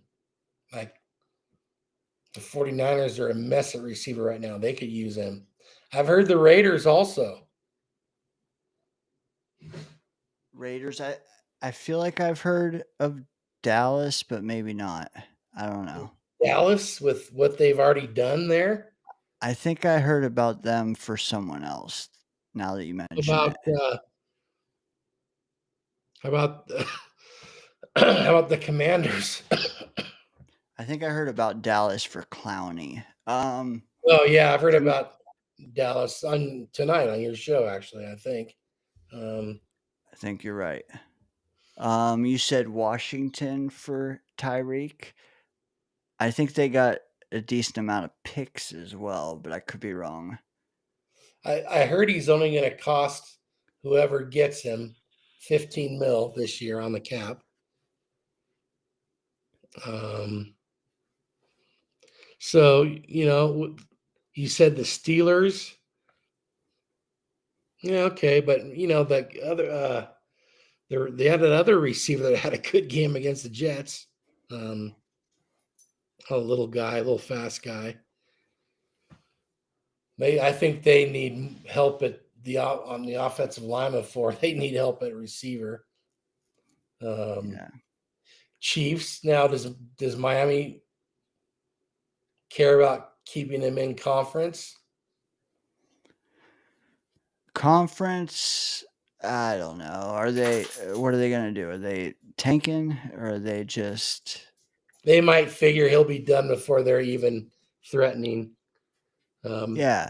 I mean, I wouldn't care. I'd trade him wherever the best price came from, especially with his, because you can spin it and just say his legal troubles and he's a head case, he's character issues. We want to go in. But like, if you're going to do that, just get rid of the coach too. How about Atlanta? That's not a long drive. Well, it's a long drive, but that's not a far trip, I guess, when it comes to his options. Atlanta, ooh, They I could think get I like. down the field to him. I think I'd like to see that, to be honest. Probably be a pretty good combination with who they already have there.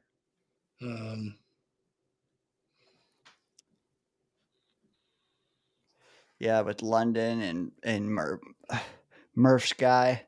Murph's a big Pitts guy. Yeah. I don't think Tampa Bay needs him. Gun to your head, Scott. One team.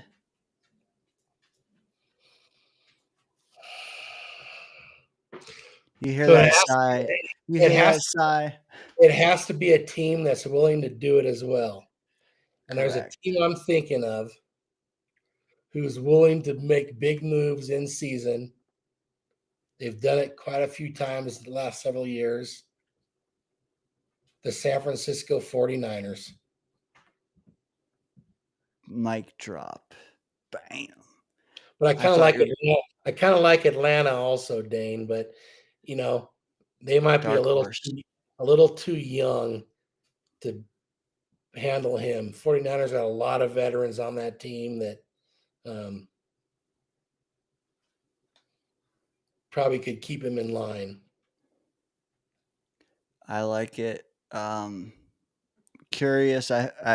They said Purdy is 2 to 5 weeks. Hopefully it's 2, man. Because with McCaffrey back and Pearsall, and they can hold the fort, but they need Purdy. Frisco is your favorite. Dark horse is Atlanta. Ooh. I can't say Kansas City, man. That's just sickening to me. Well, Kansas City's going to have two Worthy coming back and Rice coming back also. Yeah, I think that's a lazy take. I mean, you know Howie Roseman loves making deals, and I mean that would just insane. A third receiver on a running team, and their dead money the next couple years is crazy too. So like 15 this year, how much after that? Dead or whatever. Would the Giants do something silly like that? I think they'd be dumb too. I would not want him anywhere near the New York market.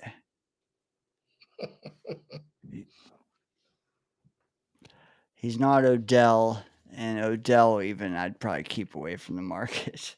I don't know. I'm just gonna throw one out there myself. I'll throw Jerry Jones out there since he has 2 firsts. Maybe he parts with a 3 or a 2. Whatever it would take. If they lose again Sunday, if CD drops 4 more balls. Okay, I got one for you. All right. So in Seattle. Now could be a destination for him, but that's not even what I'm thinking about. There seems to be possibly a changing of the guard at running back there. Okay. Who might want to trade for I can't think of the starter. Kenneth Walker. So I've heard this come up as well. And who's the top of the list, I heard? Who? Kansas City.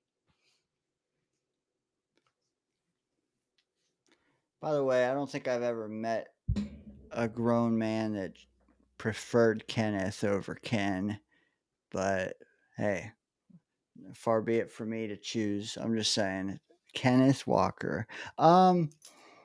You're saying they could deal him. You know what? He came in with Brees, didn't he?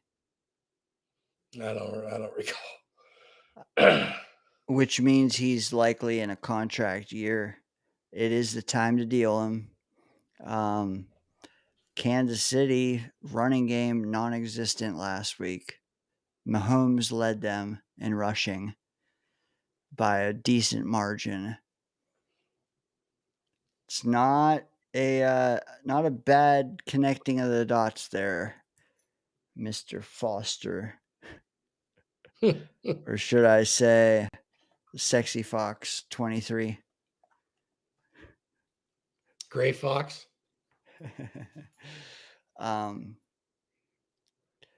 Yeah.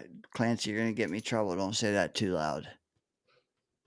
Next thing you know, I owe mini wheats, and Yeah, that was last week, right? yeah, I think this one's about ready though. She's ready to go potty, right? Danger Zone Forever Crispy says, "Hey, I appreciate you guys." Samantha Fox, I don't know who that is, but Scott Immaculate Beard Foster. Damn, chat's cooking now. Coach How is Foster. Hey, is Johnny on the plane doing this shit, or is he just like sitting on the tarmac? Yeah, he's probably going through TSA. And they're using a wand all over him, I'm sure. Chill. Not on my face. Johnny probably likes that. Johnny's intentionally stuffing metal items all over his body. Delta service, baby. Oh, you want me to take my pants off? Okay. Don't use the wand. You gotta physically inspect. Clancy said Johnny loves a good wand. Yeah. Intentional cavity checks. I had one of those before. I don't recommend. Oh, that must be jail related. Yeah. Don't recommend. 0 stars. Especially if they find your shit. Yeah. And by shit, I don't mean shit. Yeah. Not fun, man. All right. I think we produced as good a show as we could produce without the stud that is Daniel Murph. Yeah, Clancy. Stick around to 500 subs. You'll find all about it. Maybe I can find videos somewhere online.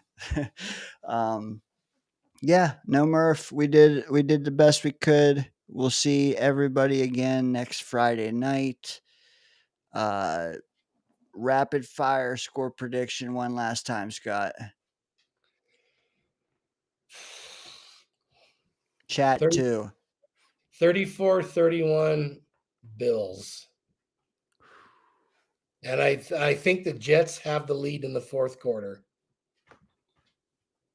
That's a solid case. 6.5 is a spread. You're saying we cover. I too think we cover. I'm gonna go lower though. I'll go Bills 23, Jets 20. All along though, I had penciled on my schedule our first win. Well, I wanted to beat Pittsburgh, but I didn't believe we'd beat Pittsburgh. I think we'll beat Tampa. That'll be a tough one. But they're not going to be at full strength, although who knows what the Jets will be like either. Here comes the scores. They're rolling in now. I just like the way we match up against them. I think, like you said, no Godwin, no McMillan, an aging backup running back. I mean, no Wirfs. No Wirfs. If we're 0-2, we're winning that game. I think we split the next two. Either way. We'll see though. I mean, that means we're losing 2 at home, and then we're gonna go win on the road. That's hard to believe, but I don't think we're getting to 0-3. But we have 4 out of 5 submissions from the chat. Actually, 5 out of 6 all say Jet wins. Of course, Moji and I are the only one to pick the Bills. No, you picked the Bills also. Dane, did. I'm proud of you for Yeah. taking the goggles off. Hey, there's a lot of high vibes. I too have high vibes. I just have them more so for the rest of season and beyond, not Well, the next week. I think if the Jets can make a big defensive play late in the game, and what I mean by that is a huge sack or maybe a turnover, they can win the game. But you know, I can't take them over Josh Allen yet till they needed to like beat Pittsburgh, for example, before I can pick them to win that game. Clancy picked the exact score we had last week, only us winning it. 32-30, just like we lost to Pittsburgh by a score of. Also, I wanted to throw in epic comment here. Greg says the show was so good he'd throw a dildo at us. I think Dane has a bag of them somewhere. Oh shit, that's funny. Comments still perking. Oh, Chris doubled down. He went even higher, 34-32. I think he has the Bills. Wasn't that 34-32 the exact score? It might have been. Maybe I was wrong. It was 34-32. Yeah. You're right on the 2 points, but it was 34-32. Good call. And that's what Chris was trying to say. Good call, Scott. No, they're still talking about dildos down there. All right. Scott, thanks for joining me. For real. For Hell sure. Yeah. Next week, have to get a more official picking of the games. Do you want to start scoring next week, or do you want to count this one since Murph isn't here? Now let's do it next week, and we'll try to go through, and we can record what other people like Clancy can pick them all with us. Being hard, it's hard. I'll try to keep track as well, just to help. Make it hard, yeah, make it easier on you. You got enough going on. Yeah, and those or this week we can still do for fun, but we'll actually start, keeping track next week for fun. I'll find my exact ESPN picks so I can just show them to you. But that whoever that last one was pretty close, other than the Dallas or the Green Bay Washington game. Johnny boy, what am I supposed to do for the rest of the flight? I want you to restart this show and watch it in 0.25x speed.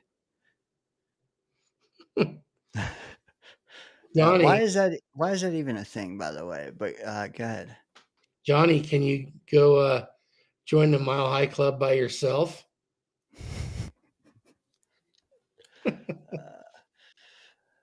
With that, we bid you adieu. Have a good night, Jet fans. Let's keep the vibes as high as they are now, maybe even higher.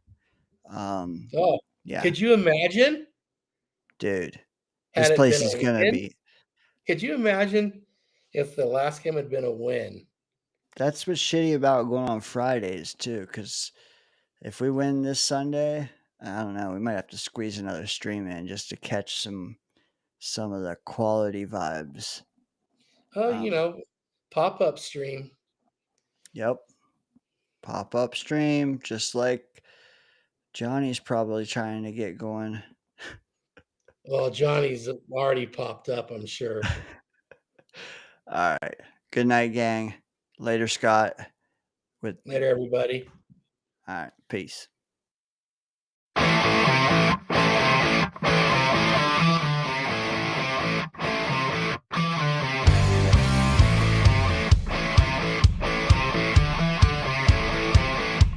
I love the show. I love you guys. Fucking, let's go Jets. JETS, Jets.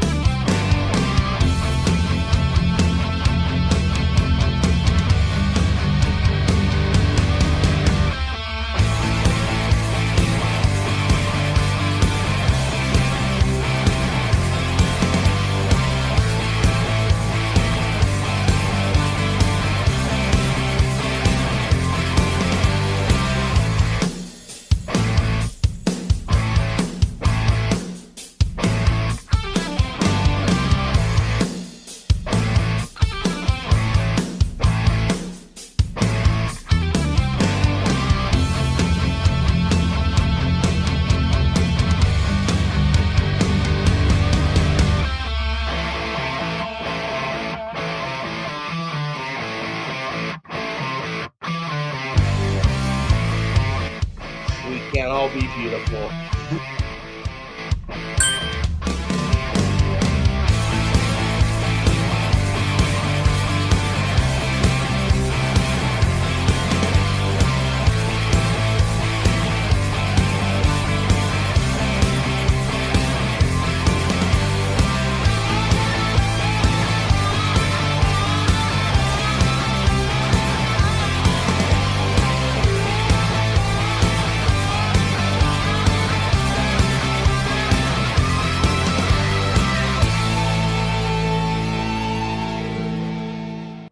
Put your seatbelts on and get ready for the ride.